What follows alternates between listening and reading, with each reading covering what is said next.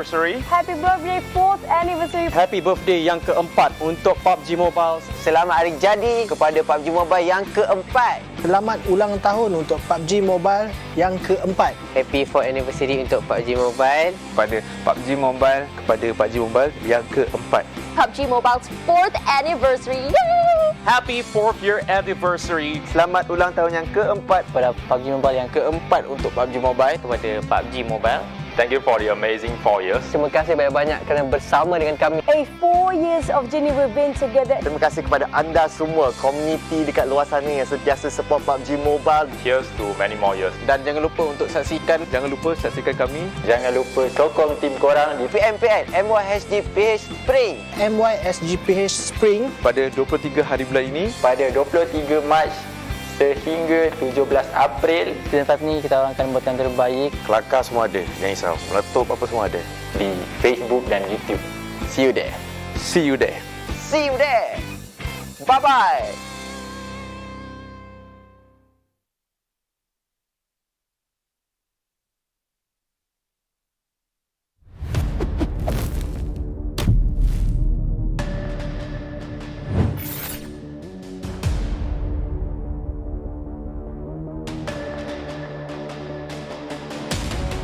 Jangan langgar 2K nanti mati. Senggol dong. Saya akan memberi saingan yang sangat kepada tim-tim lain. So korang kena jaga juga. Okay, saya nak challenge Adilu. Jangan selalu suntik sangat. Takut nanti kena tabrak. Kepada tim lain yang nak bantai kita orang tu, korang kena standby plan B lah. Sebab kita orang tak ada plan B langsung. Kita orang langgar je sampai clear. Bossku, only know how to camp. Tahu camp saja. Takut fight. Stop camping and come and fight. Tak payah sembang lah. Tu semua bacot je sebab semua kat tournament acah-acah je berani sembang. Tapi kat tournament duduk juga diam dapat circle. Dapat circle tu. Just play lah. Kata nak bantai orang tapi main macam tu. Better korang jaga diri korang sendiri lah. Jangan kisah pasal kita orang sebab susah sikit nak bantai kita orang ni. Takut nanti korang nak bantai kita orang je korang dah pergi lobby dah. Geek, damn rude. Okay. So kalau saya jumpa 3 orang nama yang saya sebut ni, kalau dia lari, saya kejar je. Dia dah dapat, tembak mati, tembak otak. And don't be scared of us. Come on. We did once before, and even though if we didn't succeed to hot drop, but at least we try. Better than you guys . No balls. Saya just nak warning ataupun nak cabar kepada Nokia untuk berhati-hati. Nampak je Homebois lari je. Janganlah rata-rata dekat. Tu je Noki. Bak datang yang tahu saya nak bantai semua tim. Tak ada tim yang kacau tim kita orang. Kita orang kacau tim orang adalah. Diorang kalau nampak kita orang mesti terkencing je. Pada semua tim, aku harap korang bersatu hati untuk bantai kita orang. 15 tim yang nak bantai satu tim memang kita orang dah paling kuat dekat season ni. So tak ada apa takut. Datang aja gopol atas. Dia ready je lah sebab kita orang pun dah siap sedia nak lawan. Jangan bantai kita orang. Satu orang yang kena bantai. Untuk bokeh jangan memanja-manja dengan kita orang. Kita bantai. Axis because we always beat them in their dropping point, especially in Miramar. Hello Jumper. Kepada tim-tim lain yang selalu bunuh kita orang kat scrim, korang kena ingat itu just a scrim. Kalau korang nak lawan dengan kita orang, korang jangan elok. Just lawan 4v4. Kalau berani, mari.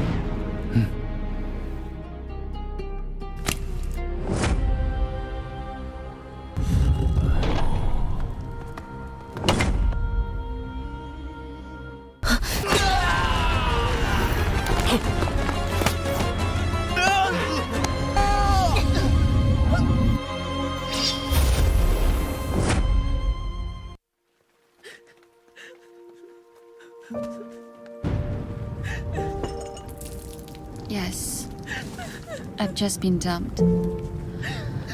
Some people say that love is like a game.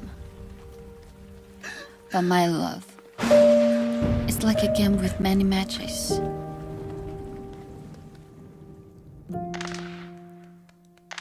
Number 3, just you and me now. Be careful. Shh, someone's here. You're amazing.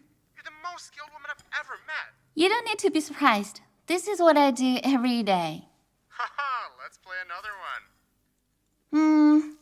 Sorry, I have to go to bed. Okay, I'll be waiting for you at the same time tomorrow. I thought this is what everyone says in games. I actually didn't get it seriously until he really appeared. Hey, he really can! Of course, a deal's a deal. Well, it's why I am here now. Where are you? That was when I found out that he lives in Los Angeles and I live in Bangkok. There's a 12 hours difference and 13,000 kilometers between us. Sarah! Sarah!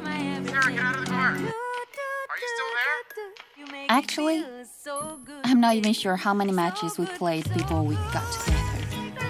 I'll protect you, baby. Hey, you should have exposed yourself. Got it!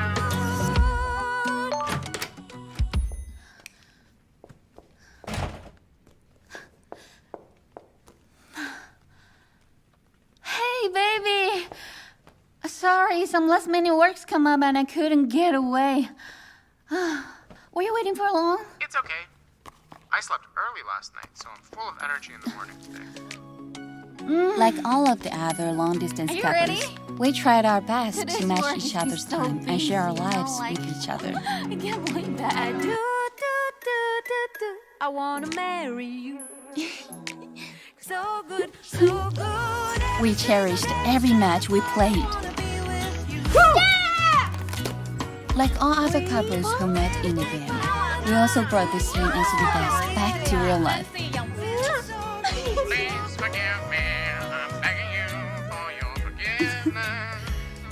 Don't think you'll get away with this. I'll make you pay when we meet. It won't be long till we can meet. It's been almost a month since the pandemic hit. Hey, I've heard things have gotten worse over there. It's okay. I just got the vaccine. You need to take care too. Don't worry. Although our plans to meet kept getting pushed back because of the pandemic. This snow map looks so nice. We also played together more often. I've never seen real snow before. It also made us closer. I won't be able to stand you if we live together. What do you think our future will be like? We'll have a great future. I thought we could go on happy like this forever. But...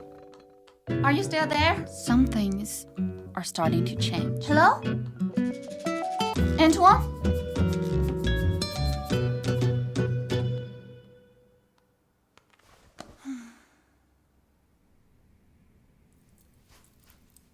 Hey, Antoine. Happy Valentine's Day. Seriously?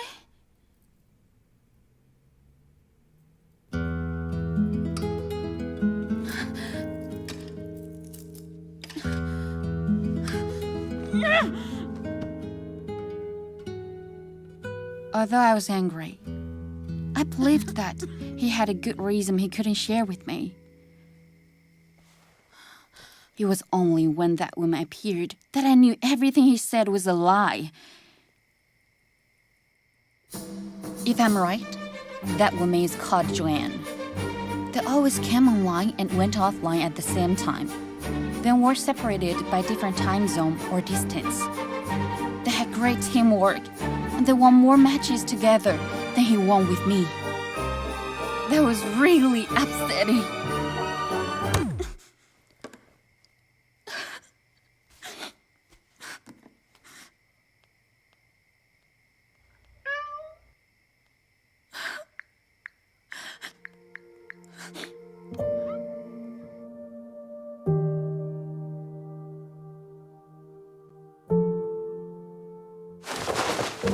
Where are you going? Where I should be. Coming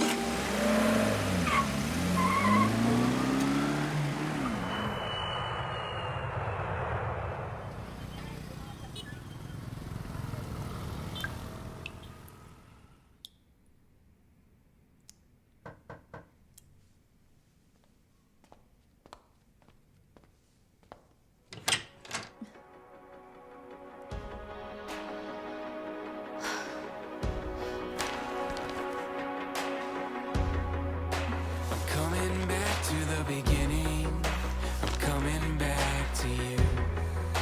But there was nothing in between us, and nothing came from you.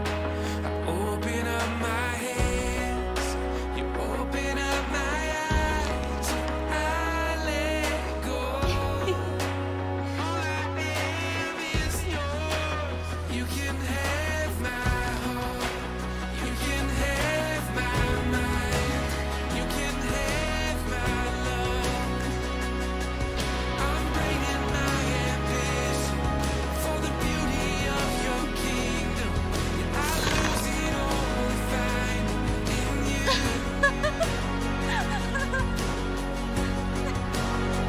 Love Actually. So cliche. This is the snow we saw together in game. Will you come see real snow with me? Yes.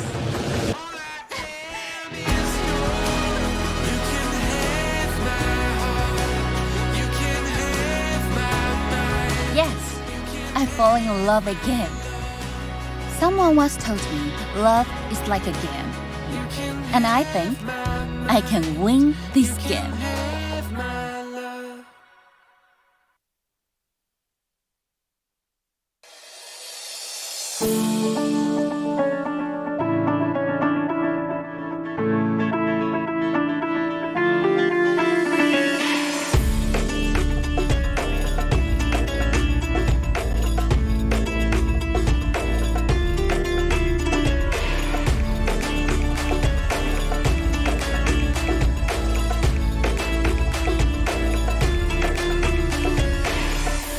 How's your family? Everybody's doing great. Oh, that's great. I heard you went on holiday. Oh, yeah. That's perfect. Yeah, that's awesome. I'm so happy for you, bro. Everything's fine. Ah, that's what... One mistake means it's all over. PUBG Mobile Aftermath. Recall Tower gives you a second chance. Aftermath. Play with ease.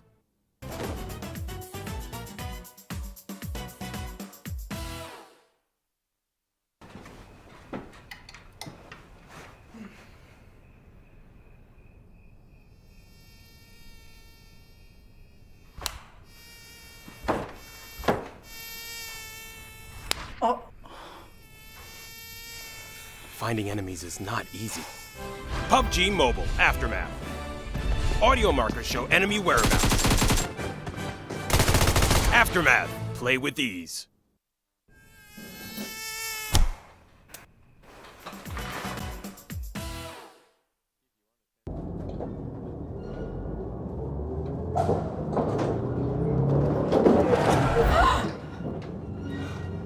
Shooting accurately is not easy. PUBG Mobile Aftermath. AC Core Module improves firearm handling. Aftermath. Play with ease.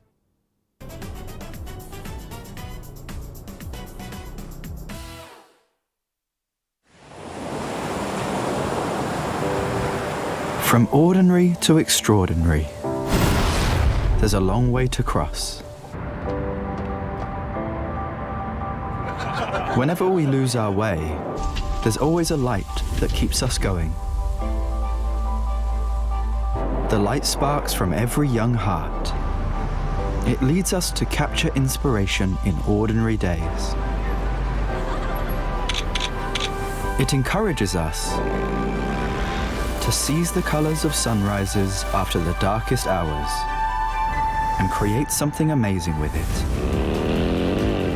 We brought the magical color-changing effect to life thanks to a dual-layer chromic bonding process. Place the back cover under the light for just a moment and you'll see it go from a calming blue to a passionate red, just like the color changing of the sky during sunrise. Presented by Realme Design Studio. A tribute to those who dare to capture the light. Realme 9 Pro Series. The flight to the 2 Challenge and 22 PMPL Malaysia, Singapore, Philippines springs the blade to dig Earth in 16 seconds. Hai, saya Kuza. Dalam PMPL MYSGPH Spring kali ini, kami akan buat yang terbaik untuk mendapatkan champion.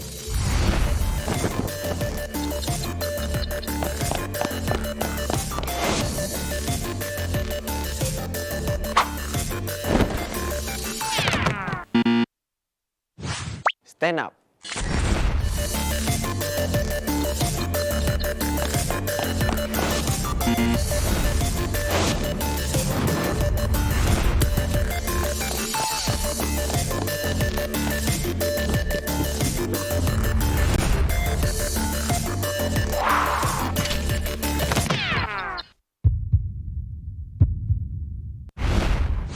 Stand up.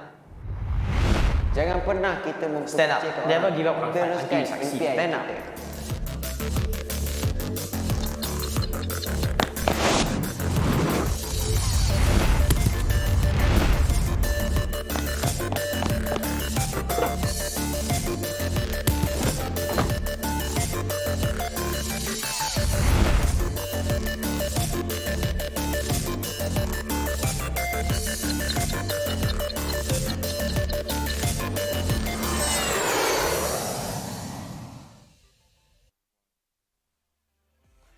Happy weekend! And if this was the previous format, we would have had a super weekend, but not this time round, because you're watching the PMPL MYSGPH Spring, which introduces you a whole lot of new format, which brings you more action and bring you a brand new host right in front of you. My name is Keith, here to take you across the entire weekend as we look to close up week number 3, or literally the entire country league stage itself. Who's going to be on top at number 1 at the end of week 3?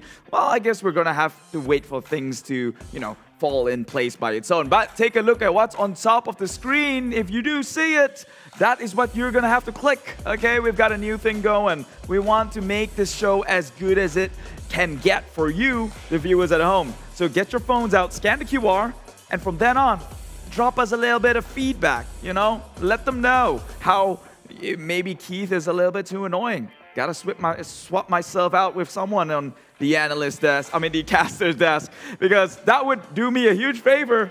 If I'm being honest, I'd rather have someone to talk to than myself. I'm already crazy as this. Keeping me up here, I'm about to lose my minds. But I will keep myself together at least until we pull things through for the season itself. That's a promise I can give you. But, still, the code's up there. Just do it. Save a brother out. Meanwhile, talking about being saved from the bottom here, it is Farang Legends, the theme of yesterday's entire competitive round. If you missed out on that one, a little bit of recap. Farang Legends, they shot themselves up all the way into the top 3 position, I believe, right? They even broke a record. 21 eliminations now is the record holder for a single chicken dinner. Even unlocked a brand new animation feature up on the screen that says Conqueror. Until that moment, nobody knew it existed. But I guess every milestone has got things that needs to be unlocked in from. So, which other team could match the likes of them? It all goes down again to whatever we have in today.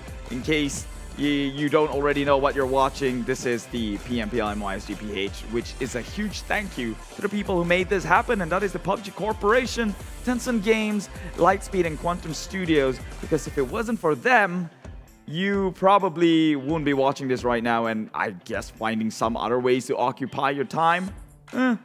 Well, you're gonna have to live through the hours eventually, so I wouldn't say if this is a plus or a minus, but this is definitely a route that you'd love to have as part of your daily routine now. I know some people in the YouTube comment section who exceptionally loves the show. Chrissy Loves 19, again, giving you a name drop here.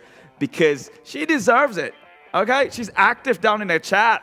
If you guys want to name drop as well, make sure to spam that chat. Make things a little bit lively for the community. And in case you forget about this new format that we have got in this season, here's a little bit of a run through. Okay, Country League here, playing for 5 matches in a single day. 5 days in a week. We are down from to week number 3 here. Week number 1's in the bag. Week 2 is a wrap. Week 3 currently ongoing and only 2 days out from finishing the entire Country League stage here. Now, top 16 of the overall will then move on to the Country Grand Finals, in which the same format will apply for 1 week here, and the top 6 will move on to the, well, for the top 3 moves on to the 2022 PMPLC Championship. Meanwhile, the 4th to 6th place will get another shot at the C play-in, which will go on for 1 day. So again, we're trying to make a system here where every single game matters to make sure that you get every single game as jam-packed, as action-packed as possible. And that's why we're in quite the predicament here, seeing some of our favorite teams suffering at the end of this new format and system. But hey, there's always a chance to bounce back. That is the nature of this game. Take a look at the point system for the in-game pointers. First place taking home the winner chicken dinner at 15 points. Meanwhile, second place takes home 12, third at 10, fourth at 8 points, fifth with 6, sixth at 4, 7 at 2, 8 to 12 gets 1 point each, and 13 to 16 gets absolutely nothing because we don't give away a participation trophies here. You earn it. And if you're down in the 13 to 16, well, you gotta expect for those elimination points to come in to compensate for that one.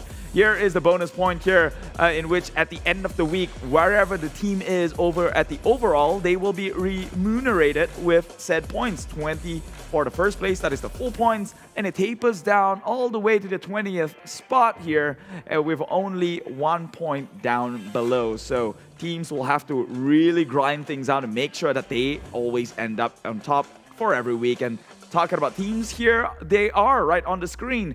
With Group A, Geek Fam, R2K, Farang, Lejund, and Clutch Guerilla. Group B brings you Team Secret, Sem9, GENEXUS, and Homebois. Group C with Axis, EVOS, VIP, Dingoz, and Bosskur. Group D, Team SMG, RSG, MAB, and ALMGHTY. AMC. Group E brings you Yoodo Alliance 4 Rivals, and the list go on with KHI, Esports, Team Hawk, and TABAH NC. Meanwhile, here is the game for the day. Again, map rotations are more or less the same, but the group rotations is what's going to give things a little bit of an edge. So ACDE will be playing this first map, which means Group B not in the mix, and they can count their lucky stars because Sandhawk, be it as it may, it is quite of a wild card of a round to be playing in. So by a limit for Group B to be sitting out that one particular map could mean that they're going to be able to play 4 games today, which is well within their reach or control. Here is the team summary so far with Yoodo Alliance 4 Rivals, who I believe is leading the pack right now with a total eliminations at 271 in total. Damage dished out at about 53,976, and a vehicle usage rate at about 64%. So a healthy sum of them were walking on foot, not actually skipping their cardio because they know it's good for the heart. However, they are still a majority of them using vehicles, so I don't know what to make out of that one. But take a look at the league bonus ranking so far. Yoodo Alliance 4 Rivals, as I mentioned, still leading the pack here. 497 total points. Axis coming in second at 486. GENEXUS comes along at 469. Dingoz at 466. And R2K at 447 to make up the top 5. And you can see 5 and below. Farang, despite the incredible performance they had yesterday, this is a factor of all 3 weeks combined. And, well, they made it up there on the top side of the second draft, nearly breaking it through the first draft. So maybe throughout these next 2 days, over the weekends, they might just see the light of day. Meanwhile, KHI, Esports, and ALMGHTY down at the bottom. It was initially SMG, but man, SMG has turned it up to a whole new level comes week number 3, and they are about to reap the benefits from it. Look at that. Team SMG no longer a bottom tier team, up here in the top 5 position. joining the ranks of Axis, Yoodo Alliance 4 rivals Farang and RSG. And wow, I might have misjudged Farang a little bit too soon. I said they were in 3rd place. They're in 2nd. So doing better than expected here.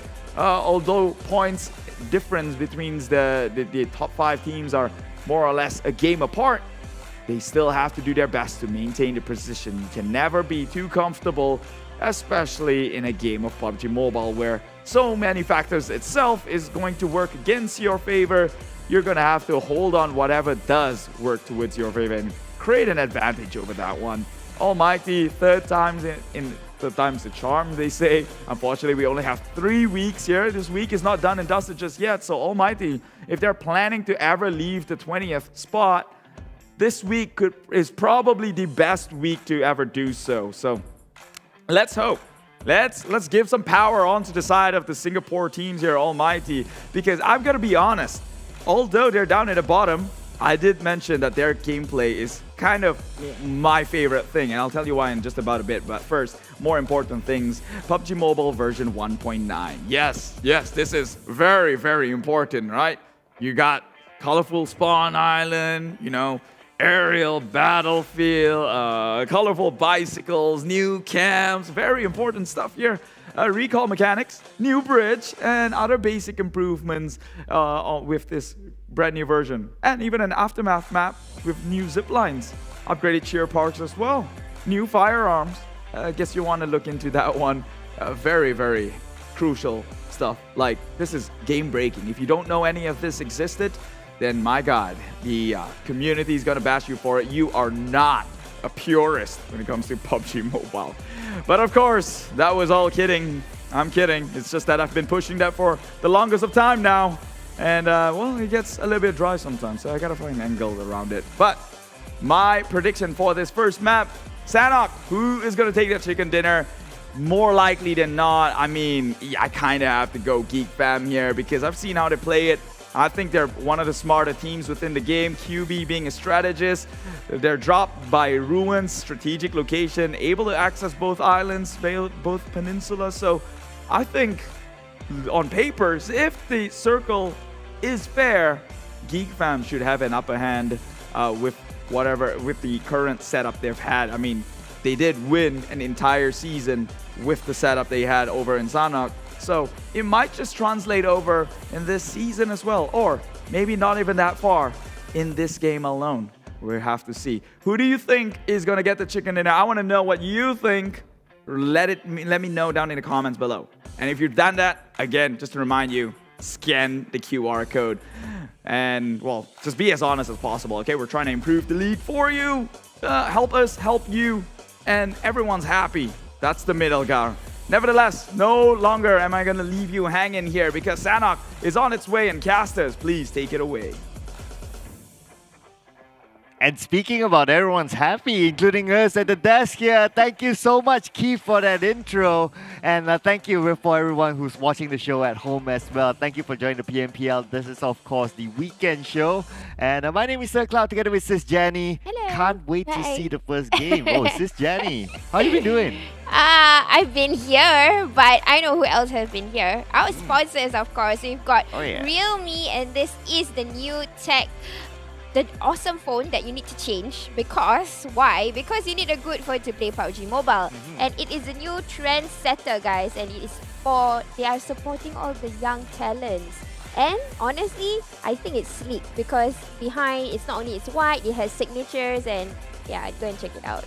Yeah, you gotta check it out for yourself. But what else you should be checking out is, of course, our official digital telco partner, that is Yoodo. And if you scan this QR code, get yourself information, but I'll just tell you anyway.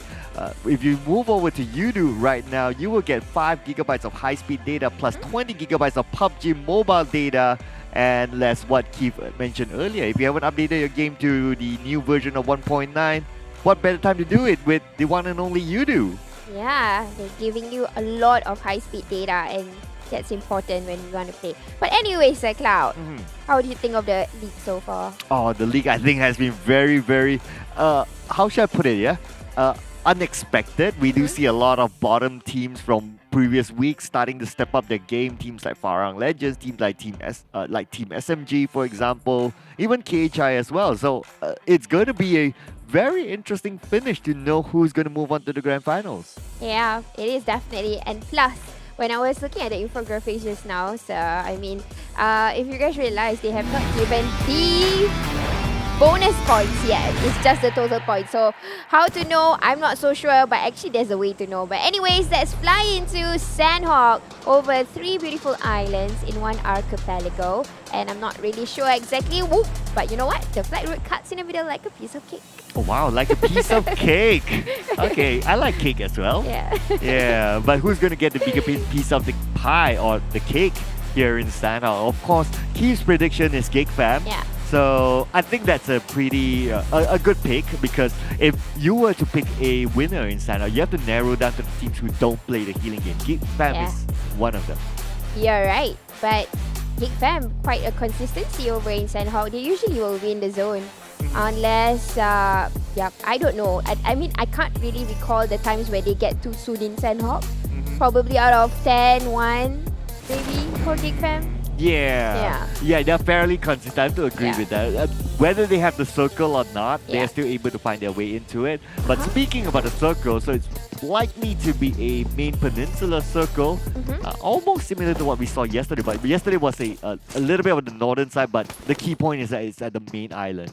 Yeah, you're right. But today it's more to the south side. But hey, NSEA over with Almighty.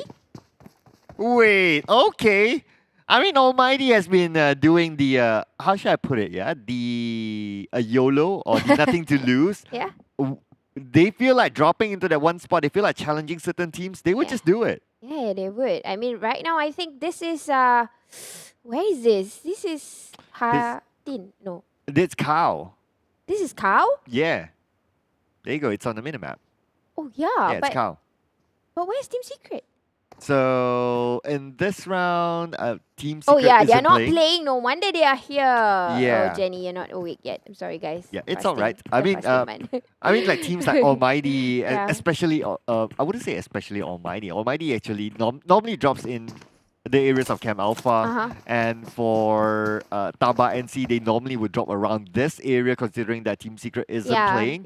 So I'm pretty sure that Almighty would have done their homework. They know that. So this could be a deliberate tactical move that they drop into the area where NC plays. And we can see that two of the players are rushing in. This is Jerome and Moxie working hand in hand, and about to find out Magix is actually doing a TPP. He's just holding the step. He's behind the wall, just holding on, still looking for more clues. But you know what? Little did they know, Flex is already ready to take down if he were to pick out of the the wall. Yeah, he's ready to flex his weapon to take down the likes of Almighty. Magix better pull a rabbit out of his hat to get away from this. His game instinct. How did he even see Flex? Moxie. Well, I guess it's okay, so there's someone on the left, so that probably provided him with information that someone's on the hilltop. But speaking about Flex, looks like they managed to get him. And I think it's that other person on the left. I think that was Virgil. Yeah, no wonder. Okay. I see that. Ooh, but Nasty. You gotta be careful, even though I know your name is Nasty. But I think Almighty is trying to take down one more player. They're taking quite a while, but they're quite okay with the steps, I say.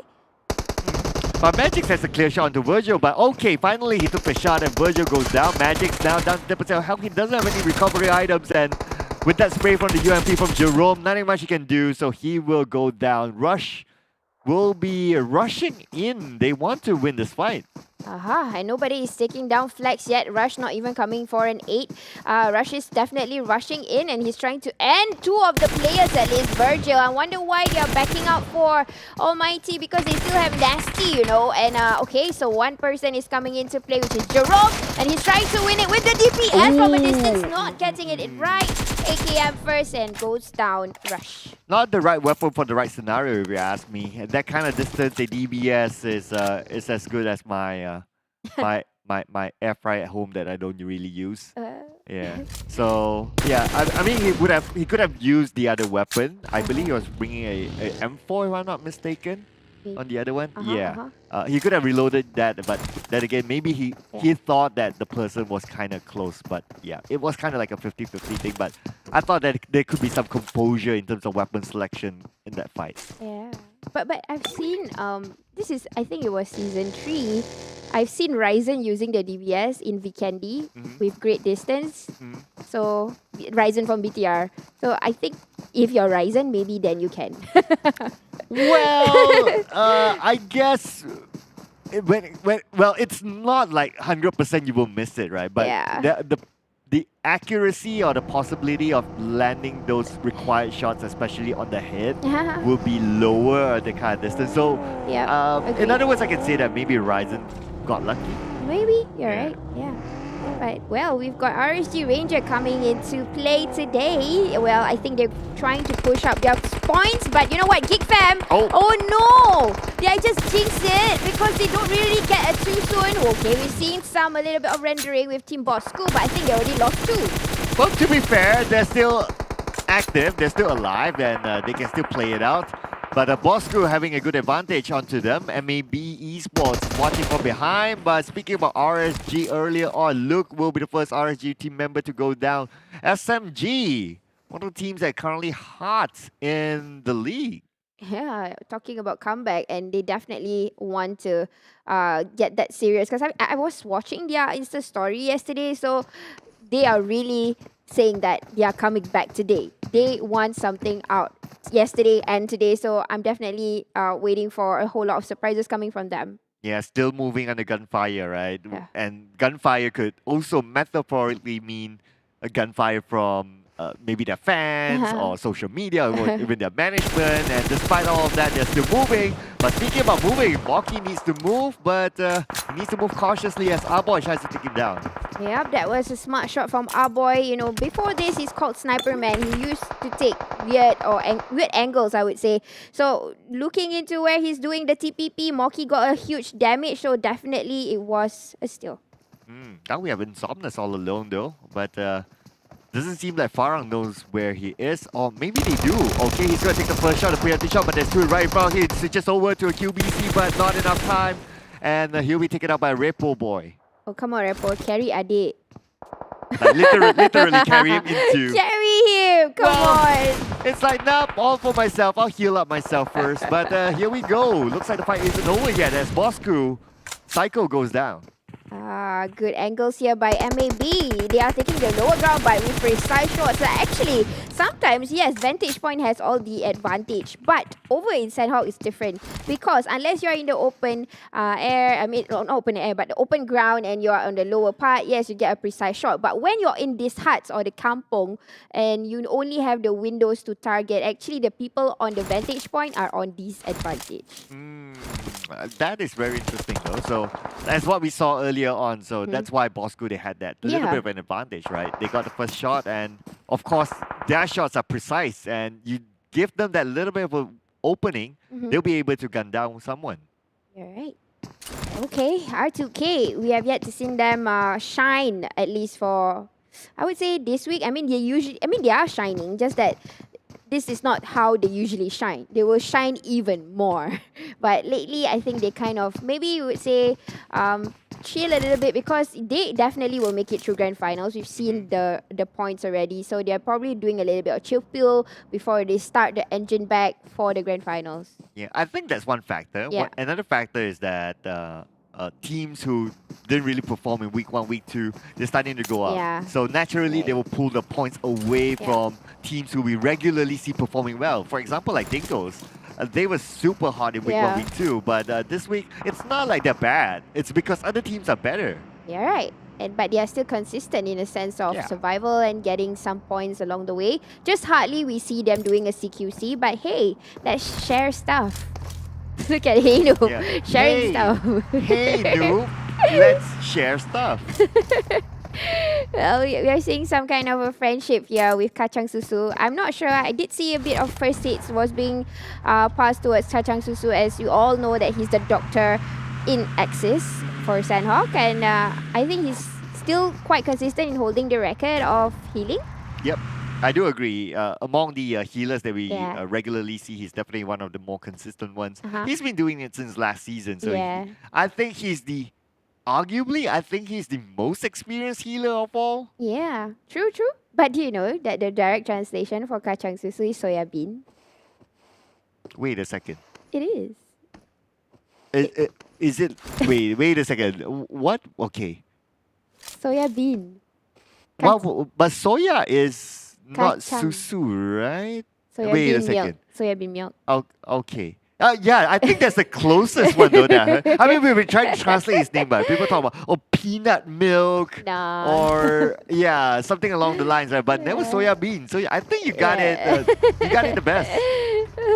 But while we were thinking about soya bean, Clash Guerilla you know what? Let's talk about that later. Demigod has found the first casualty, and Anik Boy, of all people, is SMG's fragger, will have to go down first in Demigod's hands. You know what? There isn't any more question about who their lineup is. Now they're consistent. But what else should be consistent with all of us and all of you at home as well is to scan the QR code on screen. That will take you to a survey for us to improve the PMPL further. So leave your comments. If you think that Keith needs to shave his mustache, then put it in as well in the feedback form.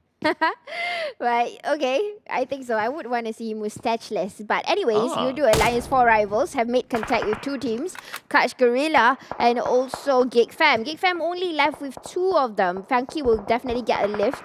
Trying to do revival, but sprays are coming in feistily from Yoodo Alliance 4 rivals. But actually just now, Sir Cloud, today's lineup for Clutch Guerilla, I did see Mango. Oh yeah, finally! Yeah. Finally he's playing. Where have you been? Oh, because it's the weekend, right? So I guess he's off his another routine. Yeah, it's nice to see him play. So, but Funky went down with a long range from Snipes. But Mango is actually one of the healers for Clutch Guerilla. Yeah. Will he be playing the healing game or will it be Jimmy? Not so sure about that, but maybe? I'm not sure. Yeah, that'll be the question for us to keep an eye on. Yeah, definitely. Yeah. For those of you who are wondering, Clash Guerilla, the first few lineup is actually with Mango, right, sir? Yes. Yeah. Especially when they played throughout the qualifiers into the PMPL, he was one of the main lineup people. And I watched his journey back then till now. So I'm glad to be able to see him playing in the PMPL again. I was a little bit worried at some point. Is he ever going to play? Because he's one of the OGs in the lineup, right? But great to see him back here. And if he's the healer and he'll be able to bring them up to at least a second place, why not? Yep, definitely. But here we go. Hey Noob and Kacang Susu, our soya bean, is swimming in the waters, trying to not get seen by any other team. So they're gonna probably get into rotation. But Moki still not ending the fight with KHI. Talking about KHI, they are gatekeeping MAB though, but kind of like a 50-50. Moki tries to slip in, a little bit of an open area right in front of him, but at least he has teammates to back him up. He has still time though, and it's still the second circle, so that's kind of okay, but not okay for Demigod, as it's quite a distance to pick him up, but smoke's being tossed out. They might want to try and go for it. Yeah, probably. Yeah, a good grenade by Moki, ending Demigod immediately. But I think Demigod was actually doing a scouting. He was quite a distance away from his teammates, and that's probably the reason why KHI is also not pushing in, and SMG is gatekeeping them from the back. So they are pretty much stuck. Kind of sandwich here. Yeah. Yeah, not good news for KHI though, but at least for MAB, because there's some distraction from SMG, and as what we spoke about, that just happened onto H2R. That is an opening for MAB to move in. Yeah, but you know what, Sir Cloud? I don't know. The circle is telling me that it's going to go with the waters a little bit. So it's going to be quite interesting if Sandhawk, we are going to see some waddling ducks. You know what? I have yet to see a water circle like forever. Like, I know, right? Yeah, especially since like the newer patches. So I mean, I don't know. Obviously, they wouldn't tell us how the circle shifts or how they program it, but it feels like there's no more water circle. Like water circle is not. It's an outlier now. Yeah. When we definitely want to see it. Do you want to see it? I want to see a water circle. No. But looks like it's not happening. No. Yeah, we got 4 more rounds to go, sis. Don't worry about it. Yeah, no waddling luck smack now, but Moki is still not ending it. He is in the blues. It's not hurtful. I mean, it doesn't hurt as much for now. It's only the third circle, but the fight is still ongoing. They are coming in slowly, exchanging, and Rankit. What? Wait. What? What? He's so confident. I mean, like he just squad and waited for him to pick. Yeah, there was kind of like a little bit of a whiff there, but he managed to reduce Moki's health to be enough for the zone to do its work. But I think their teammate is going to they're going to pick up Moki. It should be okay still, considering that's the third circle. I have a question though, sir. I mean, if we were to pick up our teammate when we run, is it gonna slow down the way we run? Oh, is it? Yes. It is? Yes. Oh, cool. There's a slight slow to it. So, yeah, so you kind of need to weigh that whether you can make it into the circle or whether it's worth it or not. Or should you just pick him up there and then they run in together? Ah, okay, so realistic. Nice, nice. I kind of like it. So, guys, do play PUBG Mobile to know what is the updates. I definitely didn't know that if you carry, then it will slow down the speed. But we did see an earlier contact, EVOS VIP Dingoz. They definitely saw each other. EVOS is probably in the middle of Farang Lejund, and then Dingoz is up there. And probably this is the reason why EVOS is doing a different rotation, and they might just collide into Almighty. Almighty, they are still active. So with two team members here, as we see, Nasty together with Jerome. I believe this is what they call the Red Hill around that area. It's somewhere that Four Rivals likes to play as well, so they gotta be careful of that. And besides that, R2K can move to that area too. But talking about areas where teams are at, RSG and Dingoz, the two teams that have had their spotlights, probably gonna fight with each other with another team on the other horizon. But Brian gets one for himself, so that's going to be the first point for RSG. That's nice. I really like how RSG is playing the game. That's exactly how I would play, you know, when I get one and I'll run. It's like, don't get greedy, right? Yeah. I like it because so far all these pro players that we have seen, yes, they will detect someone or they will see someone from a distance. They will do the sprays and then they will stay there and fight again. I'm not that crazy, you know. I'm not that, what do you call it? Brave to do that. But, or bloodthirsty sometimes. Yeah, you call yeah, it, right? Like yeah. you get one, you want more and more and more, Yeah. right? Like, yeah. So at least we know that as compared to Tasha, Sis is a little bit more easier to be satisfied. But hey, Bosskur and Team Hawk. Let's see who's going to satisfy each other. Team Hawk definitely can see already, but our boy getting the first shot. Good CQCs and getting a support from the back. But the rest of Team Hawk will say, you know what, we're gonna fall out. Yeah, they're going to bail this, considering that they do not have the advantage anymore against Bosskur. Now that Bosskur took over the high ground. Now, where's the circle going to go? I think it's going to go towards the airdrop. It's going to go slightly down south. Yeah, I think you're right. But you know what? I just recall about how probably we saw how Team Hawk's player, he jumped, and then the moment he jumped, he saw like 4 snakes. So scary. Because all the 4 of them was in front. You guys? Yeah, I realized that. So because when you jump, it's a little bit harder to react where you want to move. So yeah, unfortunately, he can't turn back from there. It's so scary. Yeah, that's why jump shots are like, they look cool, they have their purpose, but they have their risk as well. Yeah. Oh, can't see that. I just can't. Because yesterday I remembered casting, it was like a scary movie. Today, similarly. But this time, the ghosts are coming in even nearer. So it's scary that the fact that Rinsky just had to turn when Bosskur was about to come into where he was. It's all about timing, right? But talking about timing, the nades from Snipes on point with Calamity. Calamity down to 50% health and about 10 more seconds before the zone closes. Snipes, how is he going to get away from this? Snipes will be gunned down finally by Calamity, but of course that nade from Calamity was on point as well. Both of them superb at throwing nades, but Calamity had the last laugh. Hi. And moment, honestly, for me, it's very hard or rare for us to see Geek Fam having to go too soon. I would still say this is too soon. This is 15, guys. And Geek Fam, usually they will be at now top 10 at least for Sandhawk. But I don't know. This is the last 3 days. A lot of things can happen. And I'm still waiting for teams to crash to each other's drop spot. Well, to be fair, Almighty has been doing it. Yeah, so they've started it. I don't know if anyone else will follow through, but we might be able to see that as we run down the games, right? So some teams starting to get a little bit, I wouldn't say desperate, but nothing to lose. Yeah, we can hear sprays here. I'm not sure exactly where it's coming from, but definitely this compound is shared with 4 different teams. Axis Red 1, Clutch Guerilla, MAB, and also Yoodo Alliance 4 rivals. Well, the sandwich one currently is MAB and Clutch Guerilla, but we only have Moki here. Adib's toss over a grenade. I doubt it will reach. So, okay, they are still composed and gonna find more information. Oh, but the person who's not that composed is Moki, as he's gunned down by none other than Mango. My man playing there. Yeah, I get a little bit excited. I don't know why. Maybe it's because it's been a while. It's nice. Because if you guys didn't know, Sir Cloud does screams also. Ooh. And this is where some of the talents comes in from. But anyways, we've got a contact here. Dingoz, they are being tailed. Usually they are the ones that tail teams, but now they are being tailed by other teams. Ooh. And Yoodo Alliance 4 Rivals just about to get it started. Oh, but Yoodo Alliance 4 Rivals still maintaining a full squad despite not having the circle. They still need to move forward though. They are a team that doesn't play the healing game, so they'll fight their way through. Now they spot an RNG Ranger, almost gunned down, but the counter fire nicely done onto Apple.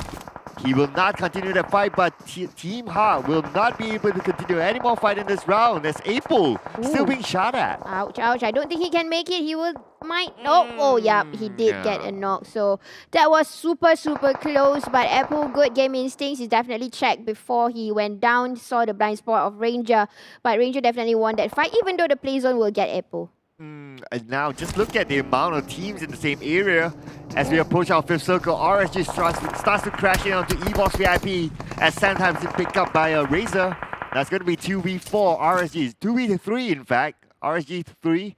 But Brian's taking care from behind, so it's going to be 2v2 in the same compound. Yeah, kind of like it. Whoa, whoa, whoa, speed it up, Brent. But Sam Z is trying to do the first sprays, but he's getting it from another side. RSG Brian that has flanked out already. You know what? EVOS just got wiped. By the onslaught of RSG, so they played this very, very aggressively, wanted to take this prime position, which is the compound. Of course, it's a necessary fight for RSG to play. Now, Ranger, I think he can chill. He can chill, the fight's over. He can chill, but yeah, I guess it's a little bit of excitement coming from Ranger, considering that he has been taking a break. Yeah, okay, good angle, I would say, for Ranger. He knows where to predict, even though he's from a PC gamer. But you know what? Who's getting sprays? Damn QT towards Helton, but Helton is still... Whoa! Nice. I think that was one of the last few bullets, and Helton will not make it to the circle. Nicely done by Damn Cutie. Now Hainu goes down to Izane. Farang Legends, they still have Olio together with Ade. Look, Olio is the regular healer for Farang Legends. Wonder if he's going to play that healing game though. But Ade Luke gets one for himself on the cycle somehow.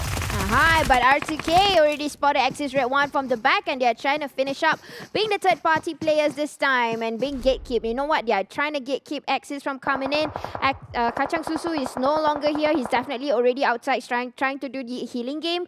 R2K dominating with 5 elimination points. And not only that, R2K, they still maintain a full squad. The only team that has still 4 team members intact. Jumper goes down to the zone as Ate goes down to Frankie. That means that the Dingoz have been eliminated. No elimination points for them in this round, but they got an 11th place finish. Well, let's see who can make it in the circle right now, because a whole lot of teams is actually playing outside the perimeters and they have to rush in. And looking into R2K's prime spot, they are definitely gatekeeping a few teams here. We've got Ade Look in the game. We've got Bosskur around the perimeters. They're just a breath away, just neck on neck. Oh, yeah. I mean, we can feel the breath down their neck, just that close. R2K, they have the high ground advantage. So they're going to play the gatekeeping role. Ade Luke is not going to budge because he's the only team member left. Unless Bosskur gets a knockdown to R2K, it's going to be tough for them to push through. Yeah, definitely. And R2K is playing the smart game. They are not pushing because they got the circle. They're definitely throwing troubles, but that is an entrance for Aina Yoki to come in while they were busy cooking their grenades. Aina Yoki will try to be the first one getting the information. He's pretty much safe. Nobody's contacting him yet. Oh, echoing the shots from his micro Uzi, but unfortunately he will go down. Farang Legends 9 plays 3 elimination points. R2K, they're losing the plot. They had the high ground. They had a good advantage, but unfortunately they couldn't stop Bosskur. And this is where it begins for R2K, who is also doing it, but MSMG from the side, skilling the skills putting in the back and get it loaded. So R2K had to make the effort to get keep, but just to get the eliminations. Or is it going to be worth it? Let's see. And the overall points, but Yoodo lines 4 runs for Buru, the last best that day. The long range coming in from afar. Rex will be the one to take out the Hunter Bamburu. And that is it, number 5 for Yoodo Alliance 4 rivals. Down to the last 4 teams, and MAB Esports seems to be playing a healing game.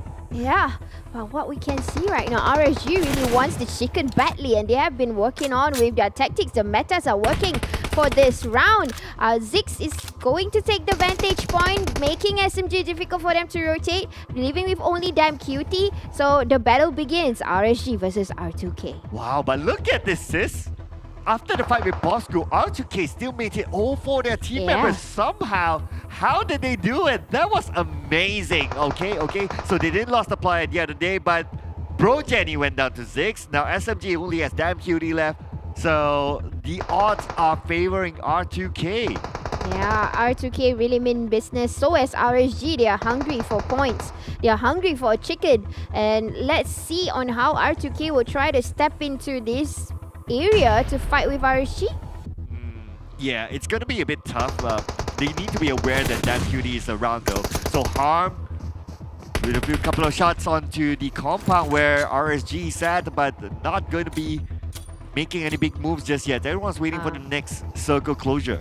But look at Harm, he already knows where exactly the enemies are, and he will try to cook and will try to eliminate RSG. But Damn Cutie from the distance, already being spotted obviously, and now it's all about time. Yeah, at the same time, John Wick just went out at third place, so it's going to be R2K versus RSG. Who's the bigger R here? But it's going to be Rex, another R player, going down to... Oh, wait a second, he got eyes in. Okay, that's one, but Zix coming in from the side. Hang on a second, that whip! Dude, you see this? What?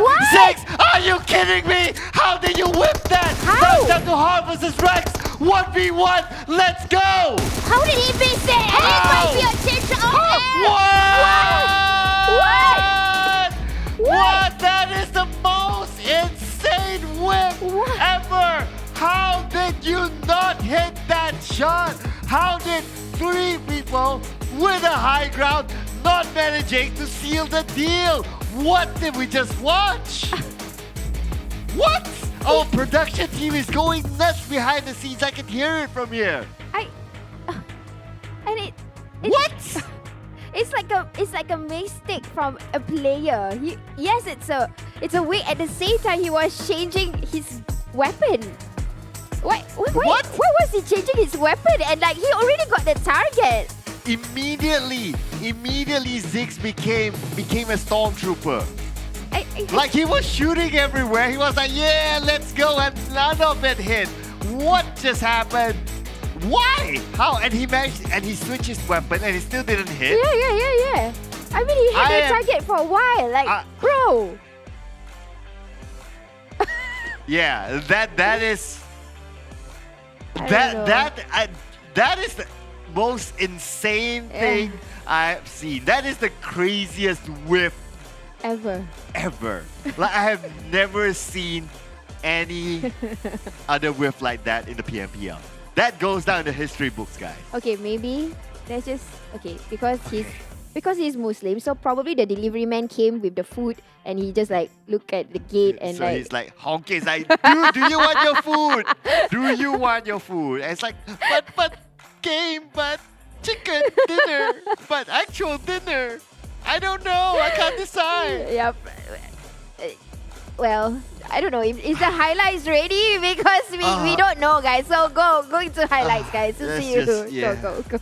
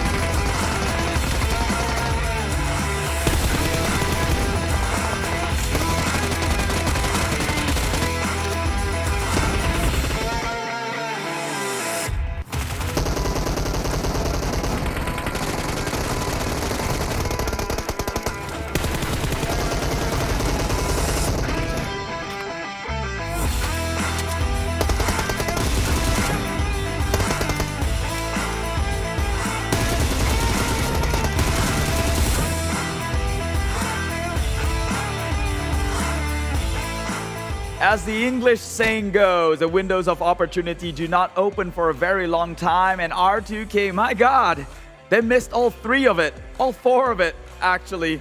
So pretty much of a clear chicken dinner here. I don't think I'm going to have to break it down all too hard.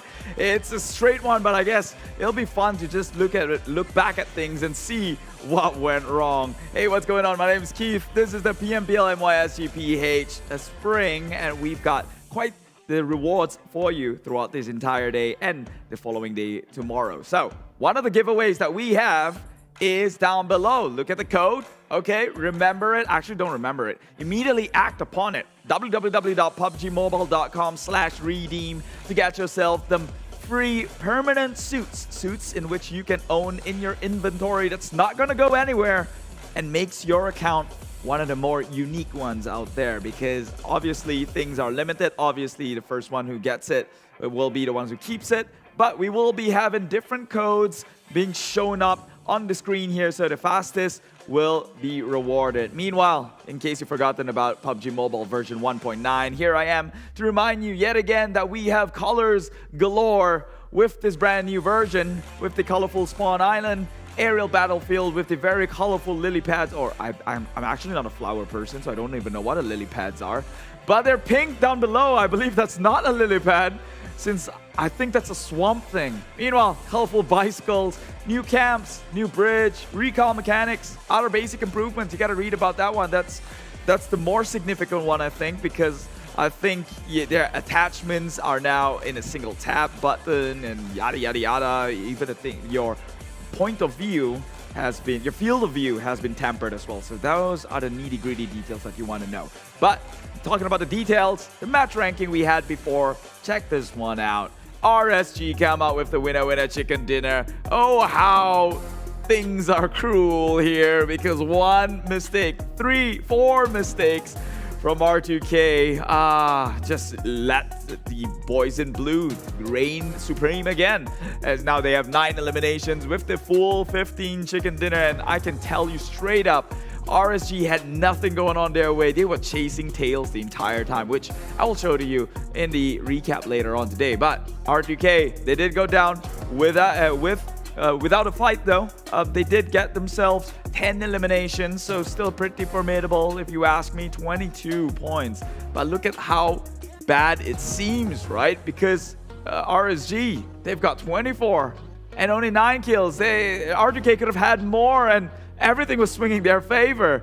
But I'm gonna chill out on bashing them for a bit here. I'll save that one towards the end. MAB coming in at 3rd, 7 elimination, pretty also a good run for them, as well as SMG, who right now has been super consistent in week number 3. And Brian takes it home, this kid, with 3 eliminations, 786 damage, 3.6 MVP points earned by this man, 32 points, or I would just round it off to 33% team contribution, 87 meters longest elimination distance. But I guess whoever one of those 2 members of RSG that ended up towards the last circle has got a shot at the MVP title, because it took 2 people to make an entire R2K whiff anyway, and they capitalized that on the mistakes.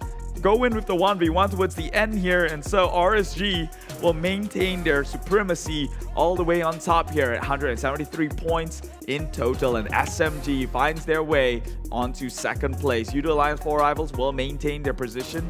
I think they've got a decent run, not doing too bad. Farang will go down, however, they did play this game. Yeah, unfortunately, somewhat of a different direction of breeze here, getting blown away from them. Meanwhile, TABAH NC, Geek Fam, Bosskur, Dingoz, Team Secret, and Homebois from this one game alone as well find their way onto a decline right now by a couple of movements downwards. Clutch, on the other hand, contrary to that, makes their way on top. So just like a yin and yang, Clutch and Farang, they work bipolar opposites to each other. Meanwhile, here is the total bonus league rankings. In case you forget, Yoodo Alliance 4 rivals still very much on top here, 507. It seems with the total points, the first team to break the 500 mark, so they're halfway through 1,000. I don't think they'll ever get 1,000, but I'm here to wait and find out. Axis coming in at 487, GENEXUS at 469, tying it out with R2K, who's got a spectacular performance, who could have had a little bit more than GENEXUS had they gotten a chicken dinner, I think. Clutch Guerilla right next to the sister, Farang Legends, side by side, only inching above by 2 points. Team Secret, the El Clasico against Sem9, only 1 point apart. So these teams, they're really neck and neck to each other.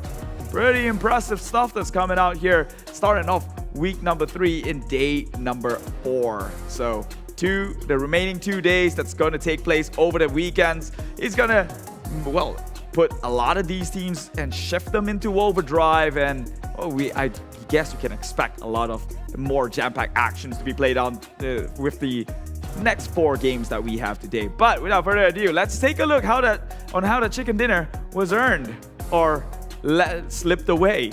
Take a look at RSG, one of the most weirdest stats I've ever seen here. 1-to-1-to-1 split. They were far from each other, not close enough in the circle, and eventually make their rotation all the way down before they actually entered Quarry and found themselves a checkpoint in which they stayed on for the longest of time, and they played by the outskirts for the longest of time as well. And I believe they got a couple of kills from here. They tapped, I think I saw Farang or Dingoz, whichever it may be. They do make small movements, small rotations, just chasing tails. They found themselves in a prime position well within center. However, that soon trails away as the circle closed with them by the edge, and they were then surrounded by the likes of Dingoz. A hard team to try and push through, if I'm being honest here. However, lucky for them, EVOS was around as well to sandwich the likes of Dingoz. Yoodo Alliance 4 Rivals is in the area, and the rest of the teams who had it, well, more so easier than others would be Clutch Guerilla, who made a rotation in, Farang, who was at Camp Bravo, who had a head start towards the right direction of the circle, and R2K, who technically didn't move from their drop spot initially at Kampong. They were there, and they decided to just leave the village, move onto the high ground. As you can see over here, it was the hills of Kampong in which they played on spectacularly for gatekeeping everyone else from the higher side. Now, I wanted to say far side, but that doesn't make sense. It's not Miramar. It's on the higher side, on the upper end of the echelon here. On top of the hills, they fire below, taking a numerous member out, and that's why they ended the day with quite the hefty amount of kill points going on their side. Look at that. They had eyes everywhere. Clutch was trying to climb on up. Axis was there as well. Yoodo Alliance 4 Rivals playing down in the bottom, and R2K, all the advantage in the world with the high ground and the circle already well within their midst. They have eyes on the skies, I guess you could say. It was a game in which it was theirs to lose and theirs only, and that's exactly what happened towards the last few circles here. It was a standoff between 3 teams, R2K, SMG, and of course RSG. 3 big giants in the Malaysian region here, and well, R2K took out the better half of SMG, who was currently on fire. As you can see, SMG did some of the damage themselves, taking out Farang Legends, who's trying to push on through. Bosskur was in a way getting sandwiched with both Farang and R2K. Axis Jumper trying to play from the backhand, but obviously got burned down within the blue. Just cannot push. They had the high ground, although you don't see it as much in this steady plane or the top view of the camera here. But they have quite the number of advantage, and RSG just barely creeping their way in, right in front of this little shed and hut in which they chose to get into. Unfortunately, members drop one after another, especially with Yoodo Alliance 4 Rivals Pemburu coming in as a snake here. And look at that elevation going the side of R2K, SMG being in the middle ground, and RSG down in the low, which means they were banking on the fact that banking on a chance that the circle might close onto them. However, it drifted further away, and it became a game in which RSG would play a match that is too steep of a hill to climb in a most literal sense. There was no way they were about to lose that one, right? Ranger now down, outgunned and downed from this attempt by Yoodo Alliance. Pemburu himself gets shot down by R2K. SMG got cleaned up as well. It was a 2v4 from the low ground pushing in. However, with R2K whiffing almost I wouldn't even say almost, they did. Let's call it as it is. R2K whiffed all their attempts. All 4 members, one after another, tried to take shots on RSG.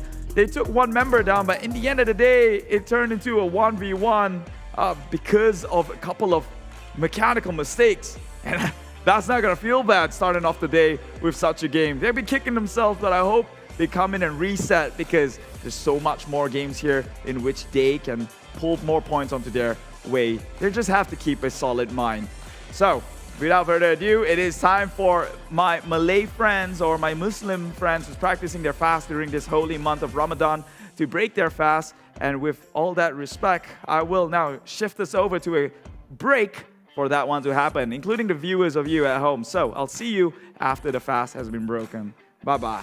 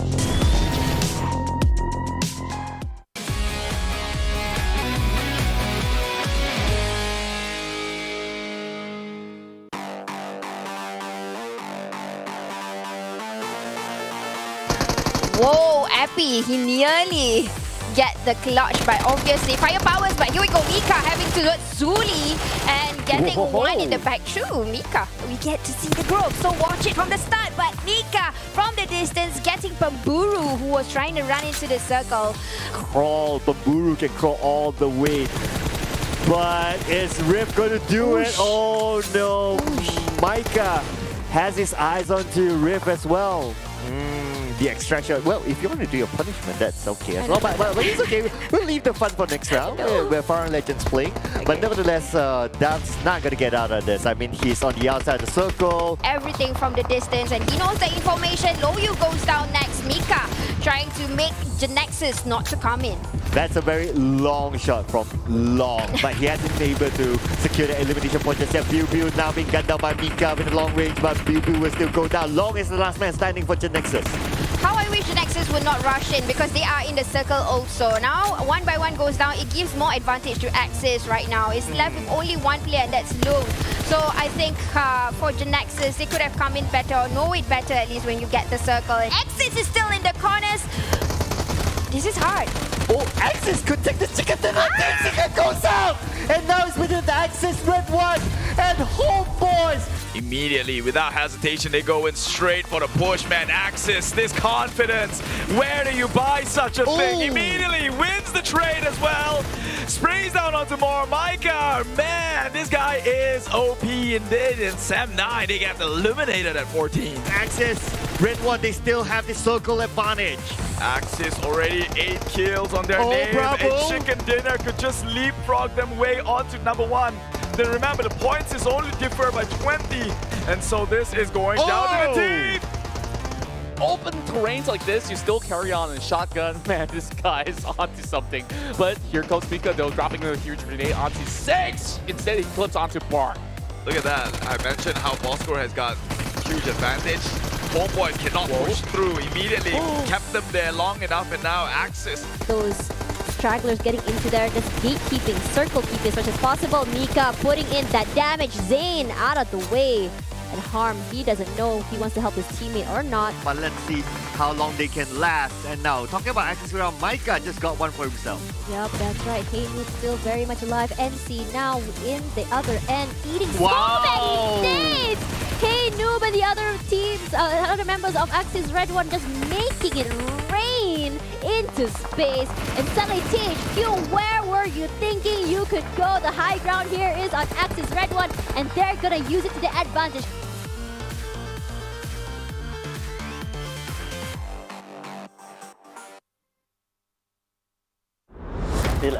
Realize. One team, one voice, one family.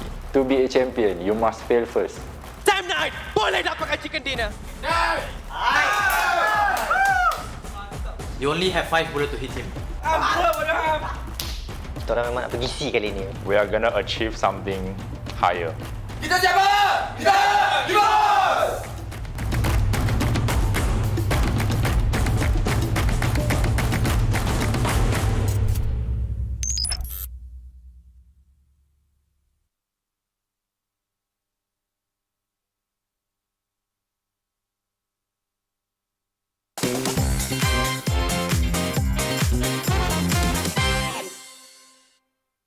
Matoy takes down Shadesy, clutch Guerilla, immediately eliminated with a single name for Matoy. You know what they say, out in the open, do not stay within the sheds here, spread out. Making the rotation towards the center side. Oh, KHI's got to be careful, they're looking to crash one in. Delivery man is here, and they're here to deliver you justice. To say the least, all members starts deploying here, but now they're in a situation where they're pushing up ground. Can they win this one mechanically? They're in it for wins. They've waited far too long to have the chance to shine, although being at the bottom, they will fight for their way out back to the top. Ricky has got eyes on the members of MAB. Surely he's got a pan earlier on for joke's sake, but he knows John is now at full HP. He could look to creep. He has an idea.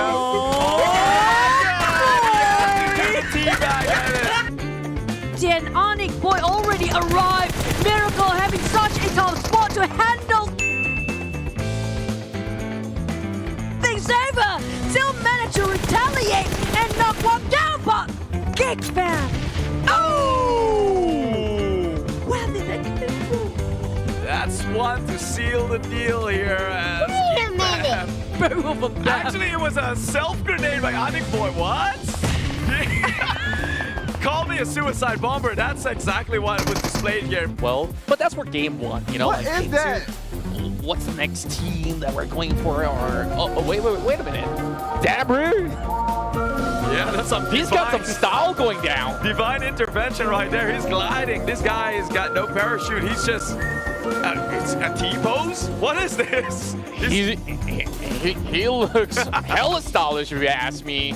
And that's definitely a great way to start things off with. Oh, yeah, EVOS actually takes out the leader of GENEXUS and could be wiping out the entire GENEXUS as well. Miles got eyes on iShot. Come on! What? Take the shot! Team Secret. Wait, is this a Dingoz. friendly banter? Oh no, I don't like this. This looks like the start of a remake or something. Okay, iShot's trailing behind. Who's at the driver's seat? Is it Dingoz? Wait, they shot members from Dingoz. What are they doing in there? Still in there? There's 3 players! What is going on? Wait a minute. There's also ALMGHTY. This isn't a remake, right? No. Nobody said anything about a remake. Then what is going on? Team Secret just hitched a ride into the Devil's Den and paid the price with their lives and got carried on. That's gotta be humiliating to a certain degree. Punched down to death. Okay, at least there was effort displayed when...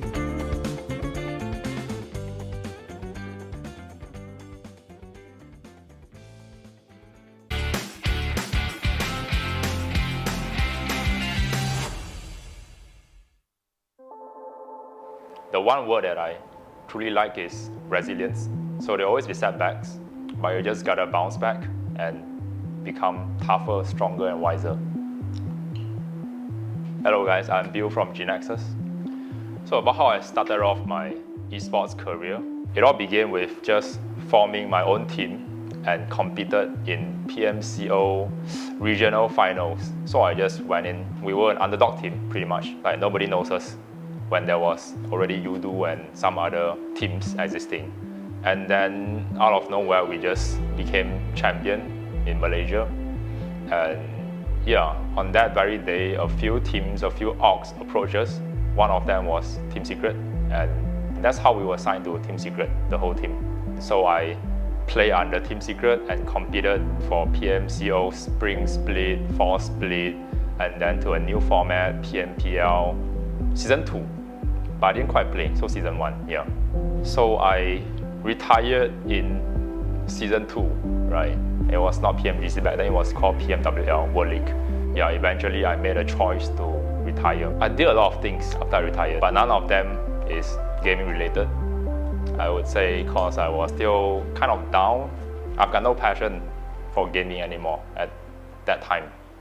I would say the fuse to me coming back was actually Yuhai.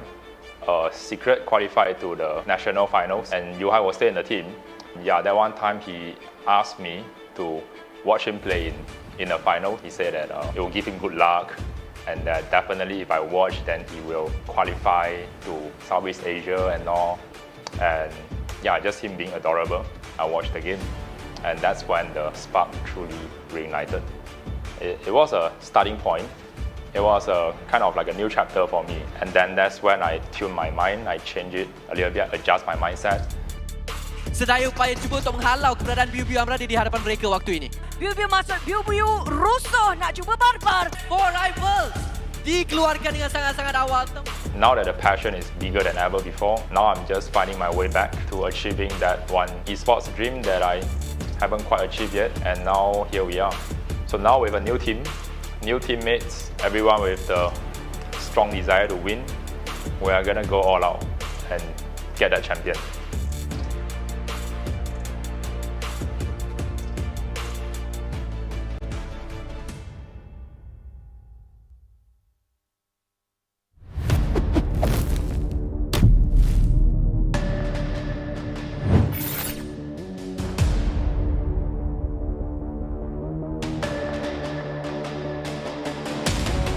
Jangan langgar tukar nanti mati. Senggol dong.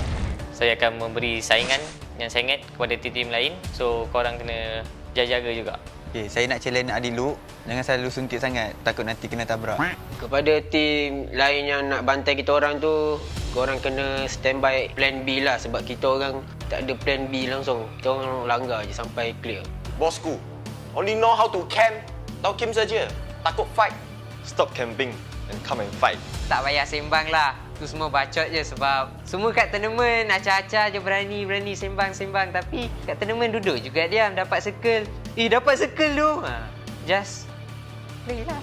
Kata nak bantai orang tapi main macam tu. Better korang jaga diri korang sendiri lah. Jangan kisah pasal kita orang sebab susah sikit nak bantai kita orang ni. Takut nanti korang nak bantai kita orang je korang dah pergi lobby dah. Geek, Damroot, okey. So kalau saya jumpa 3 orang nama yang saya sebut ni, kalau dia lari, saya kejar je. Dia dah dapat, tembak mati, tembak otak. And don't be scared of us. Come on. We did once before, and even though if we didn't succeed to hot drop, but at least we try. Better than you guys are. No balls. Saya just nak warning ataupun nak cabar kepada Noki lah untuk berhati-hati. Nampak je Homebois lari je. Janganlah rata-rata dekat. Tu je Noki. Bak datang lah yang tahu saya nak bantai semua tim. Tak ada tim yang kacau tim kita orang. Kita orang kacau tim orang adalah. Diorang kalau nampak kita orang mesti terkencing je. Pada semua tim, aku harap korang bersatu hati untuk bantai kita orang. 15 tim yang nak bantai satu tim, memang kita orang dah paling kuat dekat season ni. So tak ada apa, takut datang aja gopol atas. Dia ready je lah sebab kita orang pun dah siap sedia nak lawan. Jangan bantai kita orang, so korang yang kena bantai. Untuk Boki, jangan memanja-manja dengan kita orang. Kita bantai. Axis because we always beat them in their dropping point, especially in Miramar. Hello Jumper. Kepada tim-tim lain yang selalu bunuh kita orang kat scrim, korang kena ingat, itu just a scrim. Kalau korang nak lawan kita orang, korang jangan elok. Just lawan 4v4. Kalau berani, mari.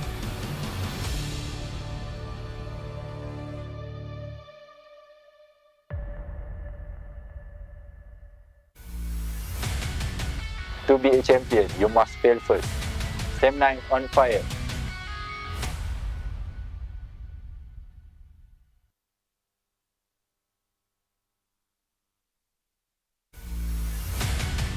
There will always be setbacks, but you just have to bounce back harder. GENEXUS, be resilient.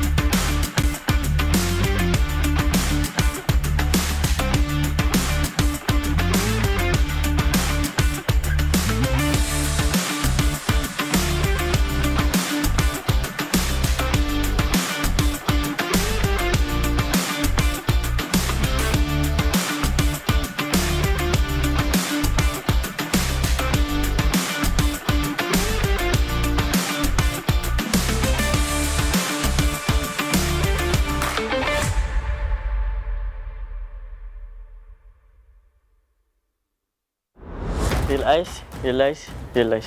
One team, one voice, one family. To be a champion, you must fail first. Time night! Boleh dapatkan chicken dinner! You only have 5 bullet to hit him.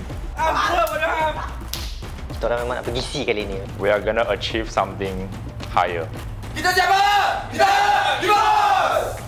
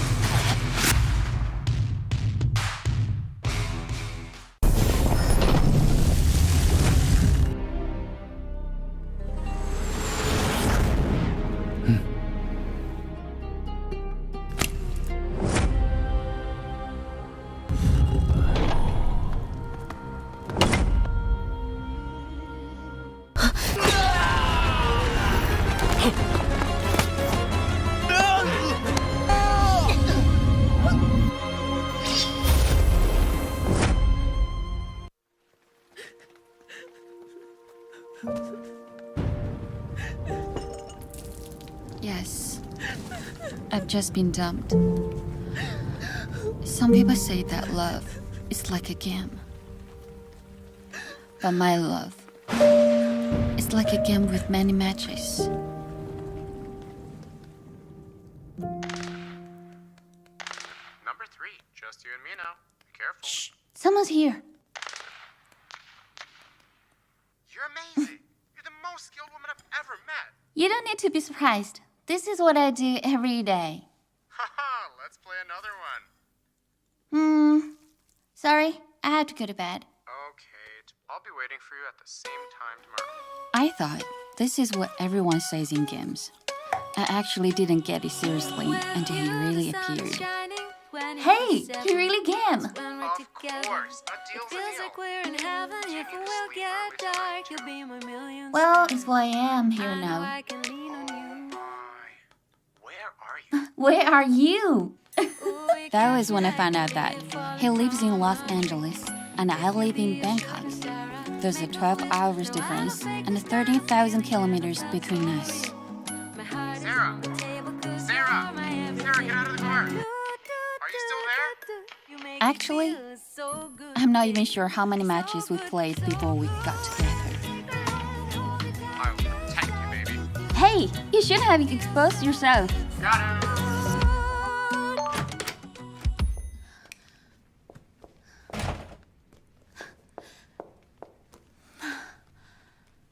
Hey, baby! Sorry, some last minute works come up and I couldn't get away. Were you waiting for long? It's okay. I slept early last night, so I'm full of energy in the morning today. Like all of the other long-distance couples, we tried our best to match each other's time and share our lives with each other. I can't believe that. I wanna marry you. So good, so good. We cherished every match we played.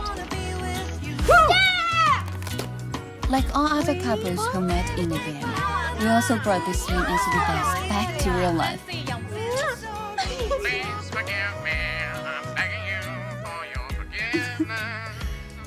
Don't think you'll get away with this. I'll make you pay when we meet.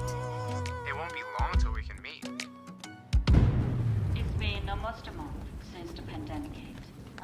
Hey, I've heard things have gotten worse over there. It's okay. I just got the vaccine. You need to take care too. Don't worry. Although our plans to meet kept getting pushed back because of the pandemic. This snow map looks so nice. We also play together more often. I've never seen real snow before. It also made us closer. I won't be able to stand you if we live together. What do you think our future will be like? We'll have a great future. I thought we could go on happy like this forever. But Are you still there? some things are starting to change. Hello? Antoine?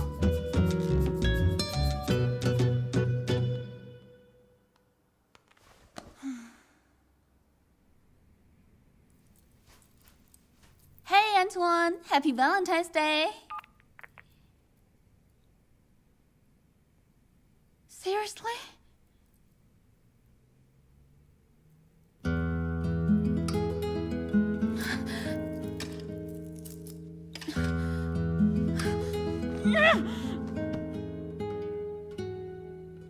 Although I was angry, I believed that he had a good reason he couldn't share with me. It was only when that woman appeared that I knew everything he said was a lie. If I'm right, that woman is called Joanne. They always came online and went offline at the same time, then were separated by different time zone or distance. They had great teamwork, and they won more matches together than he won with me. That was really upsetting.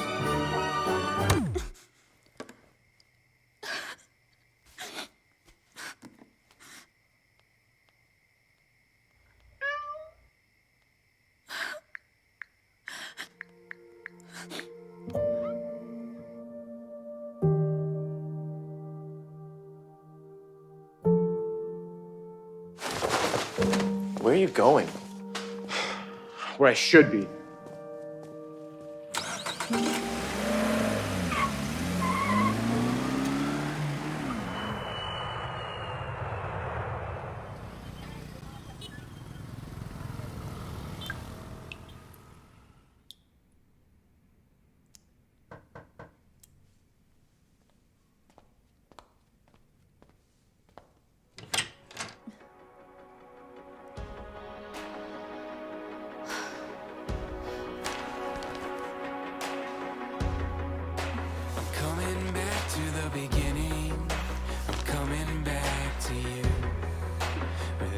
Nothing in between us, and nothing came from you. I open up my hands, you open up my eyes, I let go.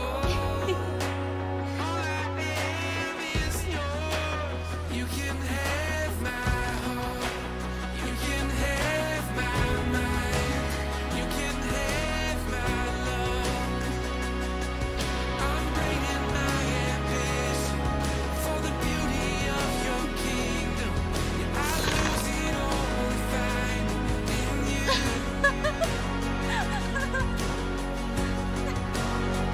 Love, actually. So cliche. This is the snow we saw together in game.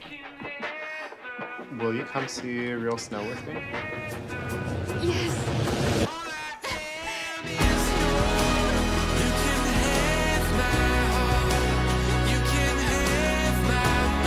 Yes, I'm falling in love again. Someone once told me love is like a game. And I think I can win this game.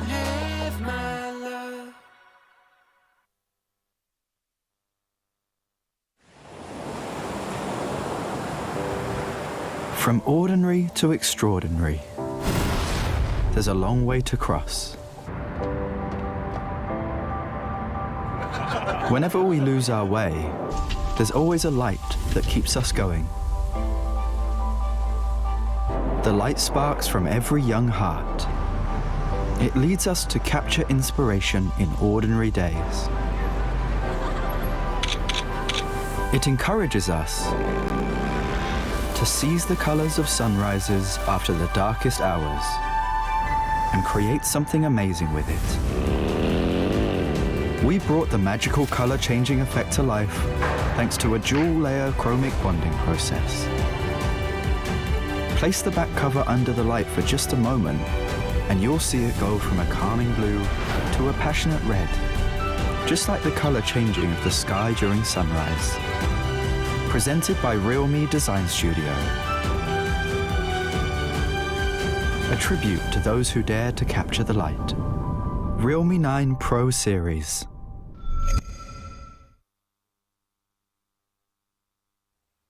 And just like that, we are back here at the PMPL MYSGPH Spring. Joining me once again, my name is Keith. In case you didn't already know, based on the letters that are typed out right in front of you. Now, we just got back from the quick break here. I believe everyone, or even my Muslim Islamic friends here, has finally broken their fast. So we're going it full throttle, more energy, and maybe, perhaps just maybe, no more chicken dinners slipping out of the hands on who had the upper hand in that one game alone. Okay, no more mistakes from now on, because this is the final week of the Country League and no more mistakes can be afforded by any of these teams. Now, in case you missed out, here are some of the stats that came out from the previous game alone. We've got RSG Rax, who reigns supreme on top at number 1 with 6 kills of his own. Kills in which he got that towards the end of the game, in which he probably shouldn't even have them in the first place here, as R2K just fed at least 4 points the way onto their side. Meanwhile, SMG, damn cutie, comes in with 5 of his own towards the top 3 finishers here, and R2K, surprisingly, despite being the team with all the advantage in the world, they come on with the most elimination on 3rd place with Zeeks, who, if you do review the footage, in which I'm probably certain that it will be uploaded on all PUBG Mobile platform, you could kind of argue that he might have whiffed his shot a whole lot. However, I'm hearing different news in the scene, but hey, I guess we'll wait until we confirm a story here. Is it Zeke's fault, or is it something wrong with the game client? I don't know. I'm not here to figure that one out. You do that. You're the internet detectives, you people. Meanwhile, take a look at the most damage dished out from the side of RSG. Brian takes it at number 1 spot, 786 damage, and right next to him is the 2 survivors, lone survivors from RSG. Rax coming in at 693 most elimination damage himself, most damage dished out on in the HP, people's HP. You get the point here. MAB comes in at 3rd place. This one snuck right under my nose. I didn't actually notice the likes of them. However, they did come out with a hefty amount of kills. So MAB on that road to recovery. And obviously, RSG is going to take the whole spotlight from Sanok himself. The way that Chicken Dinner was gotten, sure, granted, it was a mistake, but hey, not every team can capitalize on a mistake as well as they did. And so now we shall move on, and hopefully no more mistakes from any of these teams right here. Erangel is up next. Group C will be bowing out for the time being, which means Axis redONE, EVOS VIP, Dingoz Esports, and Team Bosskur not playing in this particular map alone for the day. They will have a chance at an Erangel later on, again towards the end of the day. But hey, R2K might be changing their perception, or at least making amends for their mistakes in game number 1 here in game number 2. So the hope is still open, and we'd like to see them prove some people wrong, because that play right there was less than world class, if I do say so myself. Now, I've got a bunch of names I have towards my head for the most likelihood of getting this chicken dinner here in Erangel, the first Erangel, and I would say my talent prediction is going to edge out a little bit to Farang Legends. I think this is the beginning of a new wave here. We've seen it time and time again, the trends in PMPL. When one team has a spectacular performance, that creates a ripple effect, and they have quite a good run until they don't. Same with GENEXUS, same with RSG, and Farang Legends. well, they just got themselves a record-breaking title of 21 eliminations and a winner-winner chicken dinner. I think that ripple effect has started since yesterday, and for the next few days, for the next 2 days actually, they are going to be one of those teams that actually catches by surprise. So I'm all for it. That is my vote. I know Sis Jenny's probably hoping with that right now. She's smiling because I have doubted all her Farang Legend predictions, but yesterday that made me a believer, and so believe I will until I'm proven wrong once again. Here in Erangel Casters, please take us away. Hello guys, and we are back, and I am Sis Jenny. With me is Sir Cloud. And yes, Keith, I am actually smiling, but not because of your vote, because this is the third day of the last week, and I am very excited.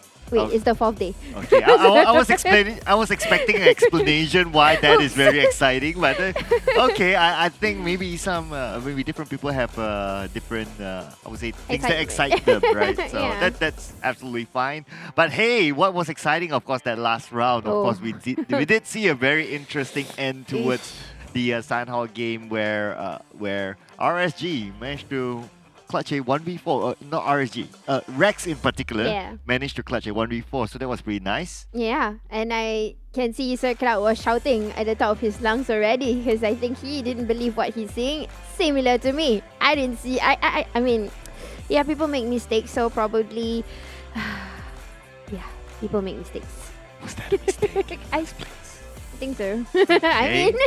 Alright, everyone's entitled to their opinions, but hey, why don't you tell us what do you think about the previous round in the comment section? But after this, we will be jumping into our first Erangel map of today. Yay! Right, so how are you feeling about this map? Who do you think will make it? Oh man, I mean, I can be biased and follow Keith's votes, but I don't know. I'm just excited for Erangel itself. It's my favorite map. You're not answering the question. Okay. Let's say realistically, right? Maybe Team Secret. Okay. I don't know why something is telling me maybe Team Secret, because they have been a bit, they were fooling around yesterday, a few rounds, and I think today they want to come back strong, and this is their first game of the day. Okay. You said from 1 second you said I don't know why, and then you explain your point. I'm a woman. It happens. I don't know. I don't know what that means, but okay. I mean that's a pretty good prediction, I would say. I mean. They themselves, they have been like, sometimes they're hot, sometimes they're cold, so they have their moments as well, right? But what in one map they do well is in Erangel. So if there's any team were to be picked, I would say, Team Secret is a good pick as well. But besides that, I think some of the teams that are currently hot on in generally, I would say, not specifically on Erangel, are like teams like SMG, for example. Yeah, even in Sanhao, they did fairly well. Yeah, you're right. And in fact, we had a casters talk during our break. We were talking about SMG really need to do something this week in order for them to qualify even to get into the grand final. So they have to make it or break it for every round. Yeah, it is very, very important, especially for a team like SMG as well. Yeah. Considering that they have a background of entering the sea back then, of course. I believe it was during the time of Papa, and of course during SMG as well. Yeah, they're with two different brandings. So I'm sure they wouldn't want to miss out any on that. It's been like what, maybe one or two seasons that they missed out? Yeah, 2 seasons already they've been missing out. So I'm sure they'll be looking to climb back up to that stage. But besides that as well, we also have like RSG, who in recent days, they've been on the roll. Yeah, right. I mean, they were on the road just now. And they were confident enough to come out of the hut and just decided to use that small bit of ground in order for them to get into the circle. If you know, there will be some teams who will not even come out knowing that they get so much of that minimized space in front. They would just sacrifice themselves and not give that kill points, but the determination was there. Yeah, definitely determination is something that's important. Of course, that drives motivation as well, and motivation is a big factor in winning games, especially if you're an athlete, right? Everyone can shoot, everyone has the skill, but who wants it more? That sometimes separates teams from the top. Yeah, you're right. So Who wants it more this round? I think I know, but what we know better is we are going to fly into Erangel. Our now OG maps, our favorite maps, I'm sure everybody's favorite maps. Depending on where the flight route is taken, it seems like it's going to go to the mainland of Erangel from, I would say this is from the east to the west. Yep, this is from Milta Power, so it's going to be a pretty straight line, I guess. Yeah, not so straight. I mean, depends. If you're Contra, you'll probably be OCD about it, but yeah. So he's not here to complain about the line. I'm pretty okay with it, except for teams that like to drop into military base, Novo Repnoye, they might find it a little bit annoying. Yeah, definitely. But I think it's okay for them to glide a little bit. I think it's okay for a lot of teams to go into their respective drop spot. I'm still not seeing teams who is crashing on. I mean, yes, besides ALMGHTY. But I want to see other teams also to do this crazy thing. I mean, you can say that, oh, we don't want that, it's not fair. But come on, guys. It's already the last week of the league before the grand finals. We have to see teams deciding to make difficult situation for other teams. So which team is that? I don't know. I mean, of course, for me, I would say teams that is currently on number 14 onwards 14 in the bonus points position. You know why I like asking Sis Jenny her opinion? Why? She'll say, I don't know, then she explains her point. Yeah, sorry guys. I have that habit. It's like, are you okay? I'm okay. But you know what happened to me just now? What happened? No, I mean, you know, it's just a... it's a segue. Yeah, I'm just explaining why I'm like this. But then again, the circle is with me, so it's not sure whether it wants to go to the mainland or the waters. In fact, the half of the circle went the other side. Okay. Wait, where is this area? So ALMGHTY is supposed to drop in Severny. I know it's a little bit far, but you know, you can get a vehicle, you can make your way into Severny. But this is, I think it's somewhere on the eastern side, if I'm not mistaken. Yeah, that's around school. Around one of school, the okay, yeah. apartment, yeah. Oh yeah, that place. Uh-huh. Got it. Because EVOS is not playing this round, Fair so enough. probably that's the reason why they are there. Easier, but we can see a little bit of a Hot Wheels in the way. Things, oh, hello. Wow. I mean, I don't remember John Wick getting into car crashes, but hey! Ooh. What? Is that the The entire team! Wait, so that is 2 minutes, 30 seconds into the game? That is the fastest wipeout so far, if I'm not mistaken. I haven't seen a faster wipeout than this season. And it's your favorite player, John Wick. He just it's my favorite player now? Were you the one who created the John Wick name? I believe it was Keith, but anyway, I'm just going to push the ball to him just because he's not casting. He can't counter me now. But he did something good. He wicked the car. He kind of... Oh yes, then I did give him the John Wick name. I'm just saying, yes, I was the one. Yes, I did it. Yeah, you did it, didn't you? Yeah, I'm not I did sure it, who see? did it, Yeah. but he actually kind of slowed down the entire car, and then Moki and friends came over to just shoot everybody down. Hashtag done claim. Yes. That's like, that's not even PUBG, that's GTA. Okay. All right. It's gangsta, man. Well, very gangster of of John Wick, but hey, God. I mean, MAB is another team that needs some points in the bag, right? Yeah. Yeah, because like week 1 they were like somewhere at the bottom, and week 2 they were like kind of okay. Wait, you know what? I want to see their reaction. I would pay like, okay, I'll give a price, 350 ringgit just to see the entire Steam reaction just now. Like on ground, like how they reacted. Wow, I was asked to wait to hear that. Yeah. Okay. But all right. Sorry. It's okay. I would like to see their reaction as well. I thought that like you know, she's gonna sing or something, or you know, maybe something worth my money or something. I don't know. Hey, that's worth the money, right? I mean, can you imagine their reaction? MAB? I think I can. NC's reaction. Okay, Imagine their reaction. I think I can. Yeah. You'll be like, what? How is it? I don't know. What happened? I don't know. I want to see. They are definitely angry. You see, that's why I like to ask this Jenny. It's like I ask her a thing, she says I don't know, but she still explains the point. Not bad. We should do this the whole day. No. This will be our theme now. No. Like, ask sis Jenny whatever that you want to know. I don't know. She'll tell you she doesn't know, then she'll explain her point. It's okay, sis. It's okay. Yeah, we're having fun here. That's the reason why probably I'm still single. Wait, what? It's all right. Yeah, it's all right. I mean, I'm not too far away from the status. Just saying. Okay. Yeah, thank you. Good to know. Yeah. Okay, guys, sorry, cringe. But anyways, let's look into Clash Guerilla and Mango. Your man. Today is all about you, sir. That doesn't sound right. I don't know why does that not sound right, but okay. I mean, well, I'm pretty sure he's younger than me in the first place. Okay. Well, I don't know how that makes it sound any better, but fine. It was initially John and then Mango. Who's next? Well, I like mangoes. Well, to be fair, I do like mangoes. Okay. With an S.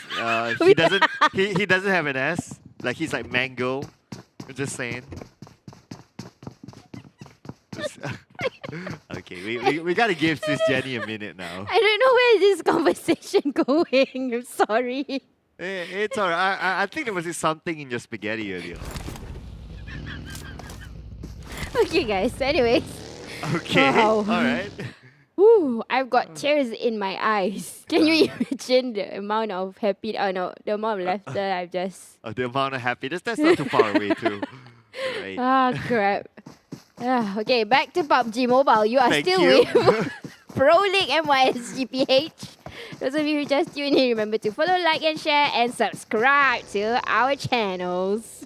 Very good segue. But anyway, so okay, so Gaka. Okay, so Team Secret. You okay, sis? Yeah, I'm okay. Alright, just checking. But anyway, Team Secret. I mean, they had their hype moments, and I think their hype moments. One of the reasons of their hype moments is when Mantoy came down to be with them in the same gaming house. How much, in your opinion, has that changed for Team Secret? Like they had their moments, but they also have not had their moments. But how much do you think that's a weightage to their performance? I think it's a lot to see him physically there, rather than, offline, he's in someone's house or his own house over in Thailand, but now that he's in Malaysia. So I think things are, I don't know, human touch is better. I mean, I'm not saying that they're touching themselves, but I mean, to see him physically in the house, yeah. Human touch. That's a term, right? Yes, it is. Human touch. Yes, it is, Sis Jenny. Yes, it is. Yeah. Yeah, I mean, the more you try to explain it, it's okay. But hey, Yoodo Alliance 4 Rivals. I'm trying to segue here, but I can't. Okay. So they've been Week 1, they weren't so hard.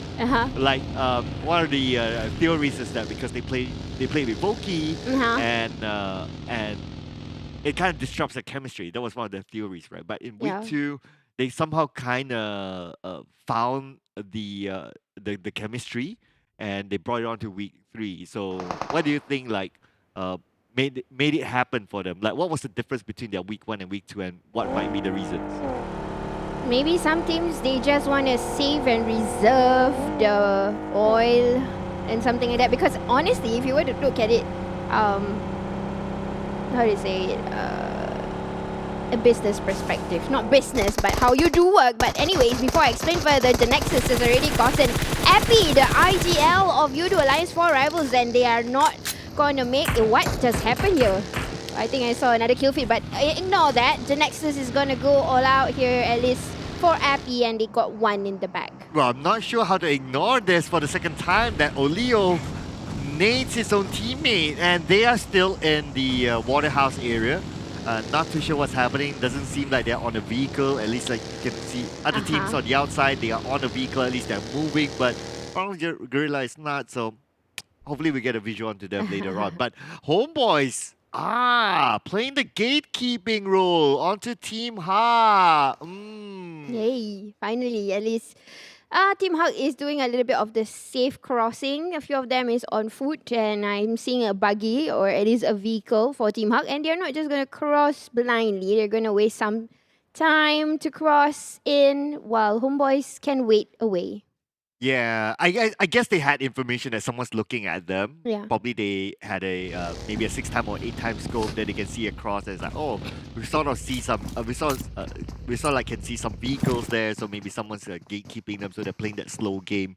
But it's still whatever it is still a disadvantage to Team Hawk because they will be pressured by the blue first before Homebois. Homebois can still whatever happens, they can just retreat behind, and the circle's not that far away.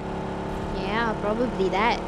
Oh, this just came across my mind. I think I kind of know why. But you know what? Before that, scan the QR code. We want to know what you feel of a lot of things about PMPL. If you want to see more mangoes or anything like that, just drop in your point of view. Scan in the QR code. Your points matters to us. I'm not sure how that feedback would allow Mango to play a bit more often, but okay.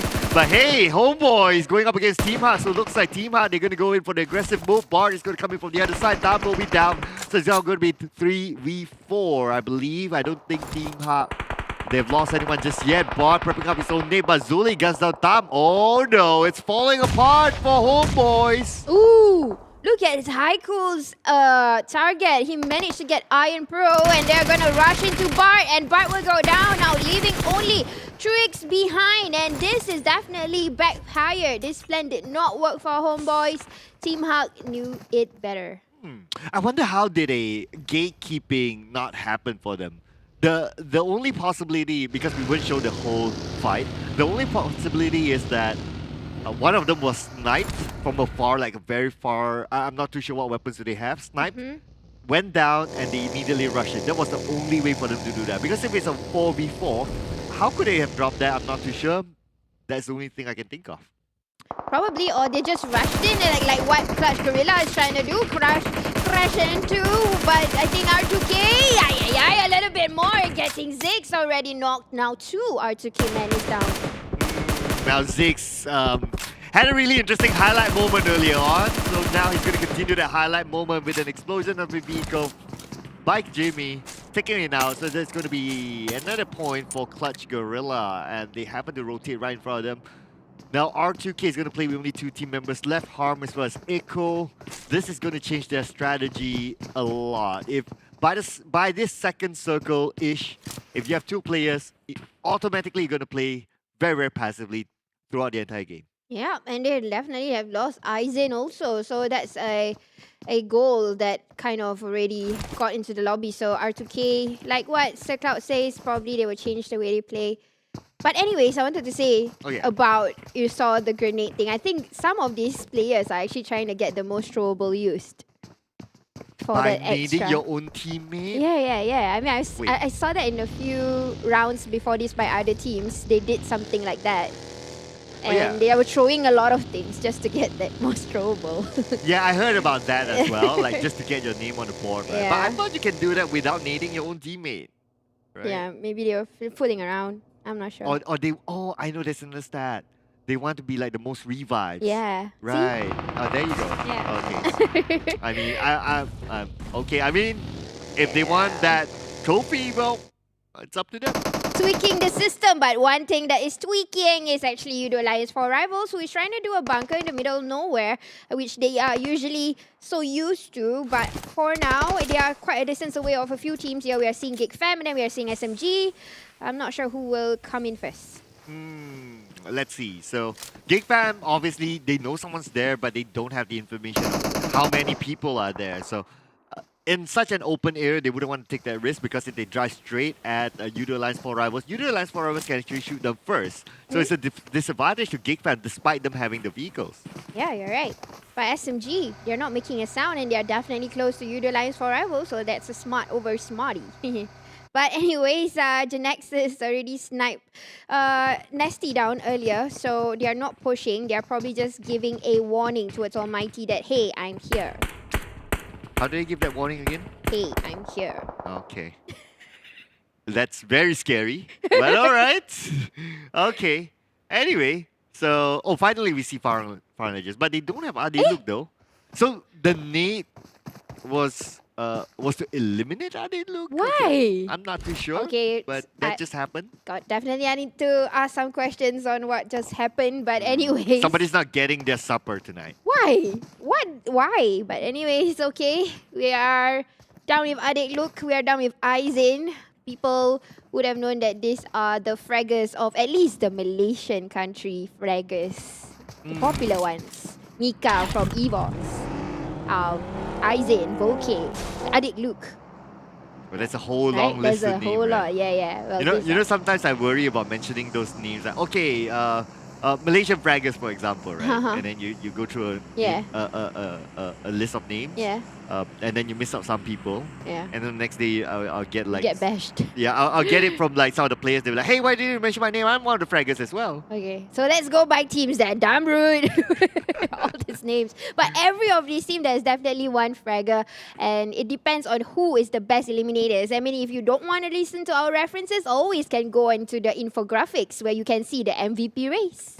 There you go. And that's the reason for you to stick around to watch Keith's session. I'm just saying, right? I'm promoting Keith as well. So in case you haven't caught up to his interesting mustache, you should. Just saying. But anyways, do you see the circle? Yeah, it shifted way down south, and I believe R2K was still in the circle, but now Yoodo Alliance 4 rivals starting to make that rotation with SMG trying to stop them on their tracks, but it was still okay. But look at this, roadkill on the Kilby, and now Kilby, they're not going to turn back for him, or he gets that elimination point from afar, as Yoodo Alliance 4 rivals just neck and neck, side by side, by Geek fam. That's so cute. I mean, they are moving together as a... It's like a migration and everybody's like on escort. But no, everybody's trying to rotate into the circle, which is kind of like a shift. But okay, a lot of teams is just going to spray to one another, even though Clutch Guerilla is trying to get one, but nobody's going down. Oh, but R2K, unfortunately, they will be eliminated at 15th place. No elimination points for them. Mango spots out the location of Geek fan. They know someone's at the sniper tower. Geek fan trying to recover. Now they popped out the smoke. This is a confirmation that someone's up there. Yes, and it's Geek Fam who unfortunately have to make a quick stop. Because I think for sure, earlier, Snappy came into the picture. A whole lot of teams is rotating in. This is GENEXUS, who was comfortably over in one of the compounds, but they have made their way out, being spotted by Clutch Guerilla. Oh, Long is actually in the same compound as Mango, as well as I believe it was Adims. Now they're starting to move in, but Clutch Guerilla, they still have a full squad. And GENEXUS, they do not have a full squad. They are at a disadvantage. Long is on his own, but the name now being tossed up by Long. Adim, no one to back up. Adim down to 50% help, and Adim will become the funky from before. Tries to get revenge, but not able to do so. Yeah, well, this is definitely a crash for a few teams because there are teams from outside, long distance shots, Almighty, Team Secret, we're seeing it. And then now Funky and Jimmy has to work hand in hand, but that's a beautiful grenade and Loyu goes down. Oh, that's a definite 3-pointer there coming in from Funky. And now GENEXUS, at least they have this compound for themselves, but they need to recover quickly as there's another team on the other side about to crash in. Aye. Definitely this is a choke point for a few teams. They have to go through this area. And I can hear the tapping non-stop, and it's coming from all these long distance teams, which is Almighty and Team Secret. Ooh, now Low trying to counter Nate onto the other side, but it will not land onto Funky. Funky is still happy. Now they'll be happy with their own compounds as we wait for the next circle. Farang Legends, they have the high ground. Right below them is Team Secret. Farang Legends still playing on the outside, but they have a vehicle. But with only 3 team members, they're not going to crash in. Yep, definitely they are going to try to make a different rotation, probably using the other way. RSG already kind of throw some throwables, trying to avoid themselves from getting shot from Parang or even Dab. And they're still trying to find a way, but they are quite vulnerable in the open. Sem9, they have a decent location with a good spread, but Almighty against MAB, let's go! So it's going to be MAB, Calamity starting to fight, Brian gets one to Mampara, boxing, big gun over Monkey, Calamity having the high ground, goes down, but Calamity not only going down to the ground, he goes out to the lobby. Oh wow, that is definitely well battled. Even though Moxie went down, he had a beautiful grenade. It kind of slowed the process for him maybe. And now Jerome has to do everything in order to get but from the distance, Iftar, after breaking fast with such aggression. Well, Iftar's there, and John will be picking up Monkey. Good thing their circle is not that far. But now we move over to Sem9 versus SMG, just right next to each other. But there's another team on the other side. Put trouble begun down by Anik. And this is it, SMG. They need to defend their compound as Drax picks up Putra.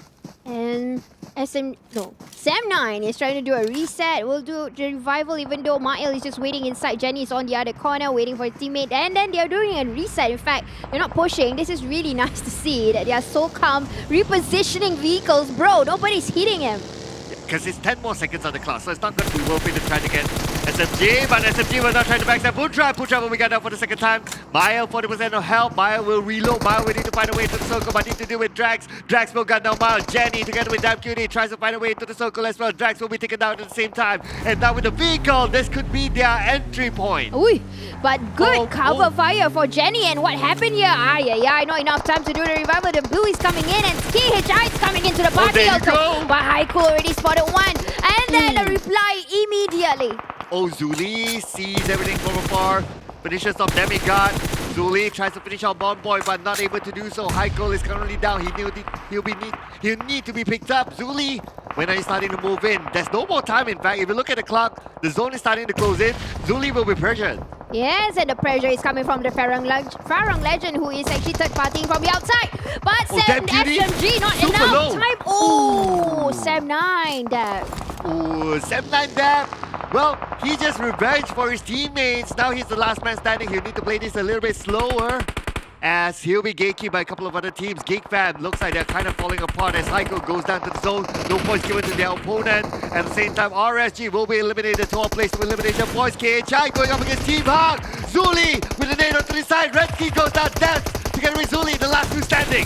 Doing some dancing here, trying to find one another. Dams in front of KHI. Player got from the back. He came in nicely. H2R came in time. Bracket and H2R already being eliminated. So he's the only player left. Farang Legend back into the circle. Now will be a disturbance for KHI. And somehow Redkid managed to survive this. And Redkid is now the last team member for KHI. His position is kind of compromised with the smoke around him. He has a vehicle though. He needs to save this vehicle for the next circle. Possibly might move away from him as Farang Legend still survives with all their 3 team members still intact. But guys, I think a whole lot of teams did not expect this circle. That's the reason why we are seeing teams falling like dominoes. But we have Geek Fam with the Mushroom House still okay. Sniper Tower doing well, and they're going to come in into when the time is right.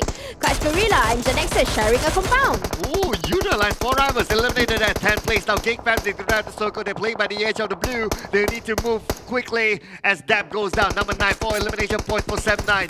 Geek Fam, they have the high ground. They have information, but they do not have entry point just yet as 2 other teams are right in front of them. And you know what, Circle Out? The circle belongs to KHI and Farang Legend.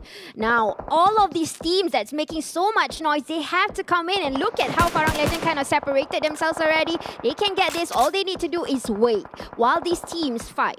Yeah, they have to play the patient game at this moment, especially when it comes to Rankid, the last man standing for KHI. Don't pop any smoke, don't make any noise, and just chill at wherever he is. Just wait out for the right moment, play for the placement points. But now for these 3 teams in the same area, Geek Family, GENEXUS together with Clutch Guerilla, this will be a warfare. Yes, and you know what? You can't even move. Even though Snipes wanted to make it to the circle first, he got eliminated, sacrificed. Biu already got eyes on that. I'm seeing MEB trying to make a move also. Ooh, the long range from Biu. It does hit, but not enough to take the down to 10 second time for Biu. Biu gets one. Onto himself, Funky is still alive, but not for long. As Funky goes down, that is it for MAB. GENEXUS is actually making a clearance for the teams that is trying to come into the circle while everybody is already inside, and GENEXUS will try to make their way in. Team Secret somehow will squeeze their way inside also. Oh, now we can see that Loyu starts to push forward. Loyu is still on the outside. Loyu will be gunned down. Long tries to back him up. Luxker, can he do a miracle here against Team Secret? No, he can't. Kid is ready with a nade. Knocks him down, and now it's down to Biu. But he has company just right beside him. Clutch Guerilla hasn't left the building yet. But now Team Secret trying to take control of the compound. Already spotted a few of the players. They are trying to open up, taking each other's positions, already smoking up the place. Disciplinary act on point. Mattoy with the vantage point now trying to go for the low ground. Oh, iShots, he has a nade. He knows that Trix is somewhat there. He's going to toss it onto the side of Trix. At the same time, we can see that Funky's playing somewhat of a healing game. Biu goes down to the zone, not giving point to anyone else. Funky's not moving. That means that could be the end for Clutch Guerilla as they only have 1 team member yet. But here we have it. It's confirmation. Clutch Guerilla, number 5 final elimination point for them. Fast with the long reach at the Red Bull boy. Something went wrong, definitely. The two players just stopped moving. I'm not sure what is it, but then again, we're just gonna wait for reports. Team Secret turn to take over. They are the kingmakers right now. We got Farang, Lejund, KHI will be the snake here to stop these two teams. Matoy finally getting on to Red Bull boys. So it's going to be IGL versus IGL, and Matoy has the upper hand. Matoy moves further forward. Now he's going to use his finger as a barricade at the same time. Only opening pressure on the Matoy. Matoy! Now with the counter fire from Fredo, giving counter fire from the high ground. Olio now down to 60% health. He does have the circle though. And this seems trouble for Farang Lejund. They got eliminated already. Now left with KHI and Team Secret. Wow, I jinxed it. Well, looks like Redkit. He managed to survive to second place. My goodness, no one knew he was there for the longest time. And this is a... What an ending! What? Today's game is so funny, guys. We just can't, it was such epic endings before this. We saw how R2K was in Sandhog, and now we are seeing someone running over Redkit. That was roadkill there. My goodness, okay. I mean, well, to be fair to Redkit, he did what he could do best. I mean, we only won the last member. He survived to second place. He'll take that definitely. But what an ending that was for Team Secret. The best way to wrap it up with a roadkill. You know what? We started the game with a bumper car situation. We ended the day with a car. I mean, buggy. Yeah, the NC one. I think we are playing GTA. This is not PUBG. Yeah, this is... yeah, but anyway, very, very interesting. Bumper cars all around. We started off with a bumper car. We ended with a... Not really a bumper car. We roadkill, I would say. Yeah, roadkill. And very, very interesting ending indeed. But that was a tough circle for most of the teams, as the circle was like somewhere in the open area. So I got my prediction right. What's my prize, the Cloud? Keith, can you please take care of Sis Jenny? I said Team Secret, guys. Can you do the victory dance again? No. Do you want the victory dance? Yeah, put it in the comment section. Prediction right. I don't know why. Of course. I mean, bragging rights, no doubt about that. Congratulations for that. So you can claim. No, I don't want to brag. It's just like, oh, wow, I feel like a wizard. Okay, but I'm going to give you a prize now for your prediction. What is that? Right? Okay, you can claim a 3-day, 2-night stay at your own house. No. No? No, I thought he's going to ask me out for a date, but no. No, I'm just kidding. Anyways. I'm sorry, guys. I drank coffee bean chocolate, so I'm pretty high. I can see that you and Tash have the same effect when it comes to coffee. No, it's chocolate. Oh, so you're chocolate. All right. Okay, I'll take note of that. Yeah. Right. But anyway. So that was a round where you got your prediction right. So you beat the wizard today. Yeah, I can't wait to hear your prediction for second round. But let's hear it from our Mr. Analyst, Keith, before we go on. Let's go.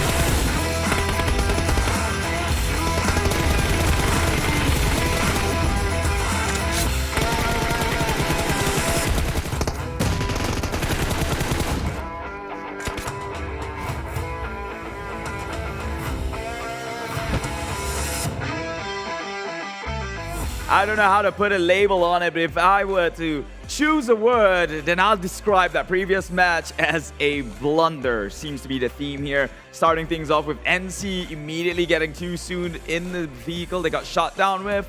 I saw Farang Legends blowing their members up. R2K also self-detonated the member. Things was just falling apart. Clutch Guerilla paused midway through before entering the circle. So many things just went wrong, but first, here are some of the things that actually went right. Giveaway for you to claim up here in PUBG Mobile, okay? In case you didn't already know, we're giving away a bunch of things here in PUBG Mobile. And if you can, when the code comes up, right now is the time for you to take a good look, immediately type it down. If you can type without actually looking at your fingers, pressing the buttons like it's second in nature, like it's muscle memory, then you're in for a good start here, because these are unique codes in which if you go over to www.pubgmobile.com/redeem, you get yourself a free permanent suit. Yes, you hear it. Free, permanent, and it's cosmetic. 3 things you'd want to hear as a gamer, so you can flex it all to all your entire teammates here. And if you think that suit is not cool enough, guess what? Here's one for the entire month. It is Open Sesame, one for the Golden Moon event. Get yourself a free permanent legendary quality outfit here. It's called the Crimson Dancer set, in which, look at that, it is Egyptian, to say the least. All you have to do to participate and redeem it is to go over to the game lobby, move on to Event Center, click the Open Sesame button, and Open Sesame is your prize right in front of you.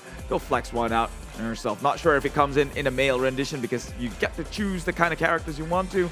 Not sure if that translates with the cosmetic, but of course, here is also part of the Golden Moon login event, the Golden Moon event, to say the least here, in which your cumulative login will bring you more rewards, okay? So be religious about it. Log in every day just to claim the rewards. Go over to Game Lobby Event Center, hot, then go to the total logins, and you can claim one every single day. And if you want to keep track on what you're claiming, well, here is a Golden Moon event calendar as well. Each day brings you different rewards here, so do track it as closely as possible as you can get to make sure that you're all in it, all fully stacked with all the Golden Moon events. Meanwhile, PUBG Mobile version 1.9 also brings you Vibrant Anniversary, a classic mode improvements, Aftermath map, and the upgraded Cheer Park, alongside with Metro Royale Reunion that introduces you new firearms. So go check out some of these new modes, okay?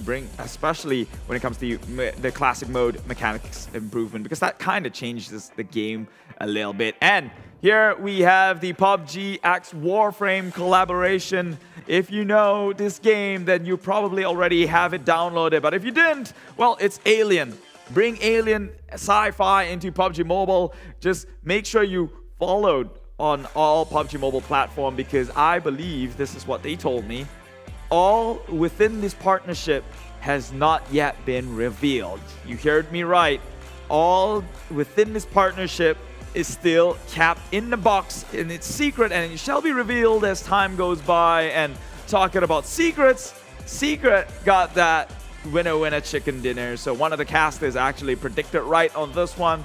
And well, is there going to be a reward for it? Hey, we've got a lot. I just mentioned a bunch of that. The codes, the Golden Moon. I don't know why she's asking me for a prize here. Surely PUBG Mobile is being generous enough as things were, right? However, we did see some of those teams a little bit iffy there, questionable at the very least, but that goes across to most games we've seen today, and that's not saying much because we've only had 2 games today. First, it was the R2K blunder. Now it was the, well, self-detonation blunder. And what will we see next in the map of Miramar? I really hope we're not going to see another blunder, because, come on, it's the final week, right? It's that 1 week where teams go on overdrive just to pull in some points and secure their final standings in the overall. But first, here are some of the match rankings in case you missed it from this previous one itself. 10 eliminations from Team Secret with the full 15 points from the winner chicken dinner. And coming in second, KHI, patience is a virtue as they played it really safe, only got 4 kills, but the 12 points from placement itself is going to be quite the handy bump for them in their standing situation right now within the game, although they are in first draft and they're one of those teams who are pretty consistent since week number 2. Clutch Guerilla came in close. Unfortunately, GENEXUS was in their path here to stop the likes of them. And same goes at GENEXUS there, who got stopped in the likes of, I think, Team Secret as they try to push on in forward. And then, yeah, well, that was the blunder of it. We thought that GENEXUS could see another rise, could see another light of day here, as we saw before in week number 2. Unfortunately, they came in close, but not enough. Farang Legends on the 5th place here, managed to get themselves 10 points, which is pretty impressive, seeing as though that they had to play it passive through and through. Got 0 eliminations themselves. They just played for placement and it works out. Take a look at our MVP. It is Team Secret Matoy, the man, the myth, the legend himself, from the land with many smiles. It's Thailand, being brought down here in the MY region, and the impact is felt through and through. 6 eliminations, 791 damage, 42% team contribution, if I would say so myself. So he's definitely pulling most of the weight here. 262 meters in terms of longest elimination distance and 3.6 MVP points. Meanwhile, here is the updated standings so far in week number 3. RSG above and beyond at 176. Farang Legends, they did bump up a notch here from that placement point, 10 placement point, which is still significant points. 151 currently, behind by at least 2 games, I say so myself. Yeah, it's about 30 points difference, so I would chuck that one up to a 2 games gap here. SMG now falls down short, back to number 3. Yoodo Alliance 4 rivals being left in the dust from the Blues. Meanwhile, Geek Fam and Team Secret finds their way moving upwards, inching closer towards the first draft, alongside with Homebois now moving up 1 slot on 16th place. Meanwhile, the rest of the teams here fall on down or even maintain status quo, and that is exceptionally worrying for the likes of ALMGHTY, who hasn't broken from the 20th spot. Here is the league bonus ranking. Check it out. Yoodo Alliance 4 rivals at 508 total points. Still, the only team that has broken the 5-0 here, 5,000, is Yoodo Alliance 4 rivals. Axis still in second place, 487. GENEXUS, after that huge surge in week number 2, 480 is the number they're holding on right now. Meanwhile, in second page, Team Secret at 11. Once again, Team Farang Legends over at 12 at 402. Team TABAH NC now breaks down towards the 300 mark here, and it goes down and down. And ALMGHTY, my God, ALMGHTY down in the 20th spot from the number 1 spot is about 300 points difference. That is an entire team gap between them, and it's that gap is only going to get further and further and wider unless ALMGHTY can somehow pull something off here in the final week to maybe even inch them closer or even give them the number 1 spot. So without further ado, let's find out how that winner chicken dinner was earned in this game alone here in the first angle of the map. Take a look at that. Team Secret has got a very interesting split here over, it's a 1-1-1 split across the areas of Gatka. Eventually, they do find vehicle and rendezvous that would speed up the process in terms of the rotations, and they make their way over into Pochinki.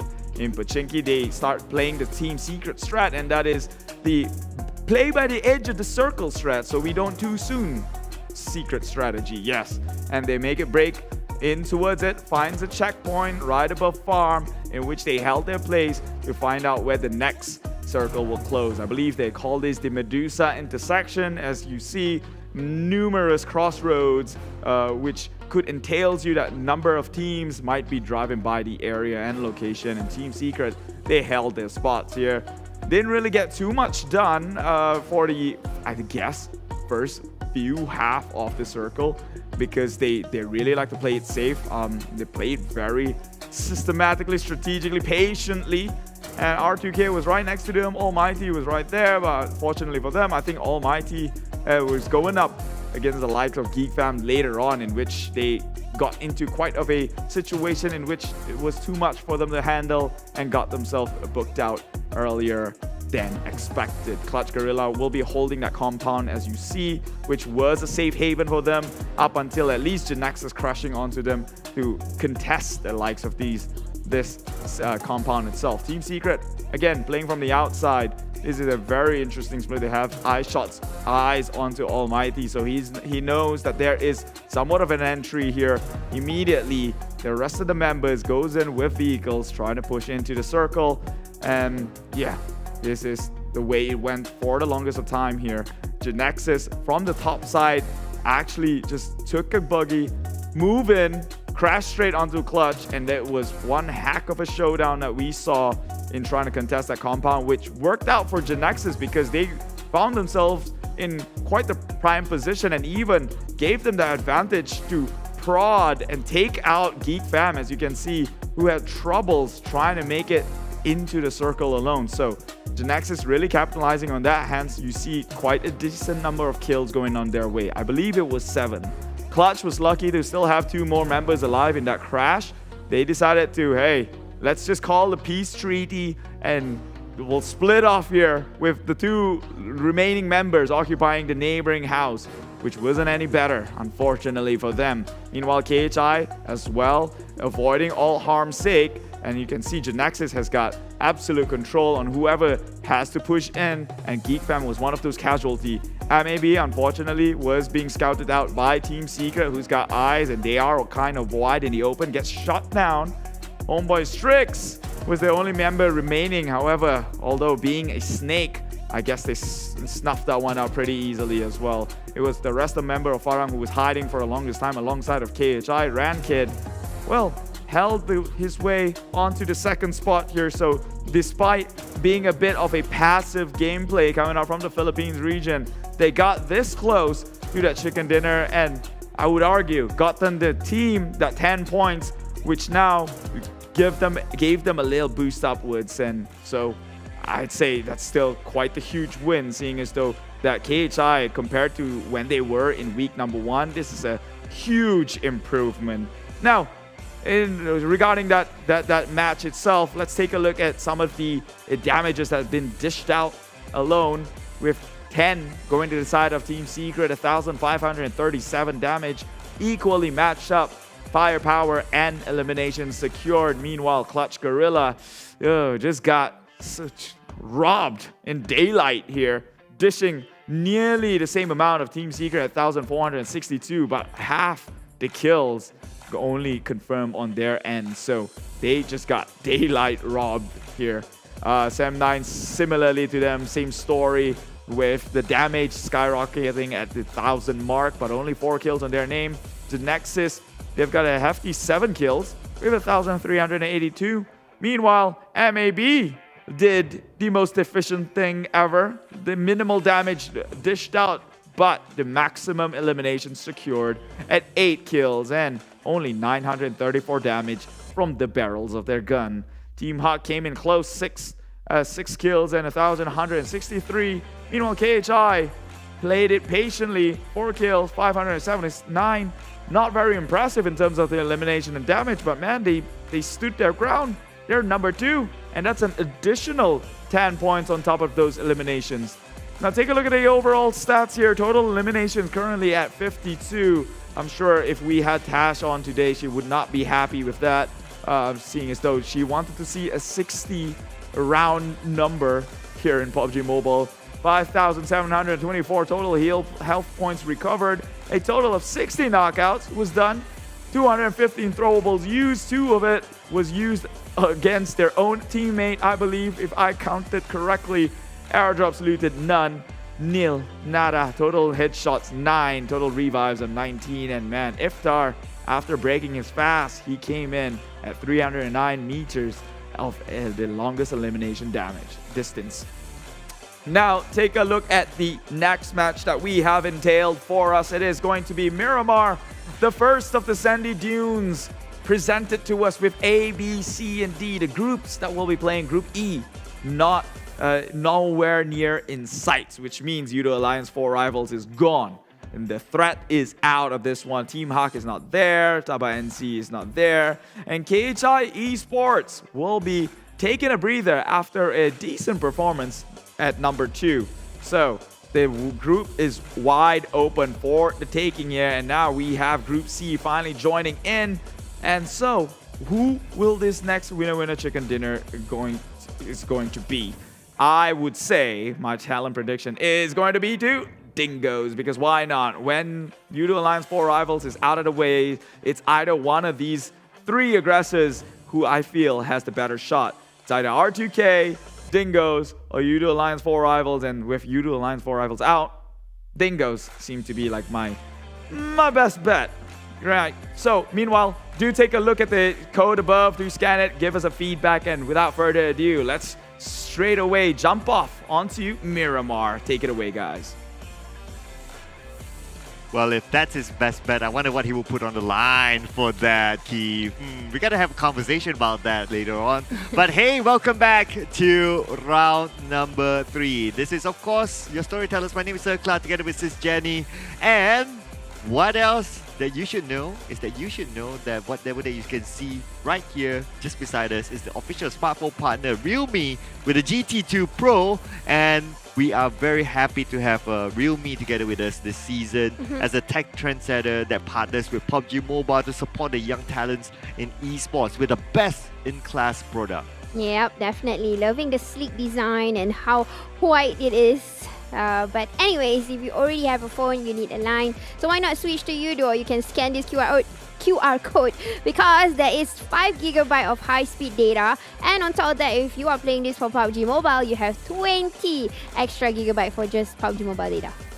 That's a lot of data in case you want to update your PUBG Mobile to 1.9, which you should have by now, and try out all the new features and tell us what you think about it. But talking about telling us what you think about things around. Now, occasionally there'll be a QR code pop out. So in case you're wondering, scan here, what does that mean with a QR code? That's actually a survey to for further improvements of the PMPL. So do leave your comments, give us your opinions in that survey, and hey, maybe your voice might be heard in the next PMPL. Yeah, we definitely want to improve together as a community. I'm sure you as viewers, you are fans of PMPL, or you are friends or families of all these pro players that is currently playing, or you are going to be the next pro player. We'll never know. Yeah, of course. And of course, if you want to be the next pro player, you need to have the right device, you need to have the right line, and so on and so forth. So make sure you get all of that in place. Now, moving on to Miramar. So, sis, you made a perfect, oh dear. wow, I'll call it perfect. Okay, the right prediction in the previous round. So, wow. What's your prediction for the next one? Well, I wanted to go for Yoodo Alliance 4 Rivals, but they're not playing. So, let's see. Probably GENEXUS. I don't know. But I think, yeah, I just said I don't know, but I think they might. I'm still I don't know at it. But today they have showed, at least for Erangel, because you know, we can always use preference for bigger maps. So maybe GENEXUS was showing a lot of stunts in Erangel, and then maybe in Miramar. What about you, sir? What about me? Well, I also like to pick Yoodo Alliance 4 Rivals because they're not playing. And you know why? Why? You know why? Okay, so if they're not playing, they can't lose. Bam. Big brain moment. I'm just saying. Right? But okay, but realistically, I would say... it's actually getting harder to pick this week, right? Because like you thought that those teams they would do well, and some of them don't. And some of the teams that you thought that they won't do well, they do well. So it's getting tougher to pick though. But I think out of the all those possibilities, I might want to give it to Axis Red One. Definitely, they have been stopped by showing a lot of aggression, I would say, because I think this week they did not get to open up like they usually do.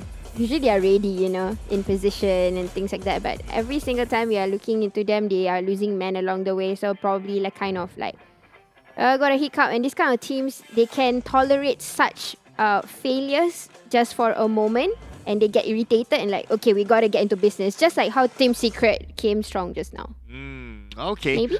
Well, there's still a maybe there, but hey, you know, it could be GENEXUS, it could be Keith's prediction, Dingoz, or it could be Sis Your prediction was GENEXUS. My prediction was Axis Red Axis, One. yeah. But to answer your theory on like why Axis Red One they lose people along the way, right? So what I noticed about their strat is that Jumper, he's the in-game leader. Yeah. We all know that. It seems like he's sending his teammates out to do the scouting work. So I noticed that a lot of scouting work has been done by Micah. He's naturally a fragger. So maybe he's still getting used to a newly assigned role by Jumper. Yeah, probably. Maybe that's true because it's grand finals. It's coming into the grand finals, so Jumper has to be the Sifu. Sifu is in Chinese the teacher or the leader. And in Bahasa Malaysia, Sifu is a seafood. Oh. Now I'm just pulling your leg. But I just gave him a poker face like, oh. yeah, it's okay. You can believe me when it comes to facts like that. But what else you can believe is, of course, our flight path from Puerto Paraiso going up to the areas of El Pozo. So this is a flight path that, yesterday's flight path, right? It's both Miramar maps, they were on the southern side. Yeah. So it didn't favor teams who like to drop on the north. Seems like a deja vu. Yeah, definitely. I'm seeing that deja vu effect. I'm hoping that the circle might not go into the south side, although it has been pretty much equal to center circle. So probably it's still okay if it wants to close anywhere because this is the time where they test the widths of the team. Yes, definitely the circle will be the bigger factor as compared to the flight path. But let's see. So sometimes because of a very one-sided flight path, it will force teams to change their drop spot. MAB is one of them. Normally they drop into Campo Militar, but this time they drop into Valadema. Yes, it has been their second drop spot, but yeah, they're going to have to adapt to this as this is not their regular drop spot. Yeah, and you know what? The circle is similar to yesterday's Birama's game, number 4. Similar.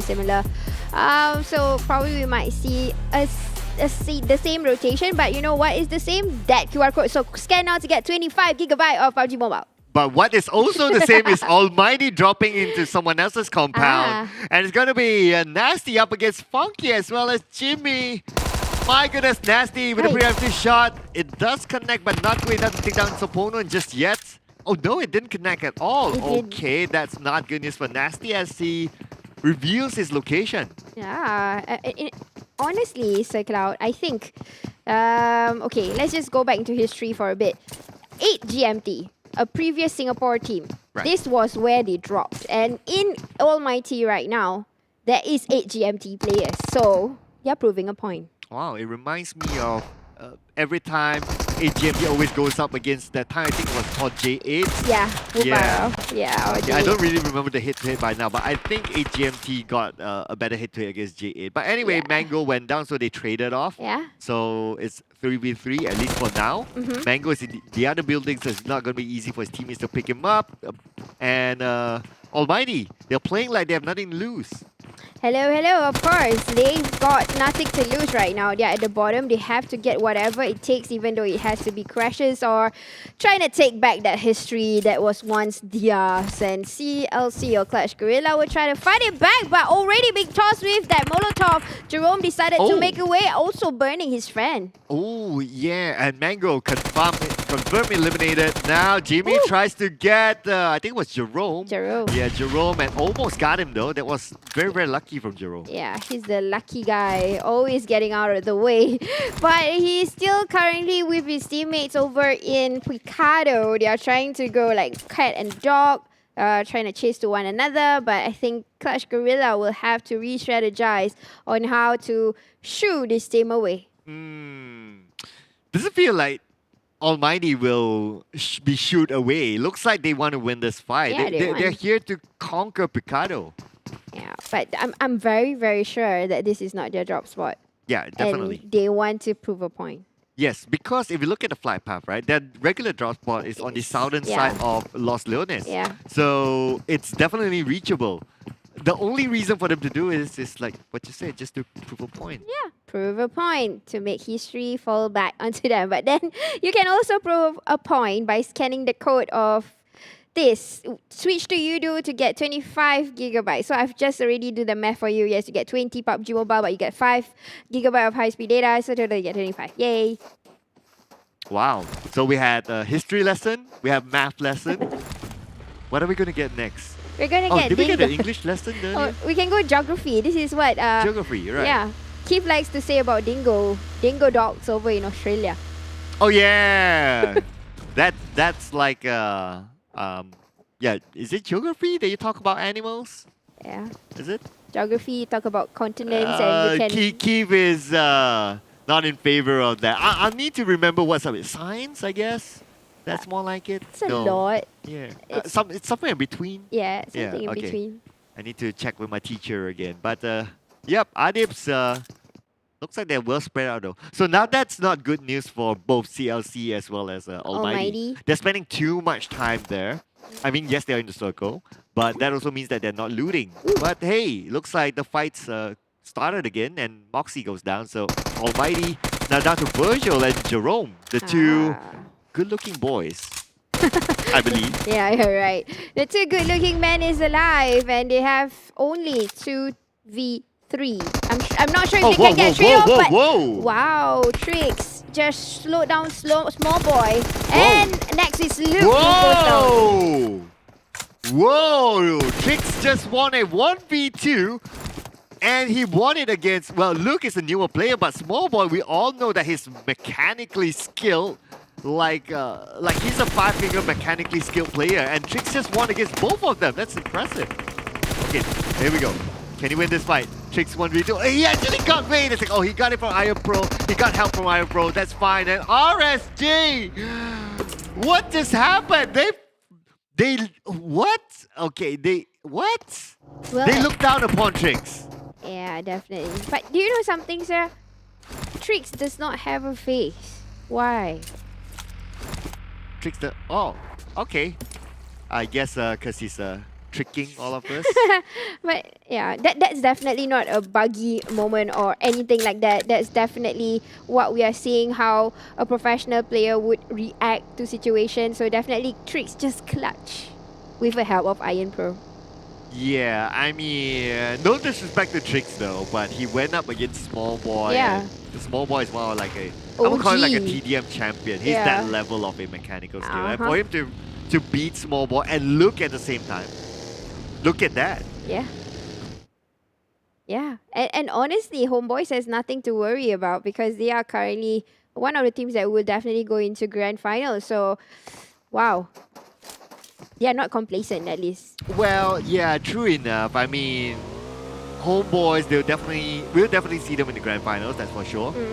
But of course, you want to get as many points as possible because the starting point for the grand finals is still up for grabs. Yeah, of course.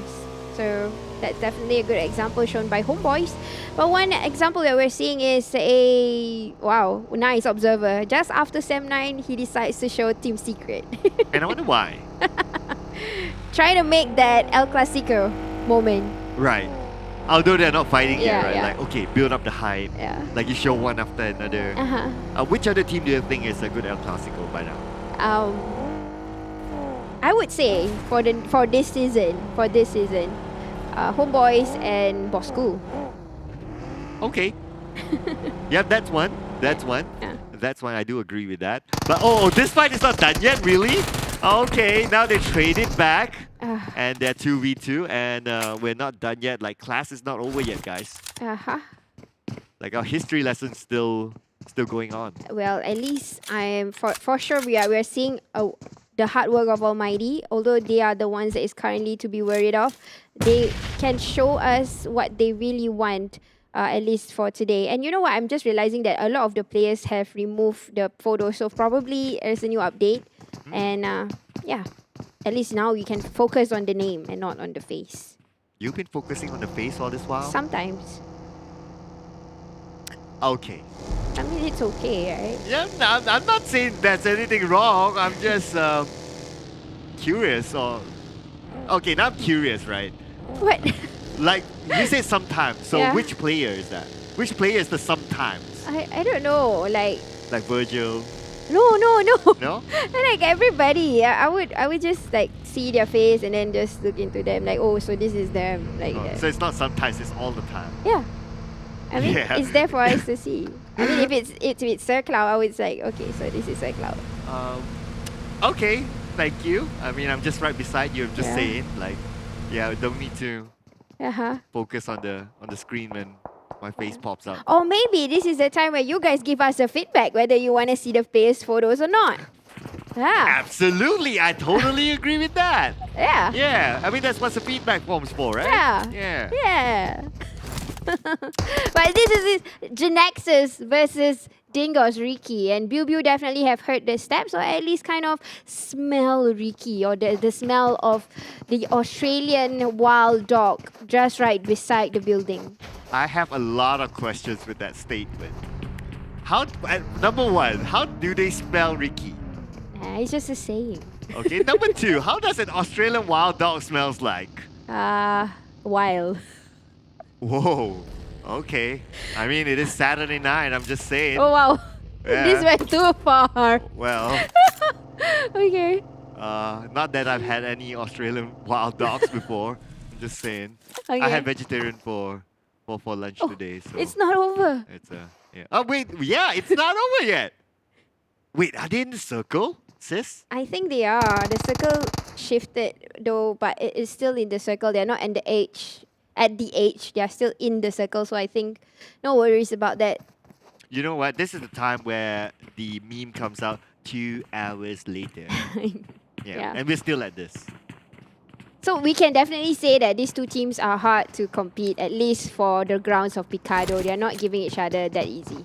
Yeah, definitely not. Definitely not. Like what you say, they want to prove a point, right? So, to prove a point, well, they still have a 50-50 chance of doing that. So, let's see what's... I can't wait to see what's the final outcome for that. But looks like the circle will not force that final outcome just yet. I think if that goes on, it may take a while. Yep.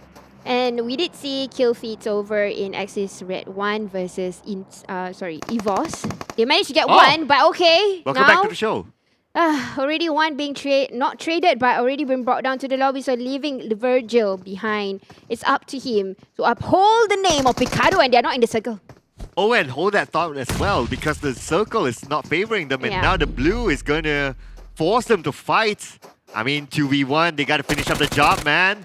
But Virgil is not giving up just yet. Virgil still staying vigilant.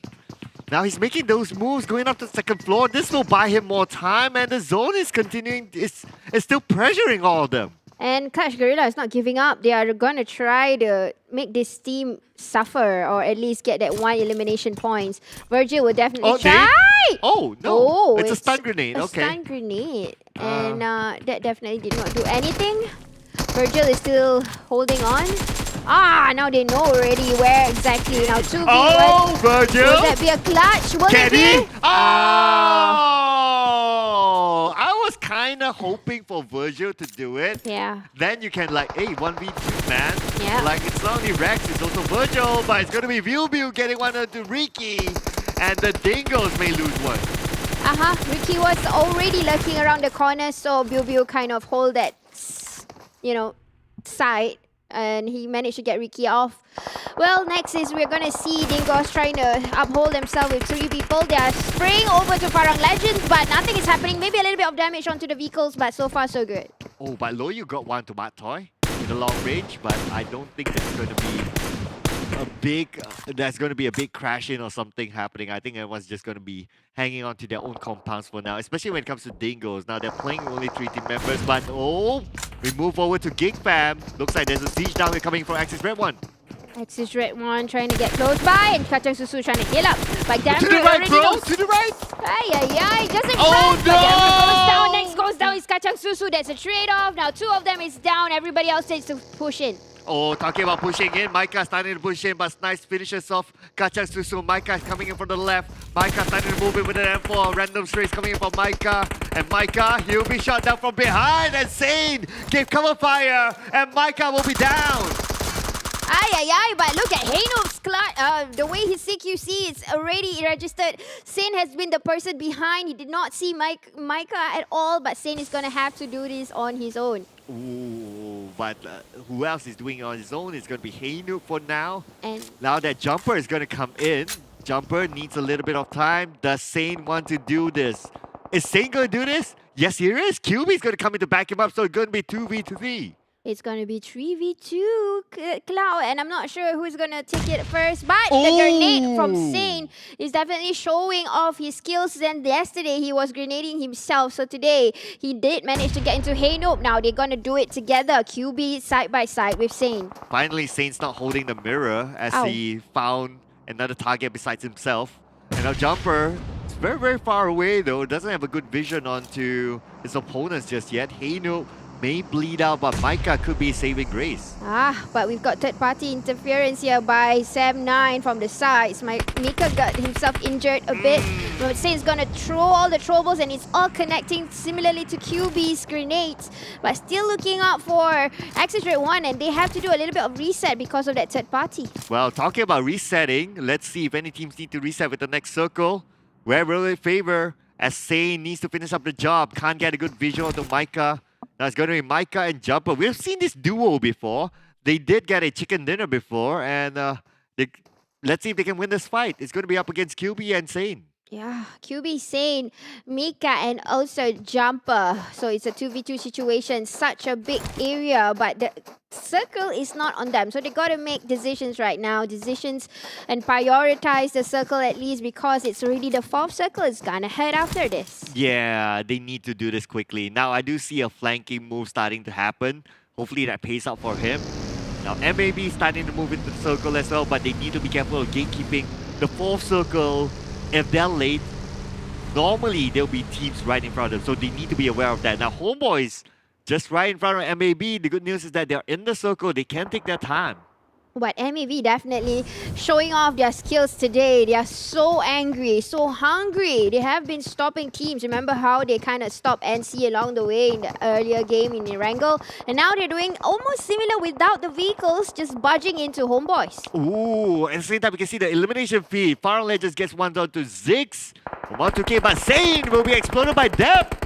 Wait a second, that was Sam9 butting in onto Geek fam. Yeah, the third party just begun over the other side, but Moki suddenly going to R2K sandwich currently with Lejund, and then R2K, and then MAB. Oh, and then Sis Jenny, and then Keith, and okay, never mind that. But here we go, R2K still caught on the outside, caught out in the open. Oleo goes down to Echo. Echo needs to find a way into the circle, as now they're being gatekept by Farang Legends. Echo will secure the elimination point. That will be the first elimination point for R2K. Echo tries to spot out Adeluk. Adeluk will be got down. Could it be a double knockdown here for Echo? Couldn't secure the second one.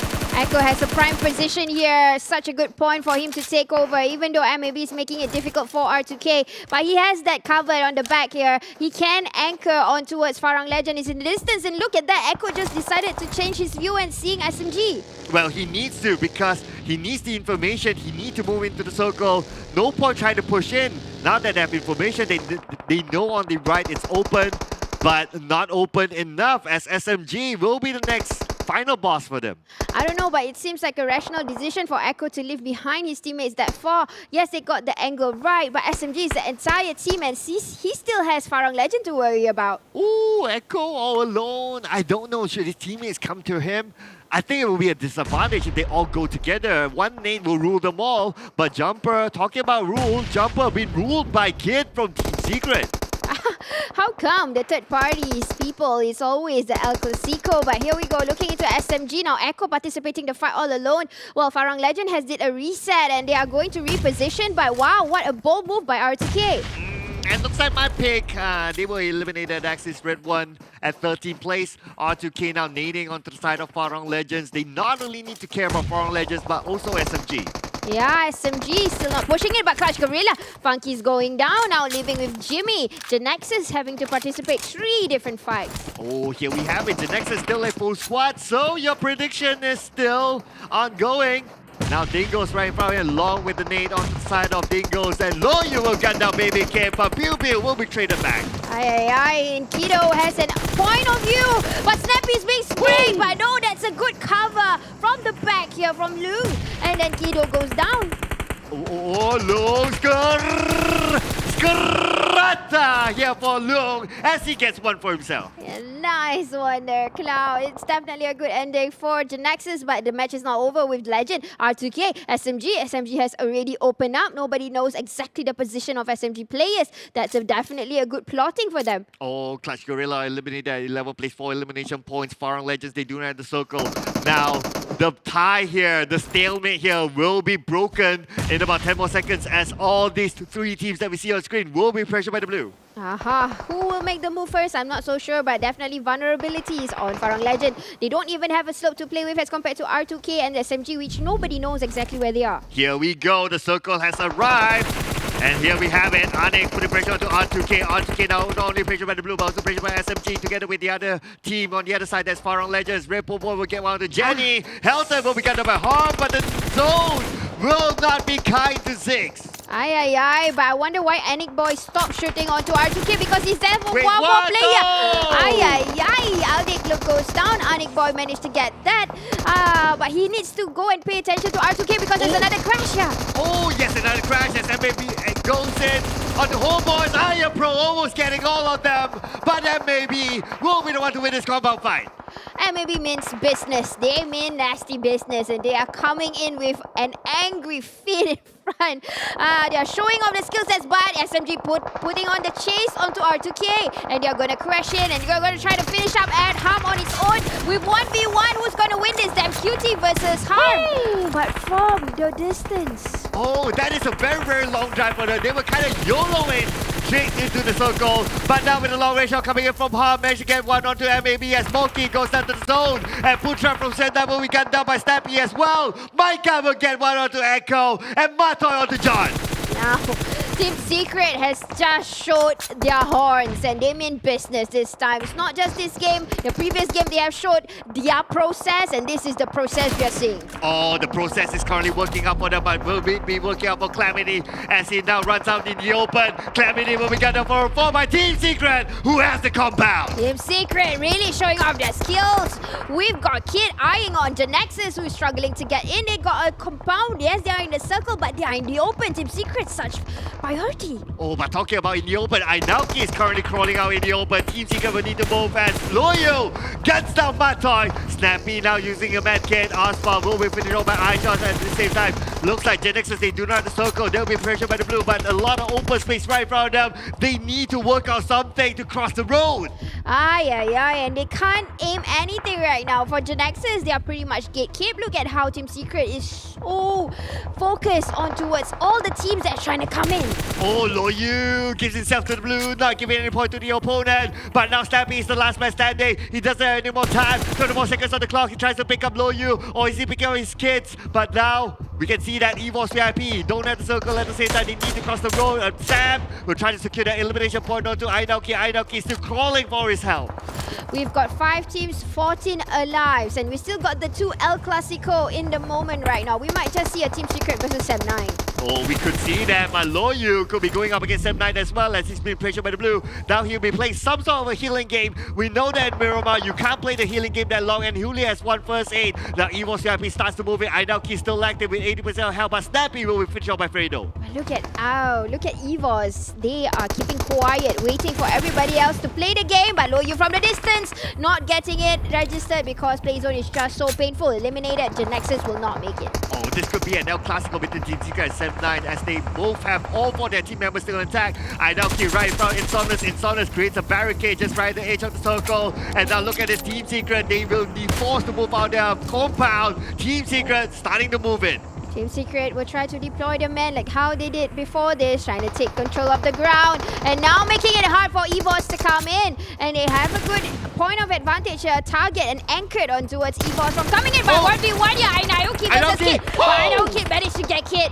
Will he be clutch? I'm not so sure about that, but Fredo has to come in right now. Oh, but Fredo's not going in. Fredo's going to pick up Kid. Ainauki will stay calm, stay chill. Now Sem9 will be the one to come in. Sem9 is just keeping quiet this side here, being watched by Mattoy and iShots. They are all taking control of each other's teams that is coming in. Sem9, EVOS, and also Bosskur. Oh, Sem9, when are they going to make that big move? Sem9 could be the playmaker or could be the kingmaker, but Mattoy spots out Sem9. Long range spray coming in from Mattoy. It does hit onto Sem9, but not good enough to take them down just yet. Now Mattoy has the DMR in hand, and we know how good Mattoy can be with the DMR. Yeah, but Sem9 making quite smart move, I would say. They are not getting a little bit of the damage, but they are still safe and getting sprays. Yeah, Team Secret is trying to still come in, but Ainayoki already out of the game now. 3 teams.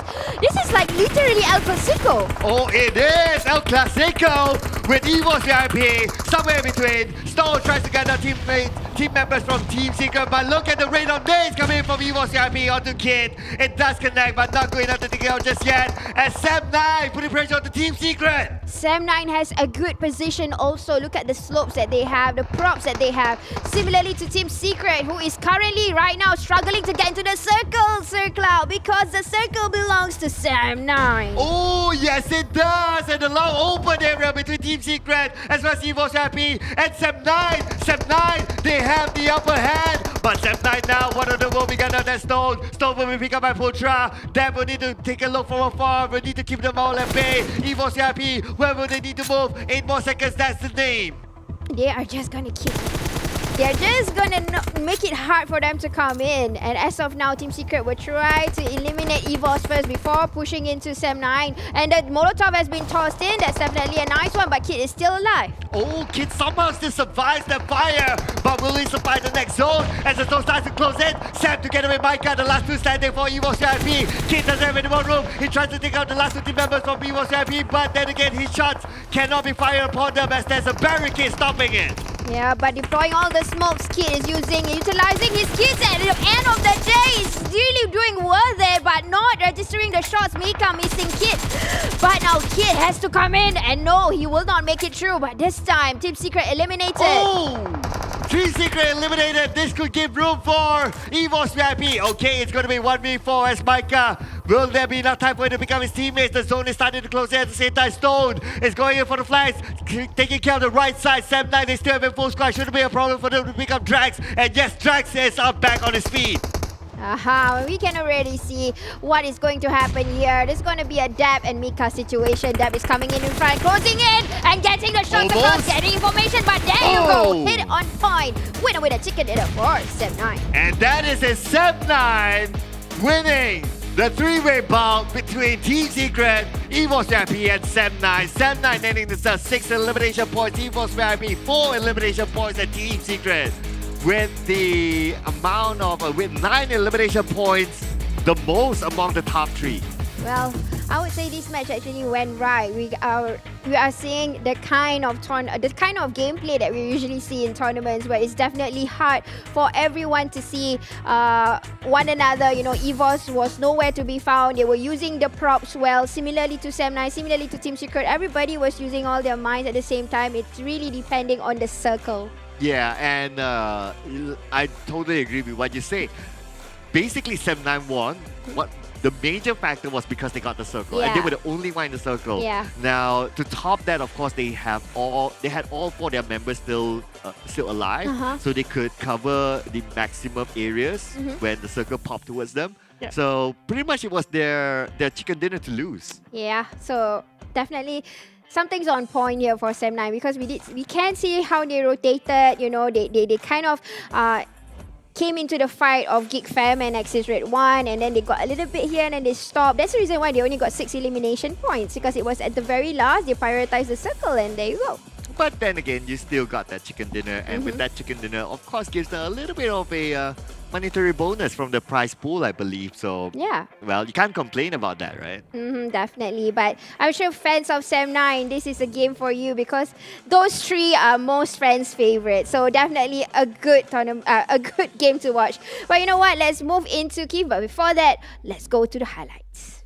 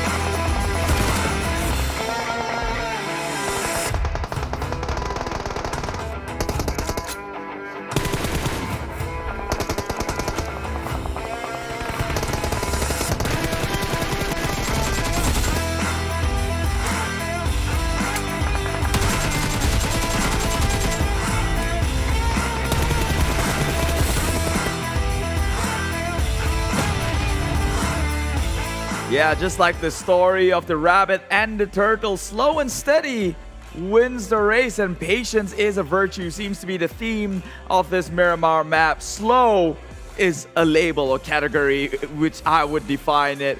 It is where the longest showdown between two teams, I'm talking about Almighty and Clutch Guerilla, that fight went on for 11 whole minutes. My God, we just did not see the end of it. And I can go into that one more or so, but I'd rather entertain you instead with good news. And that is the giveaway that we have here in PUBG Mobile. It is some suits here, free permanent suits for you to finally own into your inventory. And yes, it's one you can call your own because it's permanent and it's not going anywhere anytime soon. However, numbers are limited here, so if you're fast enough, go look at the code, go on to www.pubgmobile.com/redeem and redeem that code now, because when someone else does, then you'll have to wait for the next randomized code to be able to claim yours, unfortunately. It's the only way to make things fair here. We don't have much for everyone, but we do have this for those who might have missed. Okay, talking about, of course, the Golden Moon event that is up for the month of Ramadan, the fasting month here for most Islamic countries, or if you're practicing the religion as well. Open Sesame and get a free permanent legendary quality outfit. Okay, it's a legendary quality, so it's beyond just a flex. It is, well, a prized possession or a jewel, to say the least here. All you have to do is go over to the game lobby, event center, click on the Open Sesame, and Open Sesame, the Crimson Dancer set is now yours. It's as easy as that. And if you think that is all we're gonna give you throughout this entire 1 month event, you're wrong, because we've always been so generous. Cumulative daily login rewards happening as well for the month of Ramadan. Golden Moon logins. Be religious about it.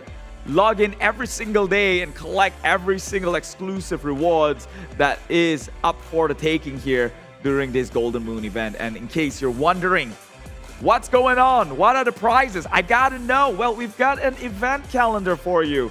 Take a look. From the 1st of April all the way to the 8th of May, prizes up for grabs every day, each day of the week, and every login counts. So be that person.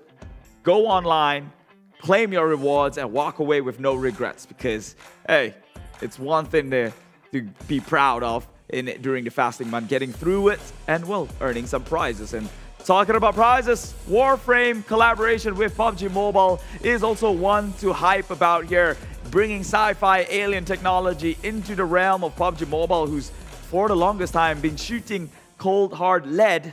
Imagine if they might bring in a gun that actually zips out electric. That would be a sweet treat. But I don't know that. I'm not promising you that. However, a lot of things about this partnership has yet to be revealed. So make sure to follow all platforms on PUBG Mobile, as they will announce further on what entails with us in this partnership collaboration itself. So a lot of good things. And if you want to tell us what are the good things you'd like to see up on this broadcast, you see that the QR code up over there? Yeah. Go on, scan it. I'm going to be talking here regardless anyway. You don't need to see what's on the screen. Just scan it, and while I narrate you through it, drop us your feedback, all right? Tell us how you'd like to see the show play out for you. What do you think you'd like to see being featured in this show? How do we make it better for the audience at home? Because we believe that esports is built on the backs of communities, and we will go to communities in order to make things better for them, for us, for everyone else who plays the game of PUBG Mobile. This is, of course, the PMPL MYSGPH Spring, and that QR code applies to every one of you, whether you're Malaysian, Singaporean, or a Filipino yourself, right? Help each other out, help a brother out, and we wouldn't be here if it wasn't for the likes of PUBG Corporation, Tencent Games, and Lightspeed and Quantum Studios. Now, previous game, let's see what the match rankings are so far, updated on the board right now. 6 eliminations, 15 points full to Sam9. Now, the El Clasico, they are back. That's for sure. Team Secret taking home chicken dinner previous round. Sam9 to follow on with 21 points, and Team Secret again brought it towards the last two positions here. So they've made it up on the top 2 after a chicken dinner finish. Has the curse finally been broken for Secret? What is the secret recipe behind Team Secret? Well, if you're a big fan, you let me know down in the comments below. EVOS coming in close as well after a long drawn battle, week in, week out. Finally, a short break from being down in the bottom. Now finds themselves 3rd place here. GENEXUS came in close. We're finally seeing some of those GENEXUS genetics play out here in this match as well. The aggression, it's back. They've been winning fights. Unfortunately for them, luck is part of a factor here, and they edged out in that terms, unfortunately. Meanwhile, here is the MVP, young and bright. This kid is Team Secret Kid, who has numerously gotten MVP awards for the team, and he is by far the youngest player who has played for the team, with 3 eliminations, 988 damage on his name in this map alone, 28.43% team contribution. He is a good support, to say the least, with 3.6 MVP points, 242 meters, longest elimination distance. He single-handedly suppressed the likes of the White Tigers, that is EVOS themselves, from actually trying to make movements forward and, you know, potentially destroying that number 2 spot. Since, you know, number 1, Sem9 kind of got the better half of the circle. It was almost impossible to push on in, but here is the weekly rankings. RSG still reigns supreme on top, 176, obviously thanks to the 5 chicken dinners in which they had stole 1 earlier on today, give them that sort of a leapfrog forward. Farang is coming in 2nd as well. Meanwhile, down in the 2nd draft is where things gets a bit more interesting, right? All the 50 from 15 to 20th, no shifts there, unfortunately for them. Meanwhile, I don't think that's as bad as the news as some of the teams on top of the 15th place, as they now find themselves shifting downwards. MAB now finds themselves in the 2nd draft. Here is so far the cumulated league bonus rankings based on the kill and placement points. At number 1, we have 508 points. Yoodo Alliance 4 rivals. GENEXUS coming in again, 493. Axis at 490. RTK at 474. Dingoz at 469. RSG at 446. And you can see that finally revealing itself. And my god, Team Secret now currently in the number 1 spot. I mean, not the number 1 spot, number 1 draft was the word.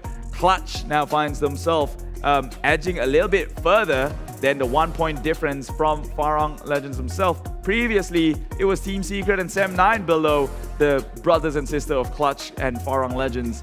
And now, Team Secret found their way on top with just 2 good games in the bag. And my god, they have a couple more games to play. If not, maybe the last game. I don't know. They're in Group B. Have they played just yet? I'll have to check on that one to find out. But that is so far on the progression of Team Secret, and I think a lot of the MY fans here are ecstatic for that news, because they have been neither here nor there, but it's these instances that gives us a breath of hope and breath of fresh air. Now, let's see how Sem9, the Southeast Asian legends, gotten themselves this chicken dinner. Take a look where they drop.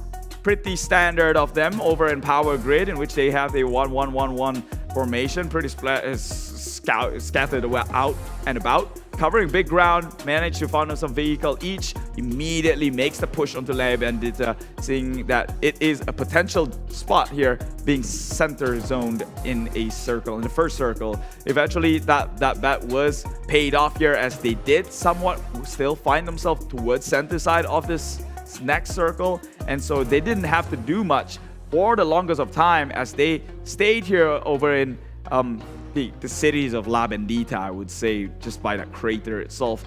They looted for a bit. I believe they soon later on make the shift towards Minas Generalis as things starts to close in. As you can see here, circle is closing in, and obviously the position they're at, this is a very disadvantage for them, as they have to cross by the craters itself. It would be not the easiest things to do, seeing as though you're playing behind walls and have no eyes towards whatever's waiting beyond the horizon. So they made their way towards the upper end side of the southern eastern side. There you go. Sem9 making a rotation around that crater itself, finding their way into the top side of Minas Generalis, where the little compound holds itself. That's Team Secret, smack dab in the center. This is where Team Secret started their patience game paid off very handsomely, seeing as though they built up a fortress of impenetrable defense, shooting down on everyone, trying to make their way in. It was a difficult thing to do for the longest of time, but eventually when the circle closes on even further, Team Secret realizes that the tides of favor has shifted against them and towards the likes of Sam9, who was playing in the open and could already position themselves in taking over majority of the front end. Obviously, with EVOS VIP in the area, Team Secret had more to handle with. Take a look at that breakdown. Team Secret had to deploy 2 members out to actually handle Bosskur and Naoki, who nearly took Kid out in the process. So that would be some time, more time committed in that single solution, which is not ideal per se, because that actually gave time for the rest of Sam9 to finally open up the map, position themselves to take majority control in this open playing fields. And look at that, Sam9 had some hills to play on with, which they can peek, duck and peek from. And in the end of the day, it was Kid holding back the entirety of EVOS VIP. The rest of the member of Team Secret just in plain sight to be shot down against the like of Sam9 here. So it was a slow game for Sam9, and it reflects in their stats. Only 6 kills in their bag, right? Which means that is the entire Team Secret plus 2. So literally whatever the teams that was left in this final circles was all the kills they could get, because they were playing it very safe, they were playing it tactically, playing very smart and very patient. And again, to echo what I said before, slow and steady wins the race. And Sam9, they came out the turtle with crazy defenses. Congratulations to them. So we've seen the classic teams now taking home the chicken dinner. That is Team Secret and Sam9. Who's going to take more chicken dinner in the next Miramar match and more matches after this? Well, I guess you'll have to wait and find out. For now, we're going to get into a quick break. Until then, I'll see you in just about a bit. Bye-bye.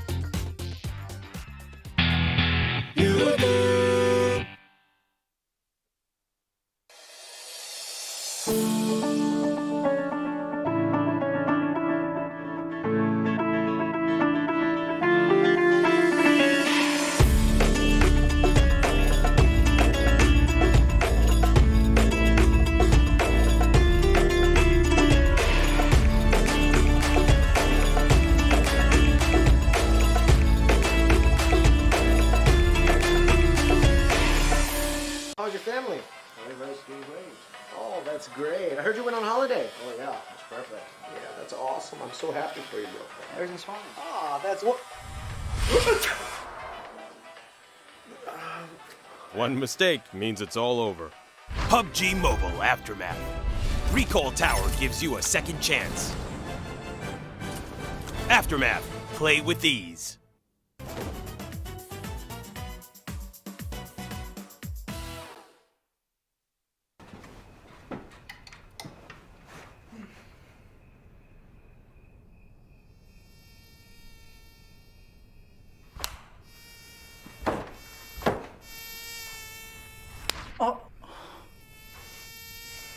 Finding enemies is not easy. PUBG Mobile Aftermath. Audio markers show enemy whereabouts. Aftermath. Play with ease.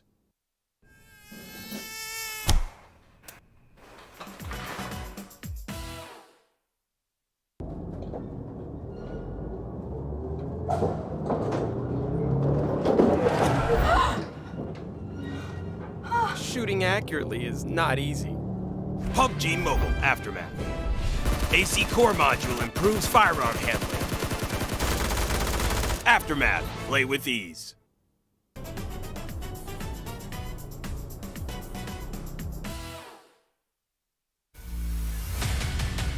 To be a champion, you must fail first. Sam9 on fire.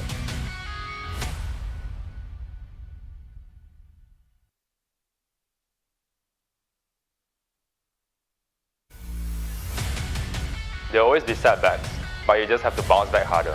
GENEXUS, be resilient.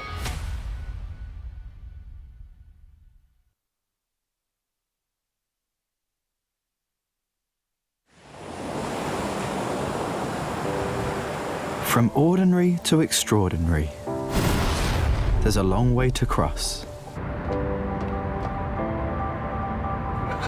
Whenever we lose our way, there's always a light that keeps us going. The light sparks from every young heart. It leads us to capture inspiration in ordinary days. It encourages us to seize the colors of sunrises after the darkest hours and create something amazing with it. We brought the magical color changing effect to life thanks to a dual layer chromic bonding process. Place the back cover under the light for just a moment and you'll see it go from a calming blue to a passionate red, just like the color changing of the sky during sunrise. Presented by RealMe Design Studio. A tribute to those who dare to capture the light. Realme 9 Pro Series. Yes, giants among men seems to be what's happening here in this, well, day number 4 of the last week in the country league, as right now, all chicken dinners that have been earned are on giant teams. RSG, Team Secret, Sam9, and will there be more, or will there be left for some of the underdogs to actually grab one for themselves and serve that platter and make their way up to the top? Hey, what's going on? My name is Keith. This is the PMPL MYSGPH Spring, and it's all brought to you thanks to the PUBG Corporation, Tencent Games, Lightspeed, and Quantum Studios, and we are down to the final 2 remaining games of the day. Fret not, we have a whole day tomorrow, but still, whatever games that we have today, it's one for any one of these teams to actually take it for themselves and leverage themselves on the way to the top and earn as much points as possible. I think some of the casters have been theory crafting, or at least doing the math on the back end. Surely that does not include me because of how bad I am at math. But Team SMG, it is paramount that they end up on top and number 1 this week, because they have been down in the bottom 2 for 2 weeks in a row, and this could very well be their saving grace. Meanwhile, let's take a look at the most damage that was dished out in the previous matchup here. We have Team Secret Kid, who took back nearly 1,000 dished out from the barrel of his gun, 988 to be more specific.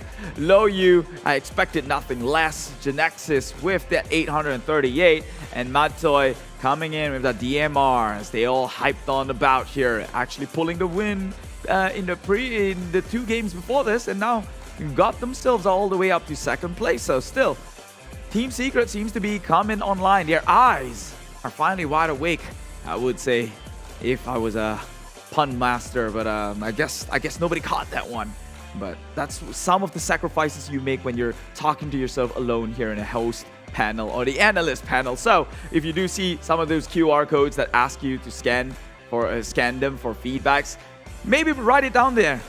Throw Keith a friend, so he don't sound so crazy talking to himself like this. But this is the most damage that we have here in the day number 4 of week number 3. And moving on forward, here is the overall stats that we've accumulated so far. Team Secret, 9 kills, 2,649. Definitely doing a lot of work from that fortress, the fortitude of destruction, I would say so myself. Peeking out from the windows, taking the kills in safe positions. They can afford to do so. Meanwhile, Sam9 getting 6 kills, which is literally the last remaining enemies in the top 3 position when they came out.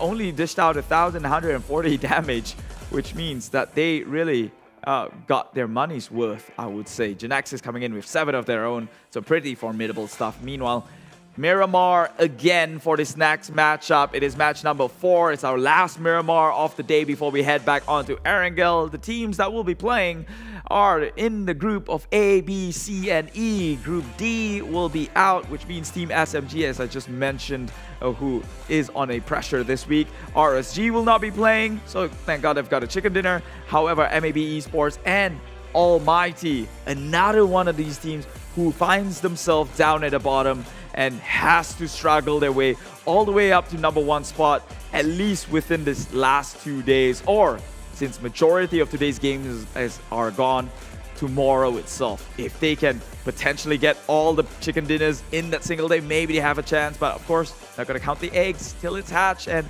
I'm not gonna jump the gun here. So, who do I think is gonna get the chicken dinner for this match? I think R2K seems pretty hot.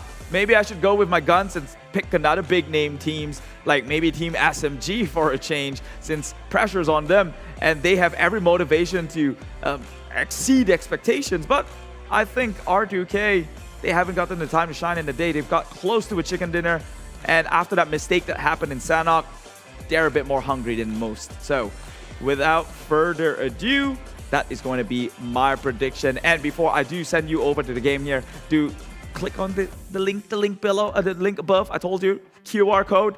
Send Keith a friend. That side of the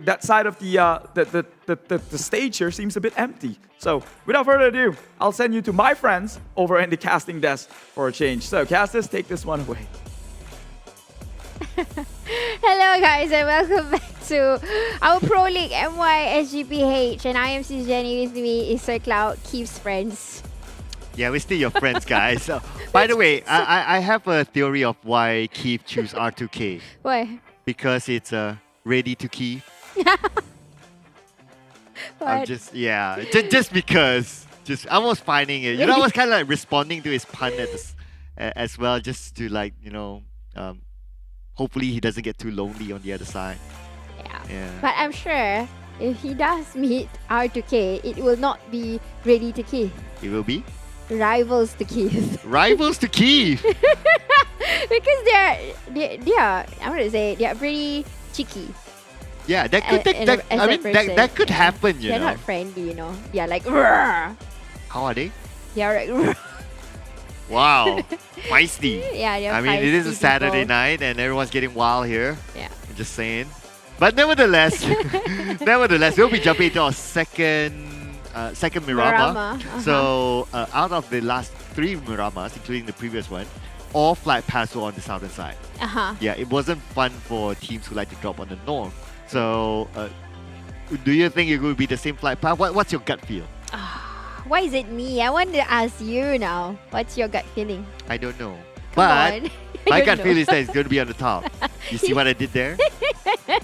He just got my syndrome, but I think he just purposely did it for Sir. Just said I don't know and explain himself. Well, I also want to be like Sis Jenny. Why? Yeah, like there are a lot of things that I can learn from Sis Jenny, including like how to deny it and then how to say no and then you just answer the question. Okay, well first, you gotta speak Thai.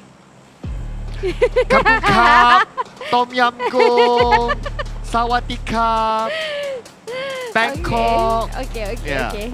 Chan Ruk Tun. Chan to you too.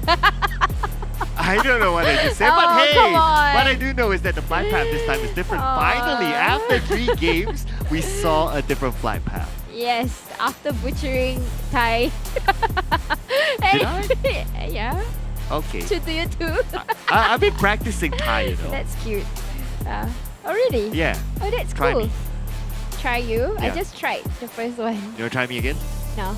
Okay. Then it will be, people will be confused. Are we watching PMPL Yen or DH? Yeah, I mean, Zephyr's on the other side. I'm just saying, shouting out to our Thai colleagues as well. Aww, yeah. So, okay, so with this kind of flight path, right? So it's a little bit challenging still for some teams that like to drop on El Pozo, Monte Nuevo, or La Cabrera.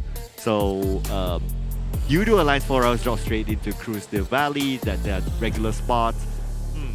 I'm trying to see if Geek Fam will find it a little bit troublesome, so they choose to drop somewhere in the southern side, if you notice. Yeah. because it's a bit hard for them to reach over in Crater Field somewhere there, right? It's let's see. Yeah, Crater Yeah. Field, correct. Yeah. So okay. Oh, but the circle. But the circle is in favor of Crater Field. So I mean, it's not Crater Field, but it's on all the way northwest of the map. And definitely a few teams will be happy, especially teams again. Wait, guys. Clutch Guerilla needs a break, okay? I know, okay, well, to a certain extent, these two teams kind of share a similar drop spot, but we'll talk about that in a little bit as Adib tries to get one for himself.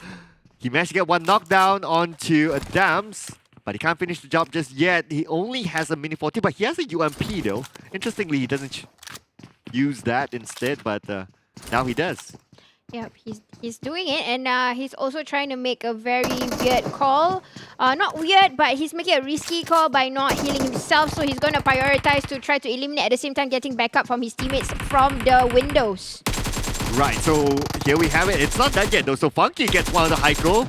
So Heiko will go down, and Team Hawk, well, not so incredible Hawk it seems this round. But one of the fraggers is already officially down, which is Redsky. Jimmy, and then the IGL of Adips. He kind of made that call not to heal up, which was I wish he did heal up, and suddenly it's back to the same survivors, Funky and Mango. Yeah, I think he did though, but it happened a little bit later. But let's talk about that in a bit as Funky tosses out the neon to the side of Zuli. So Zuli, you know, sometimes I kind of like, you know, people debate whether it's called Zuli, depending on how you pronounce it. How would you call him? Zuli. Because He's Malay. No, it can be Zoli. Zali sounds So English. it's Mika or Mika? Mika. Yeah. Okay. I don't know. I mean, there's two Mikas You're doubting right now. yourself now. There's two. Okay, so we have to call one Mika and call one Mika. Okay, if you want to sound following the country, one will be Micha, another one will be Mika. Micha? Yeah. Oh, because of his A has a, what do you call that? That symbol? No, because you remember Geek Fam's ladies player, Icha? Yeah. And then we have Mika from Axis Red 1 with the CA. So that's Micha. And then EVOS will be Mika. I don't know. That's how I see it because they're Malay. Guys, choose an easier name. Don't torture the casters anymore, all right, guys? Yeah, thank you. That's a PSA. But here we have it. So Funky, he's not really dancing with the music as Zuli spots him out, so he knows exactly where Funky is at. Now Funky stands up, tries to go down to the ground floor where he might be able to find some refuge. I think he's trying to back away. You can see that Mango is already back off because they are kind of like outnumbered 3v2, and I think Clutch Guerilla wants to survive this game even longer for the points. Everyone wants to survive longer. I mean, it is a battle royale. Okay, so it's interesting that the Clutch Guerilla actually went inside of Picado because normally they would drop on the outside. Yeah. So basically they're doing the almighty. Yep, somehow. They want to prove a point also. But before that, initially, I think the first week, Team Hawk did similar things to Clutch Guerilla. They actually crashed into Adip's drop spot. So it was the scraps outside, and the entire team followed the IGL's drop spot. So they managed to get Adibs. So this time, maybe Clutch Guerilla trying to return that revenge. So it's a revenge. Maybe. Right. Okay. Let's see what the outcome would be. Right now, it doesn't seem to be favoring Clutch Guerilla as they lost 2 members. Team Hawk obviously happy with the 2 points, but they won't be happy because they lost Heiko, former player for EVOS VIP in the previous season. Yeah. Now joining back with his ex, I would say, mentor / Sifu / Boyka. Yeah, Boyka. We have not seen him today yet for Team Hawk. Boyka adapter. Yeah, the adapter. We saw him yesterday, but not today. So maybe he's taking a chill pill a bit He's before still the trying grand to final. adapt to the situation. Yeah. Yeah, but okay, so let's see who will be able to adapt to this fight. Now, if Dams goes out to the left, he will be gunned down for sure because we can see that the other side looks like a Funky's ready, but Dams could backstab. Funky knows exactly. He's trying to bait with the door. He knows that. Oh, that's the thing about TPP, boys. TPP, that's the advantage. If you just stay by the wall, you'll be able to see your opponent. Oh, I wouldn't want to be Funky if I'm him right now. It's definitely hard, but he made a good choice. But a grenade from Rinsky. He knew that's going to happen. Funky did not get to bail out. Now it's all up to Mango to go and eliminate the players who's trying to chase away Funky and Mango. Ay, this is definitely not looking good for Clutch, Guerilla. And not looking good for Mango as well. It's going to be tough for him to survive the desert. I mean, when was the last time you saw a Mango in the desert? If that's how you put it, definitely not. Maybe in the South Africa, but yes, there goes Funky. Living only with one Clutch Guerilla member. I don't think they are that happy at this point of time, knowing that this is happening to them at the very first few circles. Ooh, and Mango, oh no. Oh no. Oh, they know exactly where he is now. Okay, they'll flush it out with a molly. Okay, but good news for Mango that the molly doesn't arrive right on top of him. Now Mango tries with a micro Uzi, does not connect his shot. Now Mango down to 40% of health, and Mango 10% of health. They're going to come in from left, right, but Rensky goes down, but it's not going to be another Rex moment. Yeah, unfortunately for Clutch Guerilla, picking up, that's so cute. Picking up to be safe because it's Picado, guys. Everybody wants to be in Picado once upon a time in a few seasons ago. But as of now, everybody's playing it with, you know, they did a lot of homeworks, a few teams with coaches. They definitely don't really care about Picado. What is important is to get loots and rotate right.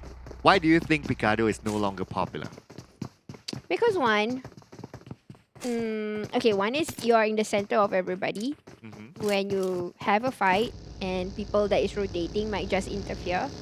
Second, the loot is not so... I mean, yes, it's good. It's good. Definitely, if you were to compare it with Lambadita, the loot is good. But it's with high risk, high reward. So it looks like it's not rewarding Clutch Guerilla this round. Nah, unfortunately. don't think so. Yeah, but they're one of the teams that I think they still need to do better if they want to secure their qualification to the next round. I wouldn't say that they're really at risk, but if they continue on like too soon, it will depend on how other teams at the bottom are doing. Yeah, definitely.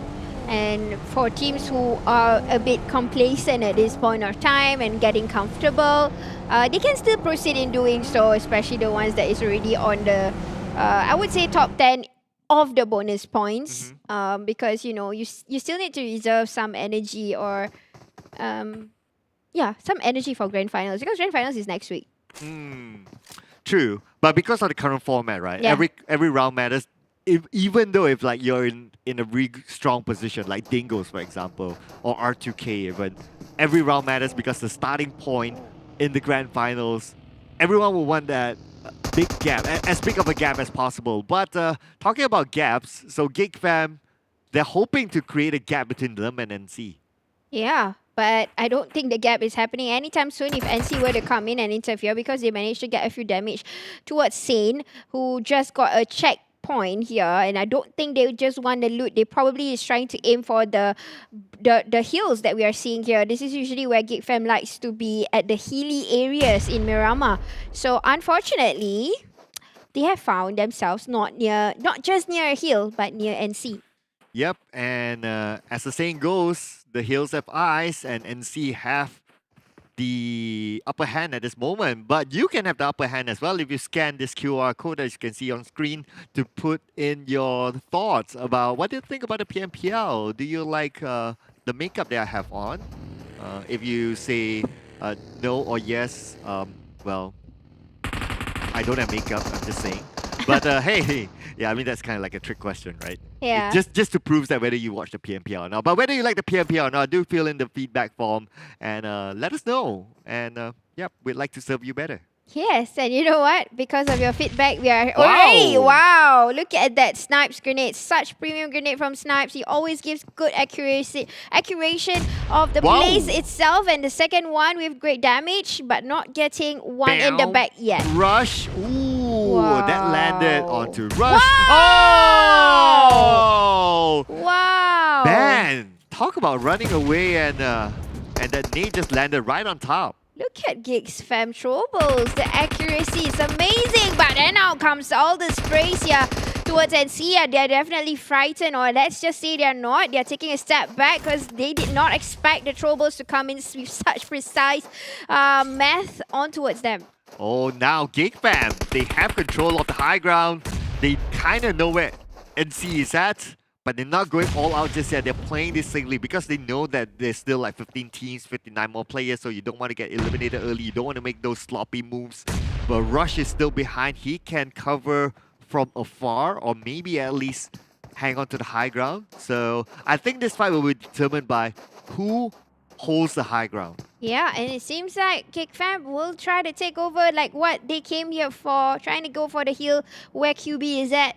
But I think they are also at the same time trying to flash out. But it seems like Damrud is caught in the middle of all his NCs.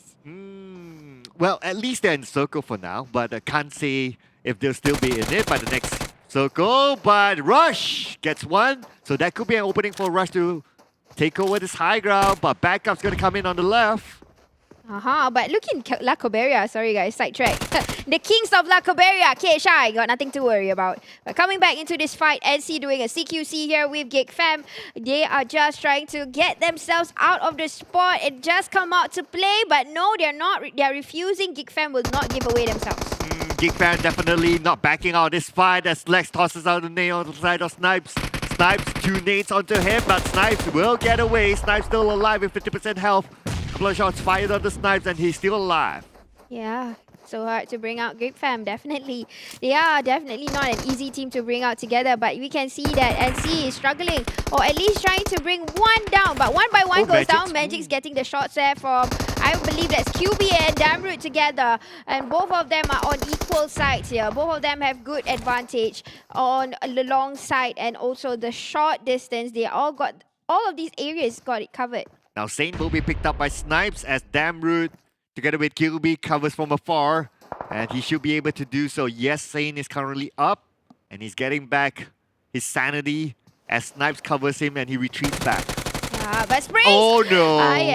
That definitely good game instincts by Rush. Just spraying through the smokes, but Damrud already knows exactly where Rush is. He's definitely on the advantage right now for Rush because he has a wall to play with, but still refuses to go down his Geek fam. Ooh, Snipes now being picked up by Saint. So looks like NC, they can't finish up the job. And the reason why they can't is because of Damrud. Just look at his position. He's on the other side of the hill. He has a lot of cover. He has a mini 14, a good range. He can give a lot of cover fire for his teammates. But now it is just Snipes as well as Saint. They need to find a way to bail this. Yep, they definitely need to do it quick because people might just come in and interfere. I mean, it's El Pozo and the circle is coming in. So they gotta retreat right now. Want to fight it or not, commit or not. But here we go, someone's committing. This is Team Bosskur and Team Hawk. Oh yes, Team Hawk again. They've been having a lot of action as Ainauki goes down. Psycho is very... Oh, it's in the same compound, in fact. Tries to get his buggy and get away. Can he get away to safety? Yes, he will. Oh, look at that cover fire from our boy from the distance. Definitely getting damage into Dempsey. But Rinsky is going to just loot and Team Bosskur is safely on the other side. Yep, they will hold on to their compounds for now. It is still very early in the game, so no big reason to rush in. But probably big reason for R2K as they're currently on the outside of the circle. Axis Red 1, gatekeeping R2K. R2K will be burned by the zone. They're trying to rotate on the other side with sprays and sprays. Nothing is happening to the players, but probably the vehicles, and now they are not being seen at all. R2K still out in the open for Axis Red 1. At the same time, the zone has arrived on top of the jumper, putting pressure onto Echo! Echo doesn't have a vehicle! His vehicle has been blown up, but there's Aizen right behind him to pick him up. No, it's not gonna stop for the pickup, but Aizen, he's trying to confuse the player, but he's getting cornered here, being spotted from the top of Jumper. Oh, Jumper has good eyes onto Aizen. Aizen now down. No one's going to pick up Aizen. It's going to be impossible now that the zone has arrived. And we're talking about the 4th circle. They might try, but I doubt they'll work. Yeah, I don't think so. It's not worth it. And yes, Aizen will be eliminated. But the Kings of La Coberia, I'm seeing them in the area. But here we go, looking into a different team. Team Hawk closing by into Team Secret and Dingoz. Oh, Snipes have been finished off by the zone. It looks like Geek Fam is still playing on the outside. Now we move over to Team Secret against Dingoz as Ricky goes down to Fredo. Baby Kim in the high ground space on the Matoy. Tries to get Matoy into the helmet. Baby Kim moving against the Matoy. Gets onto Baby Kim and Matoy. The last man standing for Team Secret. He did it, but he cannot rest just yet as Matoy will be pinned down by the rest of Dingoz. Dingoz is starting to move in, but his Kido goes down to Matoy. And now Matoy from afar. What is this plot twist coming in from Bosskur? Oh, all these rotations don't make sense. Everybody's seeing one another, and all of them is being caught here. But now you're looking into EVOS getting tapped into Yoodo Alliance for Rivals, and this is from the top portion of the hillside. But EVOS is kind of stuck right now. Well, EVOS, at least they have the circle so they can take their time to chill, to reset themselves. But these two teams, they're not in the circle. They're not too sure where his teammates are at. Not going to pick him up as KHI starts to move in, but KHI will need to deal with NSEA. Ooh, a flying minivan. That's the last thing we want to see on the 4th circle for KHI, but I'm sure they are strategizing, trying to pull up a trick here. He's getting sprays, but okay, still going on the move, and that's definitely from Yoodo Alliance for Rivals. Ooh, Lex at the bottom. KHI, they have the high ground advantage. If they move any further forward, they'll find Lex. But Lex now being shot at from Yoodo Alliance for Rivals on the other side. KHI starts to move into the compound, and this is a compound where they'll chill for now. Ooh, but Lex already being spotted from the people of the Eyes of the Hills. So no more NC. They are pretty much stuck. But wait, look into KHI already taking precedence of this compound. KHI with the 2-2 split. They're going to hold on to this compound for a bit. Farang Legends on the other hand, they're starting to move into the circle, going through an open area. They need to be careful of Dingoz. Dingoz, they have the high ground advantage. Now Red Bull Boy still behind, but Helton is at the forefront, and you need to deal with the Dingoz. The Dingoz already with 2 men now, Whoa. but Ricky already spotted Adit. Look, with Fragger of Farang Legend. Now Helton has to be careful. Don't revive him yet. You've got to fight Ricky. Ricky's up here. Where's the cover fire? But eliminated again is GENEXUS. So GENEXUS out at 30 place, 1 elimination point for them. The Dingoz looks like Ricky together with Ate is still active. Echo goes down to the zone. Oh, and then what a nade! A 3-pointer from the Dingoz, eliminating 2 from Farang Legends. Aye. Now backup is here. Olio and Rapper Boy is back here, but Molotov is being tossed in. Dingoz definitely want to take precedence of the hillside. They're not giving anybody, but Rapper is trying to cover fire from the other side. They have to go and do a revival because Dingoz is about to push in towards them. Oh, they need to make this quick as the next circle will show itself. Ate is still alive together with his vehicle, relocating himself to the back, and looks like they still have somewhat of circle advantage. Farang Legends still need to move forward, but they only have 3 team members. Farang Legends not only have Dingoz to deal with, but another team on their right they need to be aware of. Yep, and all of these teams are doing a little bit of a reset. Dingoz is going higher and higher into the hillside. Team Bosskur, our boy has spotted Rapper Boy, and they are getting just the slopes of the edge. But they will do some repositioning. Well, I can see Team Hawk getting closer into Team Bosskur. Oh, Farang Legends now prepping up. 20 more seconds on the clock. They need to find a way into the circle. They have a smoked up vehicle. They have a buggy though, but buggy can only take 2. Well, what are they going to do? Who's going to move? But that will be a question for about 10 more seconds for us to know. And now Yoodo Alliance for Rivals looks like they kind of had the circle. We're back to Bosskur. Bosskur doesn't have the circle as well. They'll need to fight with Farang Legends as they move into the circle. Yep, and you know what? The circle just shifted, and the circle is in favor of Dingoz at this point of time and Team Hawk. So Bosskur and Farang Legend has to find an entrance in without getting sprays by IDOP, so they have to fight. Oh, but look at this. R2K is out. So no, looks like they will return to Kiev. I just made that up.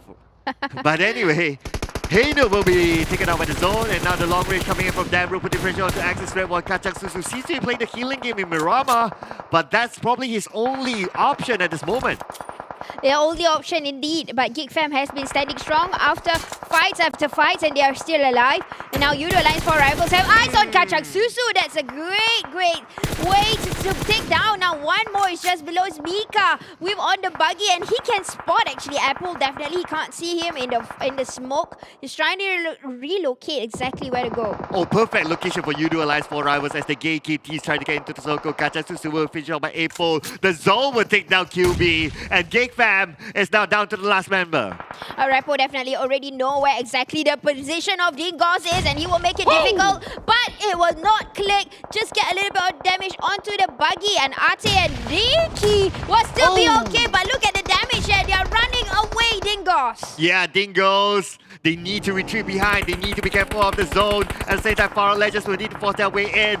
Homebois will be taken out by Iron Pro. Ricky will be taken out by Abby. Another long range coming in from Repo Boy will take down one out of EVOS VIP. Mika is Insomnia is trying to get into the circle. They are playing by the edge of it, but they need to move further forward in. Okay, we can see the repositioning of Farang Legend, and it's simply smart. They are coming in bit by bit, section by section, and they are trying to take over the hills. We can see that's happening, but Ate is the snake on top. Oh, Mika now the last man standing for EVOS VIP to get with Ate. Ate will need to fend out the rest of the team members from Farang Legends, 3 of them. And now Ate starts on to Helton, but Helton wins the fight, and Helton 40% health left. They managed to push in. They managed to find an entry point, and that is Farang Legends for you. Yeah, what a good way to reflect there by Helton, this support. But now looking into Homebois, taking precedence onto the other side of the circle. They are definitely on the winning end of manpower. At least they have 4 men still alive. Sam9 is still here. Remember, the champions before this was Sam9 in Miramar. So it can be another deja vu, but we got HI still alive. Okay, HI, but Trix will be still alive, but Trix will be gunned down from afar. Homebois, they're still on the outside. KHI will be eliminated at 8 place, 2 elimination points for them. Mika for EVOS VIP somehow still survives, but Farang Legends, because they saw the smoke, they know that someone's there. Yes, definitely, and they are not going to come in yet. They will try to take some time here before coming into the new circle. So as Yoodo Alliance for Rebels, all of them are using the same kind of meta, and I think they will try to come in slowly. Nope, they are going to go high speed, and they will come into an area where they can spot more. Oh, they will go all the way in, but not just yet. They left 1 team member behind. Well, the buggy only can pick up 2, so it looks like they choose to bring Helton as well as a Repo Boy. And now Oleo, looks like he will unfriend them on social media after this as Helton spots out Sam9. Yes, and you know what? Team Hug is also the snake here. They are 3 men, and they are the ones that is coming in quite late. Our boy is at the back, trying to study all these teams, and we're looking into Sam9 versus Homebois. They are very close to one another. Homebois is just in front, and Iron Pro being spotted by the other side. William Geek with that. That is going to do a spray down, but will it click? It will not. Oh, finally it will! That explosion eliminated Homebois and 7 place 3 elimination points. At the same time, the zone takes out Oleo. Farang Legends down to Repo Boys versus Helton. Oleo will be complaining, why didn't you bring me? Why did you let me behind? The zone took him out. Team Hug, they have the high ground against Farang Legends. By now, Farang Legends has already spotted another enemy from the back, which is Team Hug. And they have to eliminate the players first before Repo Boy make contact into the people in front. Team Hug already spotted Helton. Helton only has this rock to play with, and he's battling with also Sam9 from the back. Oh, Sam9, they're being a thorn for the teams as Damn starts to move in. Helton will be eliminated or will be nated by our boy from Bosskur. Repo Boy still alive to the left. Damn, he doesn't know Damn! Damn behind you, Damn! But why did Team Hug put themselves on fire? They already Molotov them. They should be more careful because life matters right now. Team Bosskur being spotted by Sam9, second precedence. They want to get that second dinner. Oh, Team Hug finally eliminated at 5th place. But Farang Legends, they are still alive after all that. Now Sam9, they're putting pressure to Bosskur. And look who has the circle. It's Yoodo Alliance 4 Rivals. Yoodo Alliance 4 Rivals definitely will have this advantage because they have 4 men still alive. They have a good compound to play with. They are waiting for this team to come into their place. But Stone not over with the team that is trying to invade them for Oh, Stone, they need to find a way to move. Sam9, they don't have the circle, but Yoodo Alliance 4 Rivals. Their downside is that they're on the lower ground. Bosskur needs to move as well, but they don't have an active vehicle. The vehicle have been exploded to be used as a barricade. Sam9, they currently don't have a vehicle as well. Sam9 will need to smoke up to move into the circle.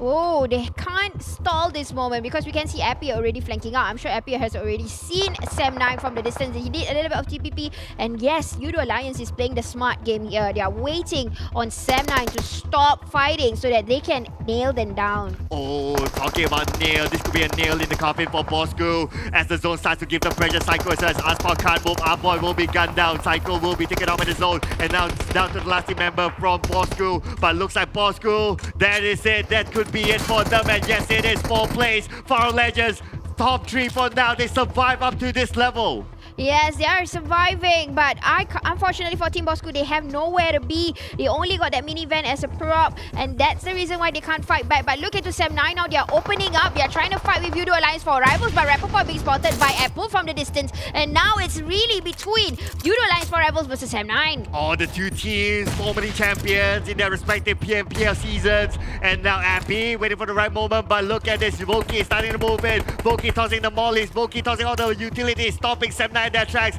At the same time, the zone will start to give pressure onto Sem9. Sem9 needs to move further forward. And the toss, the grenade that was being tossed here is directly towards where Sem9 is. One is down, Putra is down. Now they're going to do a push. Voki is in front, but Buru is flanking in. I don't think this is going to be a good one for Sem9. They're not going to get that double chicken dinner. It's going to be hard. They have already opened up, but getting it done. But Buru's getting more. Oh, almost getting another one. And now Voki just right in front of him. He tries to run away, reposition himself. But Buru tries to get what's just right from him. But Buru shoot in front. They are punching. And what are you doing? Come on, guys. Come on. Finish up the pad. The pad. The pad. Come on, the pad. They are just doing a pad fight. They know. They want this. But who? Stone is not going to... Oh, Stone just did a backfire. What? What? Okay, what? Okay. I know this is fun and games, but this is purely just fun. Not even a game. They wanted to finish it with a pad fight. My goodness. Okay. Danny is speechless now. No, I'm just trying to... Okay. Trying to process just what happened, right? Okay, so we see this in scrims many a times, right? Oh, yeah. Okay, all the time. But before this, let's just congratulate Sem9 for your second chicken dinner today in the same map. But let us go... Yes, Keith will do some analysis, but... Okay, I'm trying to think of the points here. Okay, so it seems like Yoodo Alliance for Rebels, all of them were on the pen, right? Yes. So as Sem9, but only Stone was with the Scar L. He was spraying away. People, I mean, Yoodo Alliance for Rebels will be angry about that. But if you think of it again, Yoodo Alliance for Rebels had 4 men. They had more elimination points. And yes, 15 bonus points. I mean, 15 points goes to Sem9. But still, I think the one that will win more points this round is actually Yoodo Alliance for Rebels. So it's okay. It's okay. I don't know how to feel about the ending for that. Like I was super hyped for them to go like all guns blazing with each other, but they just needed to do the anticlimactic ending. Yeah, I mean, it's okay. I mean, like, yes, they can do the pen thing, but just one person who was still with the gun, which is Stone. So we have to penalize Stone for that. No, I mean, like we have to stone him. But looking at the points, I think Yoodo Rivals would be like, it's okay. You know how they are. They are always like... I have no way to describe the ending for that. It has a very weird feeling, you know. It's like eating nasi lemak ice cream. Yeah. It has a very weird feeling. Like I love nasi lemak, I love ice cream, but when it comes together, I'm not too sure. It's like I love these two teams. I love Yoodo Alliance for Rivals. I love Sem9, but when they come together, I don't know. But let's keep breaking down. Let's go on to the highlights.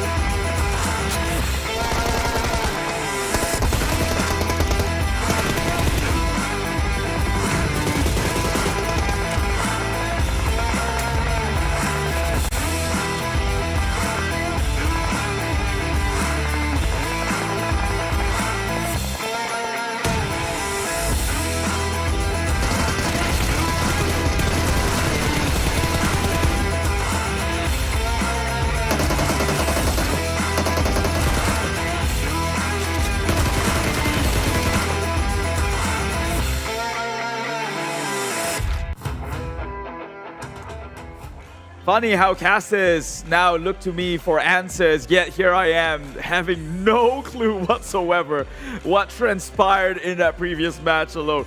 I mean, what was that thing at the end? Someone was backflipping. The victory was not won. And now Sem9 gets themselves a double chicken dinner. I guess there's a lot to break down here and to process in the first place here. But you know what? I'm not going to dwell myself on that one. I'm going to let you know on a little secret, and that is we have got some skins for you to keep permanently, of course. So it's not something that we're going to give you and pull it back, which is not very nice, right? So here it is, the Golden Moon event, one for Ramadan here. If you're fasting, even if you're not, just participate on it. Go over to the lobby, game lobby, look at the event center, hit open sesame, and get yourself this sweet, sweet Crimson Dancer set. Yeah, looks like an assassin, this one. Well, we've seen them using pan to win. I guess maybe this one, it'll be a knife you can play around with.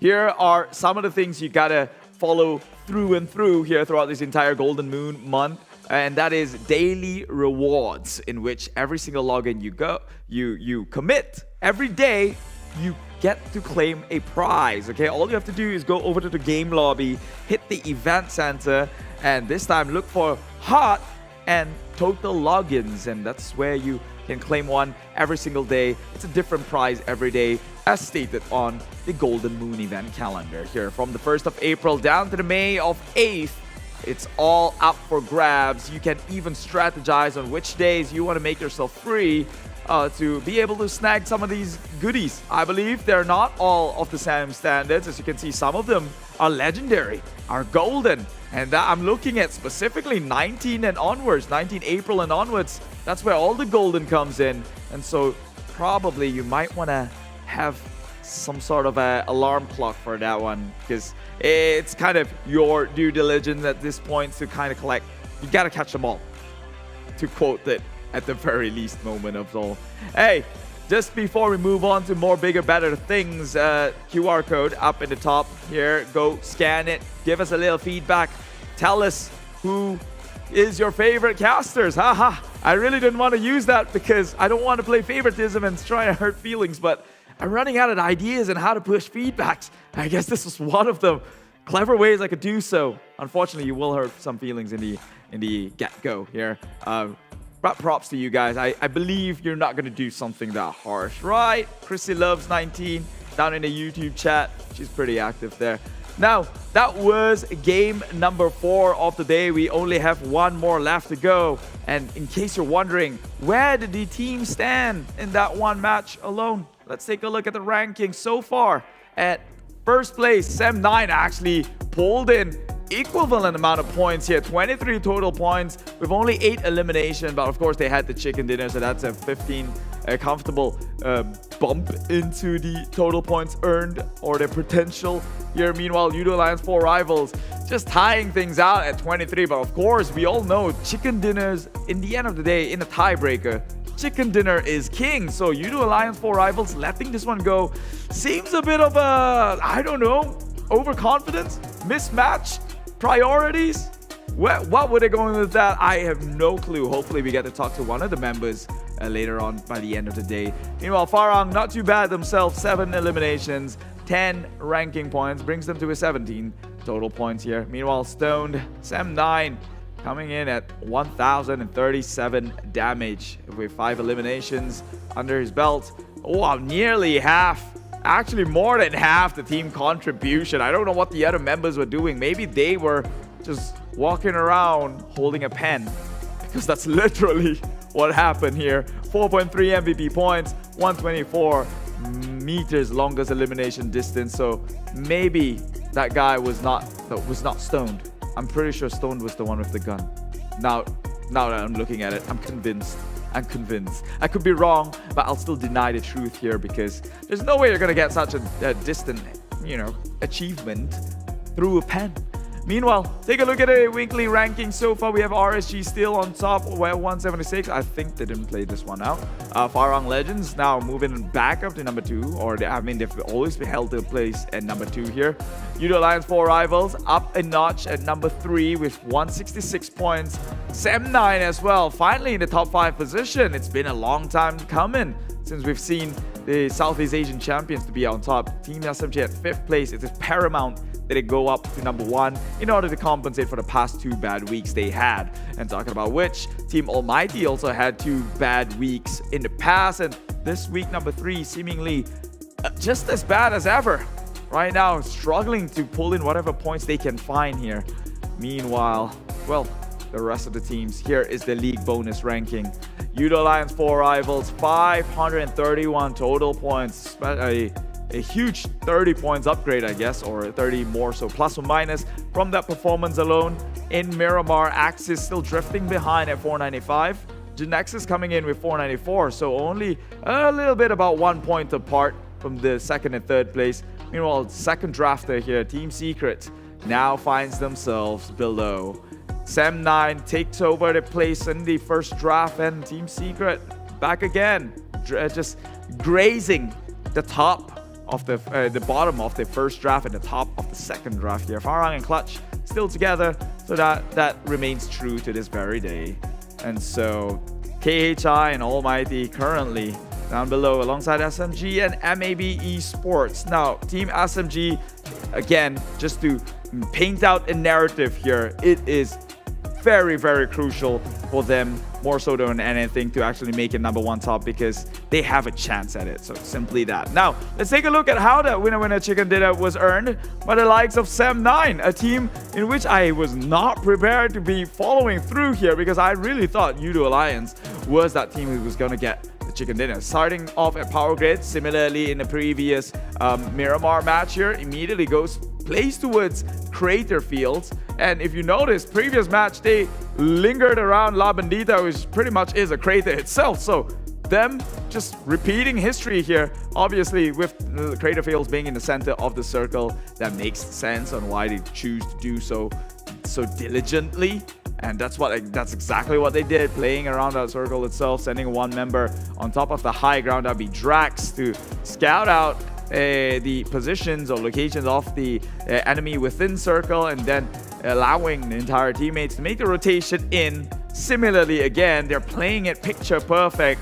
It's a reflection of what they were previously in the first Miramar of the day, in which they also got chicken dinner. So you know what they say, if things ain't broken, don't ever fix it, right? Yoodo Alliance 4 Rivals already smack dab within the zone here. Actually had the chance to spray down upon a bunch of the teams trying to make their way in. Homebois as well, EVOS VIP. I believe Bosskur had some sort of a fight that transpired here that didn't really go on their way as well. Farang had the better half. I think they won quite a lot. That's why they had like 7 kills. I think Team Secret was probably some of those casualty itself. Homebois, obviously the circle closed on in a little bit further. Sem9 decided to now make a rotation towards the northern side and come on in from the northern part of the circle. It is open, so that was a good read by them. Things though that they had eyes within the area earlier on today, playing the hillsides and, well, made the push on through. KHI had to deal against Axis, so unfortunately they have to bow out there. Dingoz was a 2-man trying to stop Farang in their tracks, in which they proved to be pretty formidable. Admittedly, they do have the high ground. Same thing can be said about Yoodo Alliance 4 Rivals. And, well, Dingoz, they just gatekeep like 3 teams at this point here, with Bosskur trying to prod onto Farang in the process. So it was not like a clean push towards the top, because they've got third-party factors in. And eventually they did, losing only Olayo when they hop onto the buggy, drive all the way down here. But look at where Yoodo Alliance 4 Rivals has already positioned themselves. 2 members perched up on the hill, 2 more down below to secure their position within circle. They got Iron Pro in the process, started shooting out onto Sem9. Eventually the rest of the members follow through, and they wiped it clean against Homebois, in which they won their spot in this zone. Circle close towards them. They had every advantage at this point. However, Again, just to remind you, this isn't a story of Yoodo Alliance 4 rivals, rather another blunder in which Yoodo Alliance 4 rivals had all the lead in the world, but somehow, towards the very end, decided to, hey, let's just push on through. It was 3 members against, I think, like the remaining of Sam9, who ran out of bullets or intentionally came out with a pan. Whatever that was, I saw backflips, so I can't even take this one seriously. So, hey, that's enough of Miramar for today. Congratulations, Sam9, for a double chicken dinner. We have 1 game left to be played, and that one's going to be taking place over in Erangel. But before we get there, just a quick pit stop. We're going to take a quick break here, 5 minutes. I'll see you then. Bye-bye.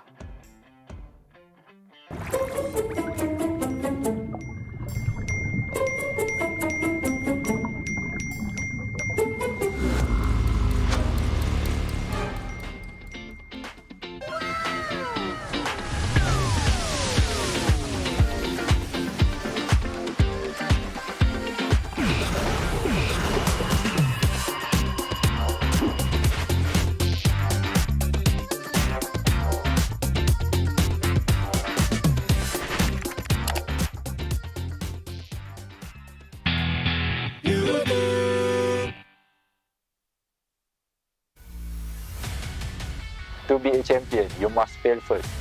Sam9 on fire.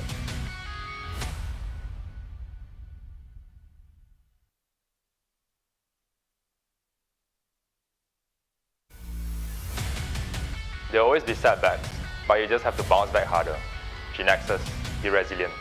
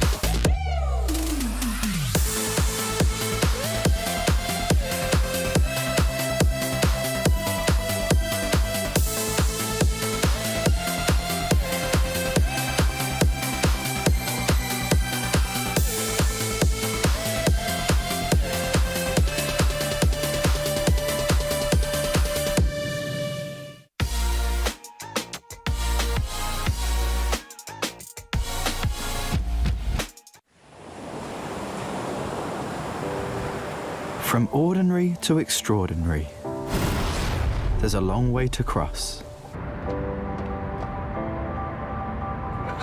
Whenever we lose our way, there's always a light that keeps us going. The light sparks from every young heart. It leads us to capture inspiration in ordinary days. It encourages us to seize the colors of sunrises after the darkest hours and create something amazing with it. We brought the magical color changing effect to life thanks to a dual layer chromic bonding process. Place the back cover under the light for just a moment and you'll see it go from a calming blue to a passionate red, just like the color changing of the sky during sunrise. Presented by RealMe Design Studio. A tribute to those who dare to capture the light. Realme 9 Pro Series. Well, savor the moments before it's gone. We are down to our last game of the day here in the PMPL MYSGPH Spring. My name is Keith, as shown down below. Here down in the third, whatever they call it, the third, well, label maker, let's call me that, right? So, welcome to the final day, the final game we have tomorrow. I totally forgot what time it was. It happens like this, right?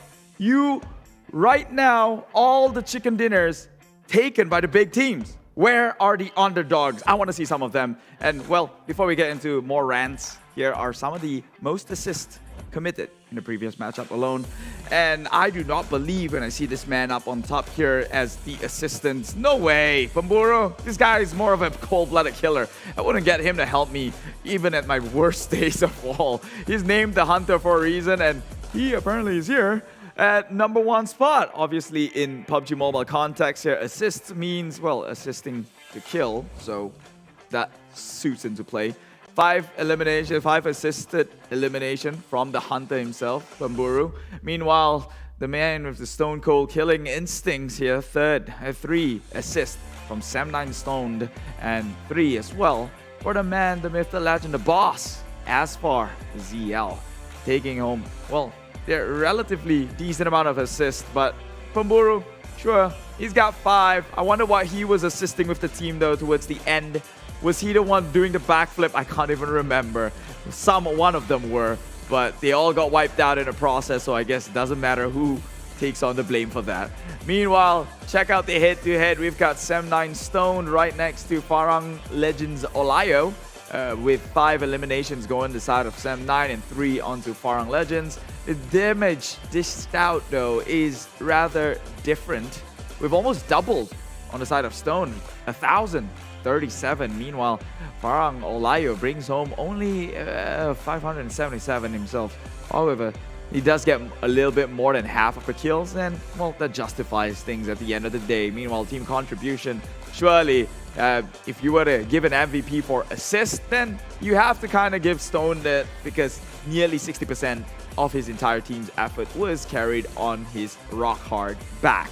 Meanwhile, down into the last game, as I mentioned, match number 5 of day number 4 of week number 3. It's the last week for the competitive league, and Erangel is how we're choosing to end the game. Unfortunately, for some of the teams, they will be taking an early break here and reset for tomorrow, as Group A won't be playing. That is Geek Fam, R2K, Farang Legends, and Clutch Guerilla. We won't be seeing them for this last match. However, the Group of Death is still on. Group B is there. The Group of Life, Group D, still playing. And so far, most of the winner chicken dinners goes to the big names who is currently playing in this round. So if I were to make a prediction on who I think is gonna get that winner chicken dinner, well, I guess I came in a little bit too late with the prediction now, huh? Well, Yoodo Alliance 4 Rivals nearly gotten the chicken dinner. I think maybe they'd like to get that one in this map, since they kind of missed it on Miramar. Gave it away. It's their time to claim things back, and I believe they can do so. We've seen it. They've got the most eliminations. I just don't know what happened towards the end.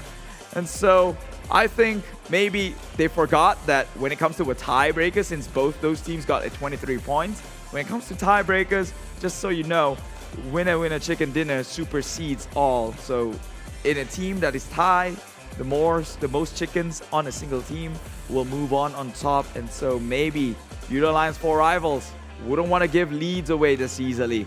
Maybe you're going to come back in stronger, be a bit more aggressive, comes in Erangel, since it is going to be the last match of the day and you have all day tomorrow to, well, technically reaccumulate. So, well, we can go on and talk about tomorrow, but that's too far ahead. I'm not that kind of guy. I'm a simple man. Let's talk about what's present, and that is Erangel. Castus, take over. Well, I don't know which team is Thai because they have their own league. But anyway, thank you so much for still being with us. My name is Sir Cloud together with Sis Jenny, and what a day it has been, sis. Yeah, honestly, today all the games ended in such an epic state. But just a quick update. Before we go into the quick update, let's go with our sponsors. We thank you for our sponsors this season, which is Realme's smartphone partner, which is the GT2 Pro greater than you see. So why is it greater than you see? Because this is the tech trendsetter, and it has all the class products, the in-class products, and it is here to support all the young talents of PUBG Mobile. And you guys. Wow, okay. I held my breath for that. Hopefully it worked. But anyway, what else that takes our breath away is, of course, our official digital telco partner, that is the Yoodo. So we would like to invite you all to switch over to Yoodo, because when you do so, you will get 5 gigabytes of high-speed data together with 20 gigabytes of PUBG Mobile data. Yeah. And you can play all the PUBG Mobile that you want, and you can pan as much as you want, and just try to make a new moment for yourself. Probably, hopefully. And the update that I was talking about, I was checking out some of the players' Instagram. So they were saying about something went wrong somewhere. They didn't have like bullets and things like that. But then again, we wait for updates. But so far, definitely it wasn't a troll moment. Our players are professional. So something went wrong somewhere. So hopefully, with this second round, and maybe Yoodo Alliance 4 Rebels will finally get that chicken dinner that they wanted, or they nearly got the previous round. Well, it did came with Keith's prediction. So whether he's going to bless them or whether he's going to curse them, we don't know yet. But as we like to talk about predictions, right? So what will be your pick for the final round? Oh dear. Okay, this is a hard one because it's a wrangle. A lot of the big boys are playing. So probably for me, this round, I would go for EVOS. Because, you know, we've seen all the, I would say the OGs earlier fought. There was Sem9, Team Secret, EVOS. So maybe this is the time where EVOS will try to take it seriously and want that chicken dinner. They're hungry for one, I'm sure. So are you saying that Group A isn't the big boys? They are, but they've got a lot of chicken dinners already. Oh, okay, because they had too many already. So might as well give it to someone else. Okay, that's a good comeback. They will be hungry for more. They will be, just like me. I'm feeling hungry right now. Oh, really? Yeah. Already? Already, yeah. A lot of energy expended on trying to digest whatever just happened. But hey, we'll be jumping into Erangel. So this will be the second Erangel for today. And will be the final Erangel as well. Can't wait to see the flight path. Earlier, we saw a nice flight path. A very nice flight path. So let's see if we'll get a tricky one or not. Let's go Erangel. Yay! My favorite map! Once more. And we will start with, I think we are flying over Sovnoska first. It seems like it's going from the south all the way to the north, probably east. It seems like it's slanted towards the right. Probably it will end near Cerveny. I got it right? It's fairly okay, I would say, this flight path. Yeah. Considering that Team Secret, considering that Clutch Guerilla isn't playing, so Team Secret will be taking Pochinki, meaning that Gatka, Kuwari will be empty as well because R2K isn't playing, so it doesn't really matter. So MAB has all the space they want to loot around the areas of Primos/Peripia. So I guess if you talk about this flight path, considering that the grouping that we're playing right now, I think for all the teams, it'll be alright. Yep, sure enough, like what Sir Cloud has mentioned, and also for Yoodo Alliance 4 Rivals, they can spread out all the way from Rosa all the way to the wetlands because Farang Legend isn't playing. And similarly to EVOS, they will not be disturbed at all in school. I spy 2 teams in one area. Again, now Almighty will be labeled as the troublemakers. Yeah, so they're going for... There's 3 teams, is it? Is it 3? It looks like no, it's 2. There's a maroon color. Oh, they're going against Team Hawk again, and Team Hawk So far, they have the upper hand though. They got the first blood. And they still maintain all for their team members. But they still need to win this fight as Almighty. They are still around the ears of Novo. But this circle, by the way, it's also a military-based circle. Oi. Now I kind of see why Almighty, they foresee the circle and that's why they dropped there. Maybe, like what you said, they are the troublemakers, but they are the troublemakers for the right reasons. I mean, come on, they got nothing to lose right now. All they can do is just gather points, and you can get a 25 extra high-speed data with Yoodo. Go and scan it. Just missed it. Can you do that again? Oh no. Yoodo. You see, Sis Jenny, she says no and then she still does it. I'll take that though. I'm being nice. Of course you are. I'm being your friend. Oh. Thank you, Sis Jenny. Now I have a friend.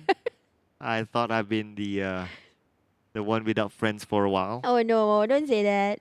Just like Moxie, you know. You just look at him. He's like without his friends now. I know how it feels.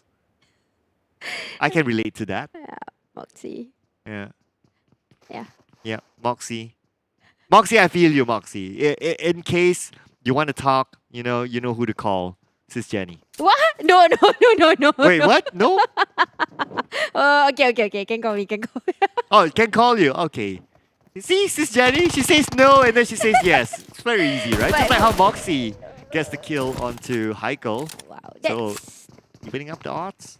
Yeah, that's good. Trigger discipline. He was keeping quiet, just waiting for them to push in, and now he's going to reposition himself, getting closer towards Virgil. Definitely a good repositioning. Indefinitely, he moved and the grenade did not click. So Nasty's opening up, flanking out a little bit further away, and I think it's working out for this, dropping into people's area. Well, fun fact. So Heiko was the first one to be eliminated just now. And this round. So 2 rounds in a row because of someone challenging their drop spot, Heiko became the first victim. Ay. So Heiko will not get to play so much. But wow, look at that. Vernate. I wanted to say Virgil and Grenade. Yep, he got the knock, so he can claim me as a Vernate. I'll take that. Sorry, Virgil. Had to butcher your name. But that is definitely a good disturbance coming from Almighty. Even though Team Hawk is trying to struggle. In fact, these are the teams that we have to worry about. Moxie's trying to do a little bit of that jiggle. It's not a CQC. It's definitely a long distance, but from the side. Ay. He did not see that coming. Oh, he will go down, leaving Nasty and Virgil. Oh, but looks like Almighty, they're not done yet though. So they're kind of spread out between the two of them. Now one of them trying to go up to the second floor, but Dam's ready with a micro Uzi, takes down Virgil. Now down to the last man standing, Nasty. It's the last man, 1v3. Can he clutch it and make history for himself? I'm not so sure, but definitely it's not the right timing just now. Probably the flanking was a little bit too far and Virgil had to come in himself. And then now Nasty on the other side, who was trying to be the wider angle, but it got backstabbed. Oh, Nasty now goes down to the ground floor. He's going in with the AK. He gets one of the dabs. So 2 more to go. They should just end the player if he wants to go for points. But it seems like he's going to go for the team and he will try to be determined and try to take down Team Hawk. Well, I can understand as well why he doesn't go straight up for dance, because he might expose himself and the focus might be onto one player that's already down as compared to he should be prioritizing the focus onto Zoli as well as Rensky. So, yeah. I mean, he's still up to the game. Yep, but it's definitely all about luck this time. Nasty has to be lucky in this. And definitely his position before, even if he did not finish dams. Third party. Hello, party. I mean, Bosskur did this before. If it's a military-based circle, they'll make a fast rotation. 5th minute, you see them already in the military-based island. They're just repeating their process. And it worked out for them the last time. I think they got like a 3rd place finish or something like that. So I'm not surprised that they repeat the process again. You're right. But it's definitely not good news for Team Hawk because they are one of the teams that is actually struggling to get into the grand finals, including SMG. And they had quite a rough start today, still not getting enough points. It's really risky for Team Hawk. Yeah, Team Hawk, they'll be happy with these few points, but they won't be happy with losing their teammate though. So Nasty 1v3, now that they're up back on their feet. So let's see how will Nasty clutch this. It's kind of tough, but you never know. It's tough, definitely, because Nasty, he hasn't moved at all. And, if they were to push in 2v1, it's also, we know what's the outcome. So it's not going to be nice for Nasty at all. Yeah, it'll be nasty for Nasty, right? Yeah. Yeah. It'll be interesting as well if Bosskur actually shoots from behind, but now the door's been open and hello, Nasty! Nasty gets one, immediately retreats, changes to a Scar L, changes back to an AK, reloads immediately, but he only has 29 bullets. So that's his last ammunition. With the AK, Nasty! Put his Scar L, can you get it? Yeah! Nasty! Smart! He was thinking, yes, we thought that it could be the end, but he repositioned himself and then he repositioned again. Wow! Wow! Okay, you know what? He just outsmarted Team Huck, that's one. Yeah. He just I'm trying to find the right word here. He just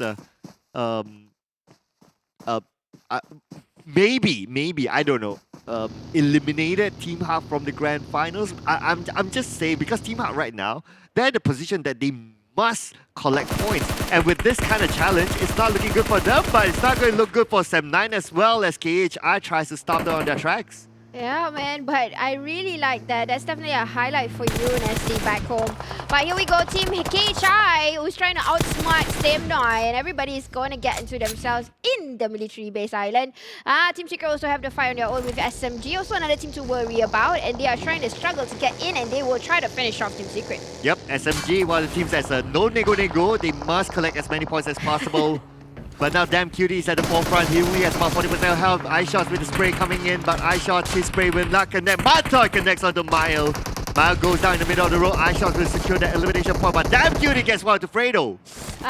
This is not a good YOLO for SMG. I hope they can get back up, because they are another team that needs to get a lot of points this time. And to fight it off, but Kid already got Damn Cutie, and he will end the player now, leaving with Jenny and Boy. But Jenny managed to get Kid, leaving with Matoy.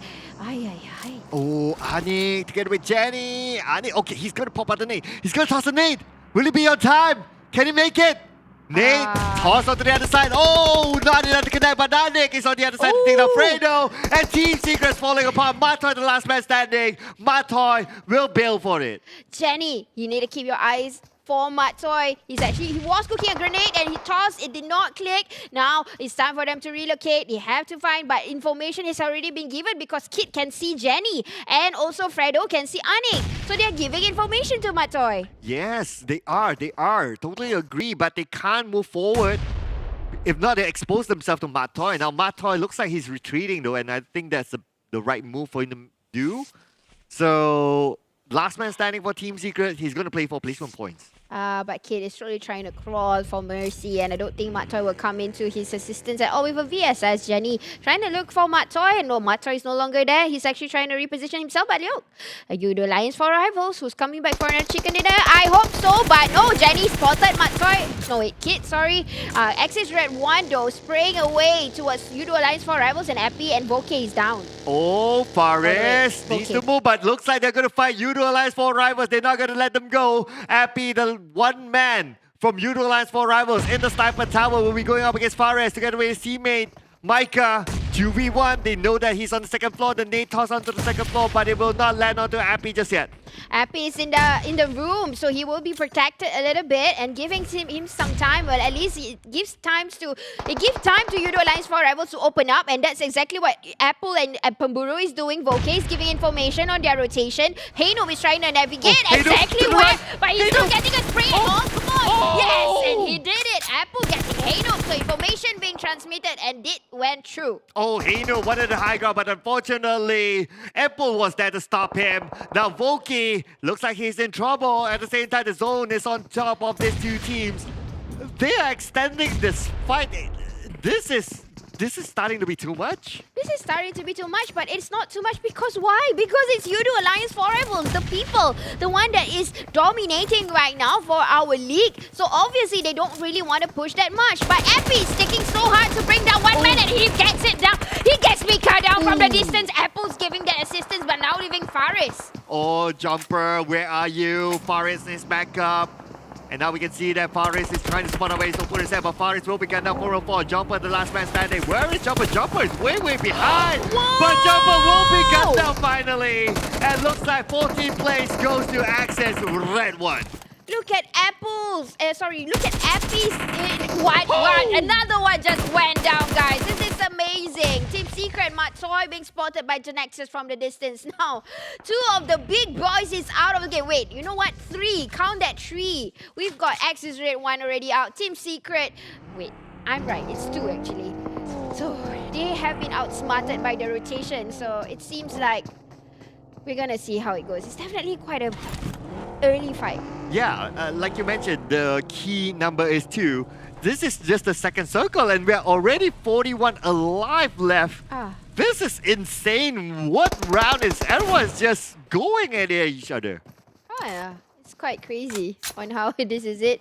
But only one team right now is situated in farm, which is Yoodo Alliance 4 Rivals, who's back in the main land of Erangel, and everyone else has already shifted. But the circle is gonna be No Mercy, No Man's Land, Healy area, Shorelines, welcome. Well, it's only about like what? 50% of play area at this moment, so teams will fight even more as they try to get into the circle. Now, Homebois, good news for them, they are still in it. They're playing by the edge of the circle. They spot out GENEXUS making that rotation onto the high ground. So now they can sort of like get a hint that GENEXUS will be playing that gatekeeping role in the 4th circle. You can definitely see the gatekeeping, but here we go. Homebois trying to gatekeep. Sam9, Putra being spotted from the distance, and he will be brought down to his knees. So while Trix is going to reposition, and Sam9 has no choice but to commit. Oh, Homebois, now they're kind of surrounded. There's one team up north, there's one team down south. They're kind of sandwiched between a couple of teams. Now, Sam9, they're playing by the edge of the circle as well. They need to consider their next move. They need to be prepared, as it's likely that the circle will not favor them. And you know what? Sam9 is getting the third party, which is KHI tapping from the hilly side on the corner of the perimeter. So Sam9 can't expose themselves too much, and Homebois is enjoying and trying to eliminate Putra.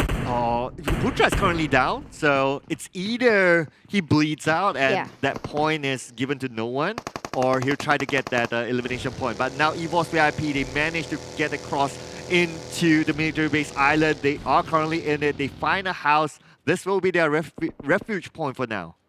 Playing with the cleaves, I see. So I would say this is quite an ideal spot, but getting sprays already from teams that has already taken the vantage point, which is NSEA for now. But we can see a few teams that is going to use the cleaves for that advantage. Bosskur, very smart place to pick though. That cliff has a lot of hiding spots, I'd say, a lot of cover. So as long as they have the circle, they will have a big advantage. But now moving over to Homebois, they managed to take down Putra and secure that elimination point. So that's 1 in the bag. Yeah, but you know what, Putra?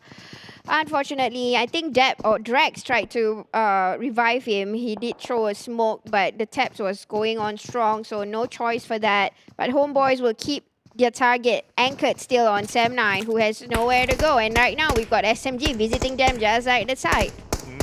Now that we're into the 3rd circle, we only have 40 players. That's why now everything's like kind of chill. Yeah, so this is like the moment, the chill moment, the calm before the storm, as they say. So we might see a little bit more action in the 4th circle onwards. But I really like the highlight, the fact that Appy was the only man in the sniper tower. They could have just pushed, but they literally kept it cool. But Nasty right now, the only survivor for ALMGHTY being spotted. No. Oh my god. If he went into the water, it's almost impossible for him to get up. But now he's kind of cornered as well. He doesn't have the circle. He still needs to move forward. But EVOS VIP, if he shows himself, EVOS will shoot him down. So Nasty looks like he's going to take that safer route and try to swim across. Yep, he will try to do the swimming. We are going to see some swimming from Nasty. Just keep swimming. Just keep swimming. I mean, that's what we're seeing. Swimming. Okay, he's back up. Okay, Cloud, come on. Don't leave me hanging, Cloud. I just want to give you that awkward silence. But anyway, okay, that's a new nursery rhyme there. There you go. But NC, okay. So they have a compound. Okay, so that's kind of okay for them. Now, RSG, are they still in the circle? But a lot of movement here coming in from Sem9. Sem9 just playing with the hills, trying to get their geography lessons in their head to get the advantage as they move further forward as Stone goes down to Lex.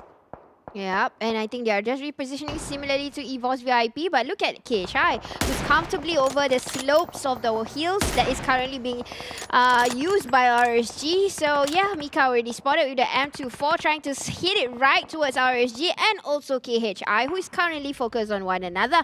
But at least these two teams, I would say, I would less worry about them because they have a vantage point and they can relocate if they want to, especially KHI. So yeah. Oh. Talking about vantage point, very nice vantage point here that RSG has. Have a high ground, they're somewhat in the circle. So they'll be able to play the gatekeeping role, but Ampy will be gunned down immediately as NC starts to rush in. And talking about Rush is the one to be gunned down. Lex takes out Pamburu, Yoodo allies for rivals, seems to be falling apart. And it looks like it's going to be 12 plays for them. Okay, that was definitely an opening for NC. It was baiting, but now the one that is baited is actually KHI. They are pushed, they are forced to come out from the cliffs just by getting the advantage earlier. But no, troubles are coming in from RSG, trying to corner down Homebois and H2R. Demigod and Rankid is trying to corner them also, but not enough viewing point. So they're just going to play by play here. And Brian is trying to get at least a view, but no, nothing's registered. Well, talking about play, they can play with time as the zone will do its work onto KHI. KHI now will be the team that's being pressured by the zone. At the same time, we can see that Luke managed to get one onto Drag. Sem9 will need to pick up their teammate. But at the same time, who else is going to be able to pick up KHI? KHI themselves, but Kim with a nice shot onto Homebois gets one. That was definitely a rational move by Homebois and another rational move by Demigod. I thought he was ready to move on, but he actually wanted to push. Now living with Rankid and H2R, he has to make a wise decision whether they want to move or they want to move in front, because that's definitely not the wise decision, but got tagged from the back from Mika, waiting to get sniped here. And last, we are leaving Rankid alone. Oh, and the zone will do its work. I don't think he'll have any opportunity to pick up H2R when the zone arrives onto them. So now RSG, they can chill. Maybe they can get one more elimination point on for Rankid, but Rankid might give himself to the blue. And you know what? RSG just took one elimination point in the back, and all because of Mika, who just did a good sniping across. But you know what? RSG Brian decided to change his attention towards other teams that is coming around the corner, and now we're looking into Homebois, who smartly is always playing in military base. I always realize that they always get the circle and they try to open up. It seems like this is their forte, and already seeing one in hand. This is Loyu running away from the shed. Oh, Loyu doesn't have an opening. His teammates are on the other side, and he's tanking out the blue. Not too sure how many first aids he has, but we can see that Tam has one, but Long is trying to pick him up, and yes! Long to the rescue! Long to the rescue indeed, and he will get into the circle, so there is no more sides for Homebois. At least the trees are blocking the ways, but now the question is, how is GENEXUS going to take use of this place, because it's super big, open, and now the sprays is coming in from Iron Pro. He definitely knows where Biu is. Oh, and Biu, he still have an active vehicle though, but he doesn't have the circle. Now the smoke will be popped up by Homebois. Looks like they're starting to find their way into the circle at the same time. INLMGHTY will be gunned down by Moki. MAB gets one onto Bosskur. Iron Pro still putting pressure onto GENEXUS. GENEXUS, after all that, they still maintain a full squad. Yeah, and smart gameplay by Homebois again. One more time over in Sovnoska, and they are about to open up. SMG sitting comfortably, and they are just trying to bait out people to come up from the ground since they got the vantage point. Oh yes, this vantage point will prove valuable to them as they get information, but now we move to EVOS MP versus NC. Insomnia starting to come out. Looks like Sam is going to come in from behind. Frankie tries to get one, and Frankie does. He's able to finish off Sam, who just arrived from behind. Jumo inside the compound. At the same time, Sam will be eliminated. The Magic gets one for himself. Looks like NC may just win this fight. He's still having full squad. Ooh, just right timing. Magic's charge is 6, but that's not the end because RSG came to play. No time to reset for NC. Already spotted one. Where is the other NC player? He is situated on top of the vantage point. Oh yeah, he is in the circle though, so he will be at that place, chopping it, waiting for his team to come by, but then again, his teammates have been eliminated. Now RSG gets the benefit of 5 elimination points. Good timing for RSG to push, but you know what? The rest of NC can just chill a little bit and focus on the fight that is happening on towards the hilly areas. And you know what? Homebois, 1 by 1 goes down, leaving only with 2 players.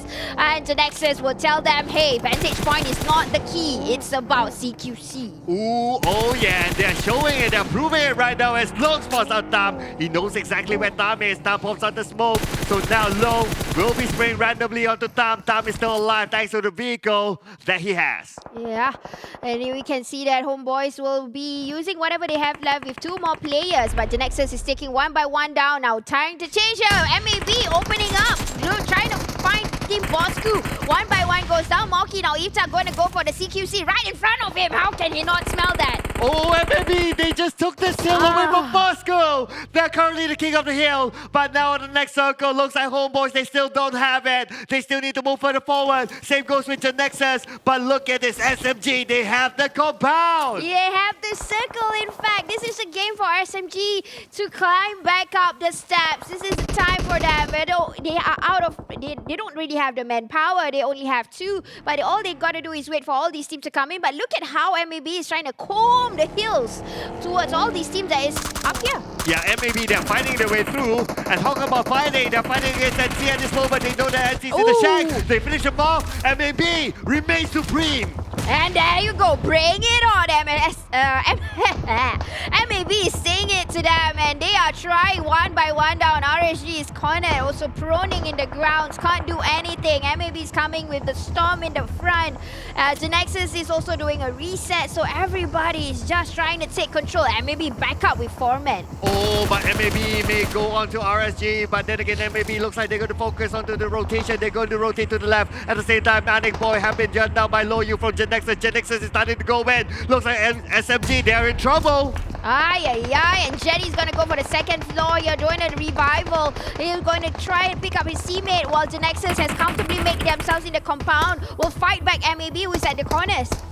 Ooh, MAB, they somehow managed to slip into the circle after all those fights. And now Jenny will want to secure the elimination point, but GENEXUS, they know that Jenny's on top. Jenny's all alone. Jenny hasn't been able to pick up his teammate, but MAB, they're playing by the edge of the circle at this moment. Random space coming in from Moki. No one's there. MAB, they just need to keep eyes onto the compound. Yeah, MAB is doing a very smart gameplay here. They have spotted Lung, the person that will give the backup from the outside, but we're leaving with Biu Biu. If only Jenny knew. Biu Biu is the only one in the house. Jenny would have come down, but now the grenade is being tossed. Jenny's going to do a little bit of the healing game here. Anik Boy is still alive. Biu Biu is the one on the 1st floor, and it's not going to give them the chance to calm down. And SMG, they managed to reset back into a 2. Now Biu Biu trying to pick up his teammate. SMG, they do not know that there's only 1 left, so SMG, they're going to leave it for now. But SMG, are they going to take advantage of this anytime soon? Looks like no, but Biu Biu started to fight. Biu Biu gets 1. Biu Biu, no! No second left for Biu Biu. Snappy needs to do the job. Yeah, but at the same time, Jenny is also trying to do the aiding for himself. Well, we'll pick up, but you know what? MAB says enough. I want to come into play. They've got the circle earlier, but they know the fight is here. But you know what? Well and smart play is RSG. They have been keeping quiet. MAB is trying to come into the 3rd party for the GENEXUS and SMG fight. MAB, they are the only team still waiting for squad at this moment. They have the advantage. Calamity gets 1 to Jenny. Now SMG has only 1 left. MAB will need to move it, but they do not have the information. Iftar trying to find a good angle, trying to get in, but the smoke is just blinding him. They're making the hesitation, but Calamity is already in. Snappy out, and there you have it. 4th place for GENEXUS, bringing home 5 elimination points. Yes, but I hope the MAB has already a plan B, because they should know there is another team there. RSG is waiting to come in and they are keeping quiet. MAB has no idea there's somebody inside the other houses. Oh, they have no idea that RSG is on the other house as well. But what do they know? They know that they still have a full squad. They have the advantage at this moment. The map doesn't lie. Addict now tossing out a smoke, trying to buy time for himself. At the same time, RSG, they're going to stay quiet. They will keep out of this. But 4 more seconds and the zone will start to close in. RSG is still on the outside. Yeah, but we can see the smart gameplay here. But it's already getting Jenny down now. I think John has already kind of have a clue on where is RSG, but Moki will be the back plan here. He will be the backbone and he is coming in. Kim is ever ready to take the fight. Brian is also ready. Now they are just waiting for the right time to come in. Oh, they're not making those big moves onto SMG. Jenny will be picked up by Homebois and he'll reset himself. At the same time, they'll let the zone do its work. RSG will need to find a way into the circle, but RSG, they aren't moving just yet, waiting for the right timing. When will be the right timing for RSG? And maybe have this compound surrounded. But now I think MAB already have a clue because Kim has already released some of the guns, the shots over to Moki. So they have a clue. There's two teams right now. They have to clear one by one. There you go. Grenade has been tossed into over to Brian, but nothing is being done yet. John is being the wig on top. Oh, John is definitely being wiki on top, waiting for the right moment. If RSG shows themselves, John can shoot them down. So now disadvantage to RSG as the nade coming from John takes down Brian. Kim is the last man standing for RSG. Yeah, but SMG not gonna come out. They're just gonna be hiding inside because they want the chicken dinner so bad. They want it so bad. They need to have the points. MAB is making it even difficult. The grenade is coming in already ended. Brian keeps coming in. Okay, he doesn't know. Now he knows. Now Calamity is waiting for Kim. If that starts to move in, they try to take out SMJ. SMJ! MAB lost the plot. MAB losing it to two other teams. But SMG, they go out. Now John will need to pick up his teammate. Kim, super low. Doesn't seem like he has any first aids. Kim, what can he do with about 10% of health left? He's going to go against 3 team members from MAB. But Kim still manages to secure one before he continues on the fight to try to clutch that. But there you have it. There you have it. There you have it. MAB Esports wins this. So they are saying to everyone else in this round, bring it on! Definitely for MAB, such a good game, I would say. They definitely strategize well. They take priority of the circles. They know what to do. They got it on. They got the angles covered. Although they went down one by one, they reset clearly and they won the chicken dinner. They need the points and definitely, what's there to shy, Bosskur? Wow, MAB, they're doing the John Wick. Yeah. They're like, okay, wherever we go, we just go. Whoever is in front of us, we just shoot. Yeah. We take over compounds. We win all the fights, and this is probably the most barbaric MAB that we have seen. Yeah, definitely showing their previous season. This is how they come in at the last week and we start to see them shining. Exactly how you're seeing it today. It was almost a deja vu effect last season. Yeah. Right, yeah, it does feel like it. Like towards the end, they start to go crazy. They start to go crazy, yes. Yeah, so similar. Exactly. it has this deja vu feeling. I mean, the flight path in Miramar was a deja vu feeling. Yeah. Now this last round with MAB is a deja vu feeling as well. It's been a very interesting day, I can say. Yeah, definitely an epic ending, although a few teams did not want to come out from their shell. Even though they get to fight, you know, RSG can fight if they want to, like how they started in Sandhawk today. They can clutch, but they had to make a wise decision after a lot of things has already happened with a few teams, so they can't, you know, just play the risky game. They gotta wait and see where they stand. Yeah, they played it very well. At some point, they kind of almost lost it, but hey, I mean, the zone was on their side. The blue was giving pressure to SMG and RSG. It's hard for them to drop it. It almost felt like it, but realistically, it's hard. Yeah, it is hard, but you know what's harder? Keith, who has to do all the explanation. But guys, let's go to the highlights.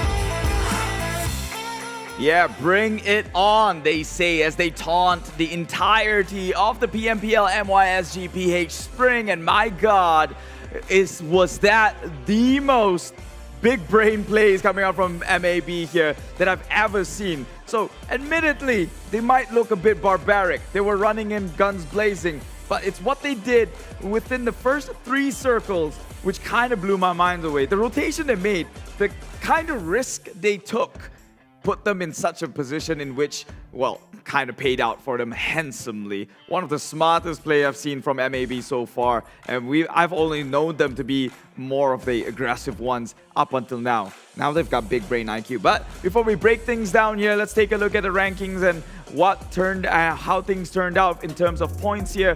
14 eliminations with the 15 full chicken dinner points onto the side of MAB Esports, bringing it on to nearly 30 points at 29 here. RSG coming in second. Again, consistent performance from the boys in blue.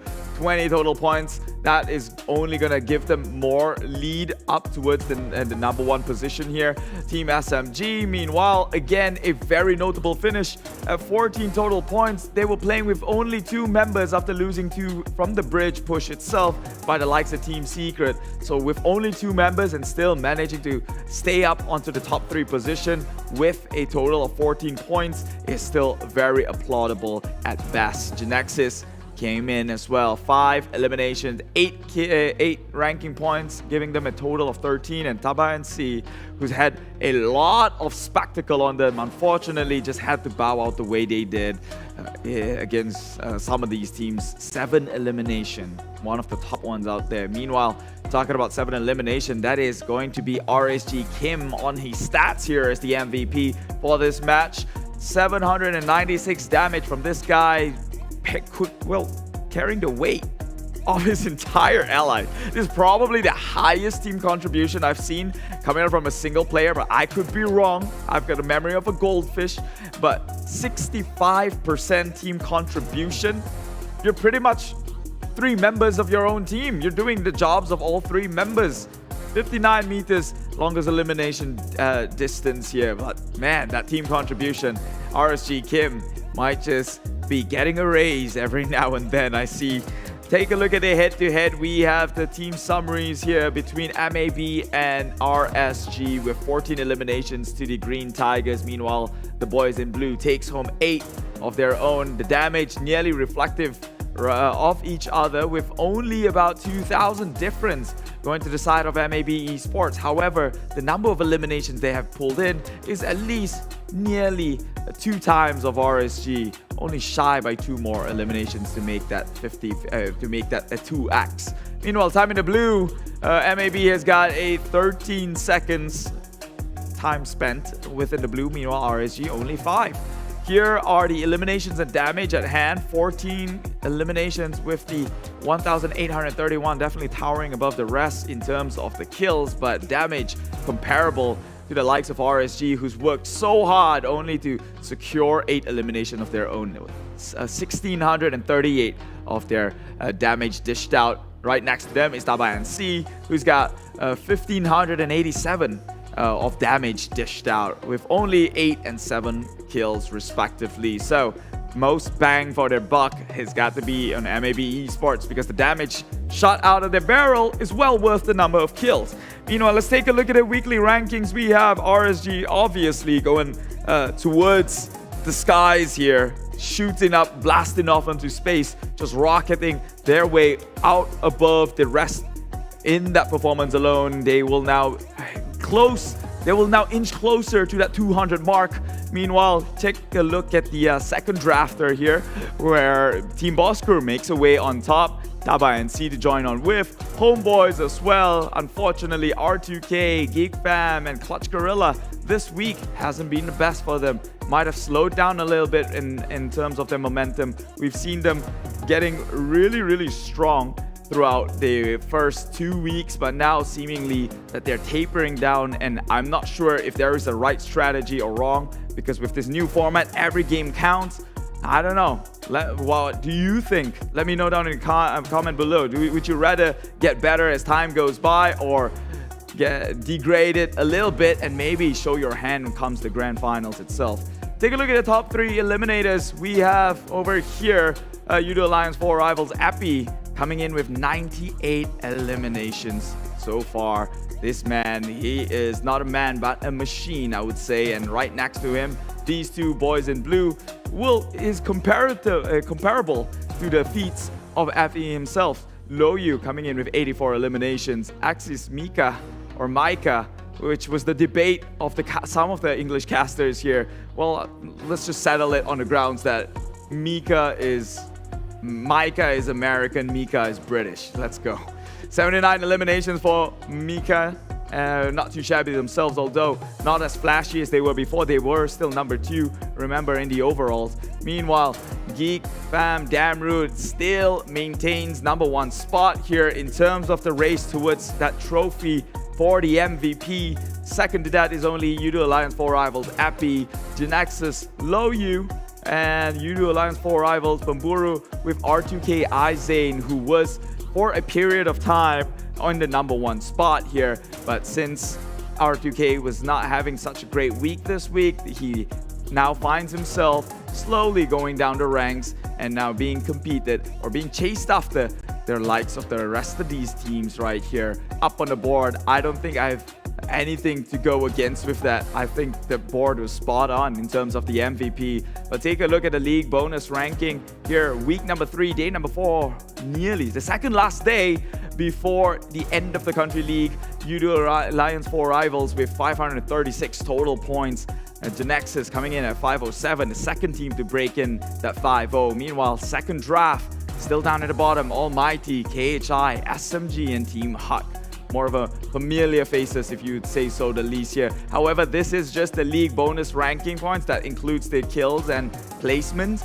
It does not really translate onto your overall standings within the league, because that is accumulative of the weekly performance that you have.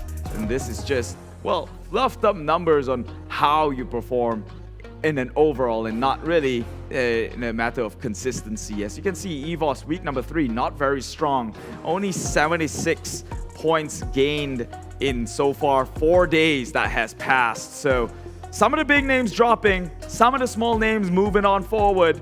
But today, I'll give it to one of the OGs, right? We've got RSG, we've got Team Secret, we have Sem9 getting the double chicken. And well, we close the day with a decent newcomer into the league, and that is MAB Esports.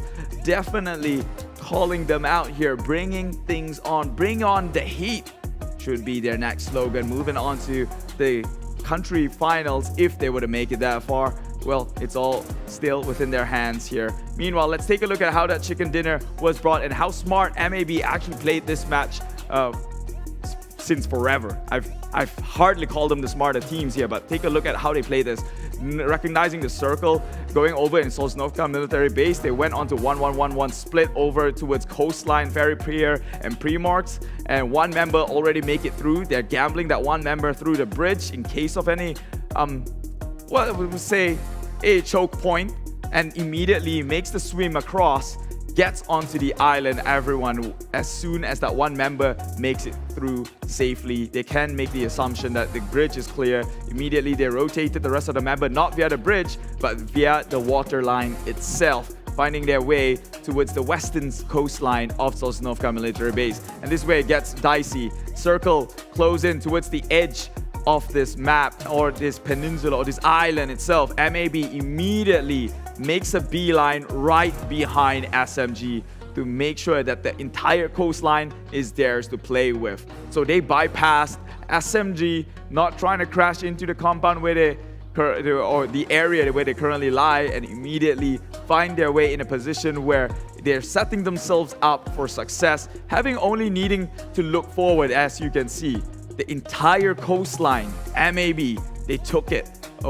And they snuck by SMG in order to do so. So they already just eliminated 50% of their problems that happened on their 6 or right behind their backs here. Only having to shoot against the teams that are right in front of their eyes. Bosskur was one of those teams, with the help of TABAH and NSEA as well. Right in the area, it was quite the bloodbath. They were cleaning up as things go. Obviously, this is probably the highest number of eliminations they have had in their chicken dinner. As you can see, EVOS VIP has got the deal with TABAH NC in that current point of time, in which the rest of the members were already in circle, where the casters were wondering, where's the rest of your crew? Well, they left them there, and well, things got sour in that compound alone, and so TABAH NC had to play with 2 members moving on forward. And meanwhile, Team SMG, after losing that 2 members, has to play things a bit more passively, so they occupy this little compound for the longest time, who had the luck of the circle towards the very end of the game itself. So kudos onto their side there.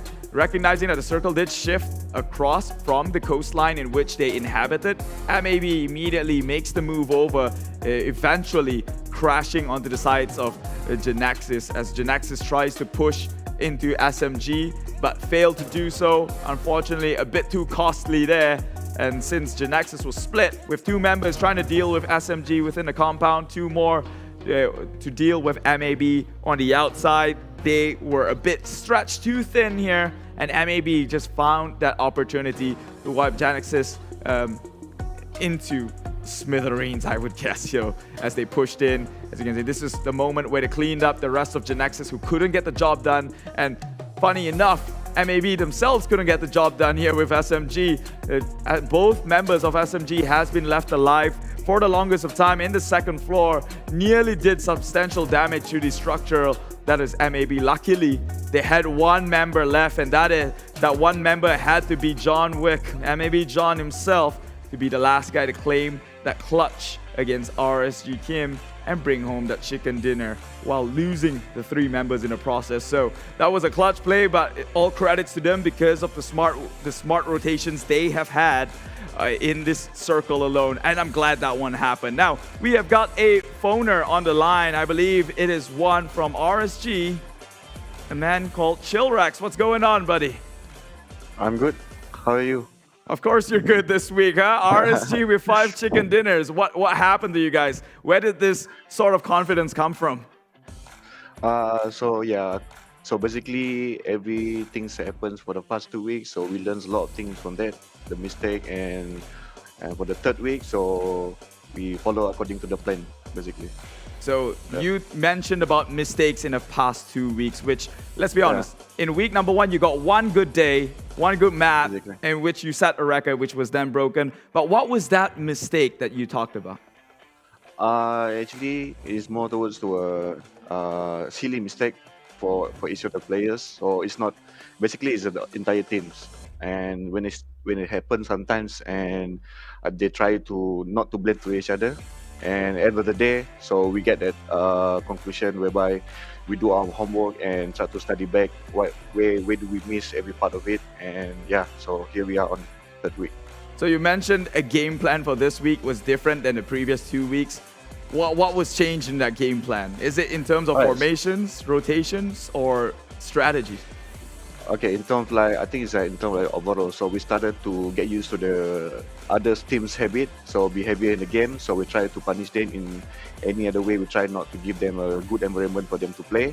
So wherever the second pop, and we know which side we should take the fight and which side we can holding and stay our ground. Okay, and one question. This one's probably a bit of a personal question to RSG. All right? You have 1 day tomorrow to play. That's 5 map. If you are playing in Sanhok, will RSG crash onto SMG again? Well, that one was a past story between us and SMG, because I'm not going to talk about it, but right now there's nobody going to disturb us, and everyone have their own draw spot, so now we're good. And it depends on the putting, how we're gonna use it for the next. Yep. Obviously, I was just pushing your buttons there, but it's all fair game, fair play here. And so, if RSG is such a international brand, I would say you've got different branches everywhere around Southeast Asia. So I believe you do have fans across the rest of Southeast Asia as well. If you could give them a parting words from a former champ here in the PMPL, what would it be? Alright, so thanks to all, and shout out to all the fans out there, and thanks to all that make it happen. And without you guys, we won't be fighting until the end of the day. So once again, thank you so much, and I'll see you guys for the next round. All right, thank you very much. That's a very wise word from you. That is RSG Chillrex. Remember, respect all, fear none, he says. Respect all, fear none. All right, I'll see you in a bit. Bye-bye. All right. Pretty humble a man he is, as we all know now that previously they might have a little bit of history between RSG and SMG in that crash at Paradise, but it seems like that beef has long been settled and they have turned a new leaf, and my god, did that worked out for the better for them. Right now, 5 winner chicken dinners in week number 3 here, actually day number 4, and tomorrow we have got a bunch of matches to be played as well. Not a bunch, 5 matches to be played to be exact here, similarly with Sanok coming in first, Erangel coming in second, double Miramar, and ending the game with Erangel. And this 5 next games is the one that matters more so than any of them, because it is the final games for all these teams to be playing within the country league. It's their final chance to accumulate points and give them a better overall here during the country league itself. We are down to the one last day of the entire country league. My god, we have stuck it out so far. It's been one heck of a journey, and that journey has not even been wrapped up just yet. However, tomorrow we will have our victors. We will find out who stands in the overall after the 3 weeks and who will be making it onto the country grand finals. Once again, my name is Keith. This was the PMPL MYSGPH Spring. Huge shout out to the PUBG Corporation, Tencent Games,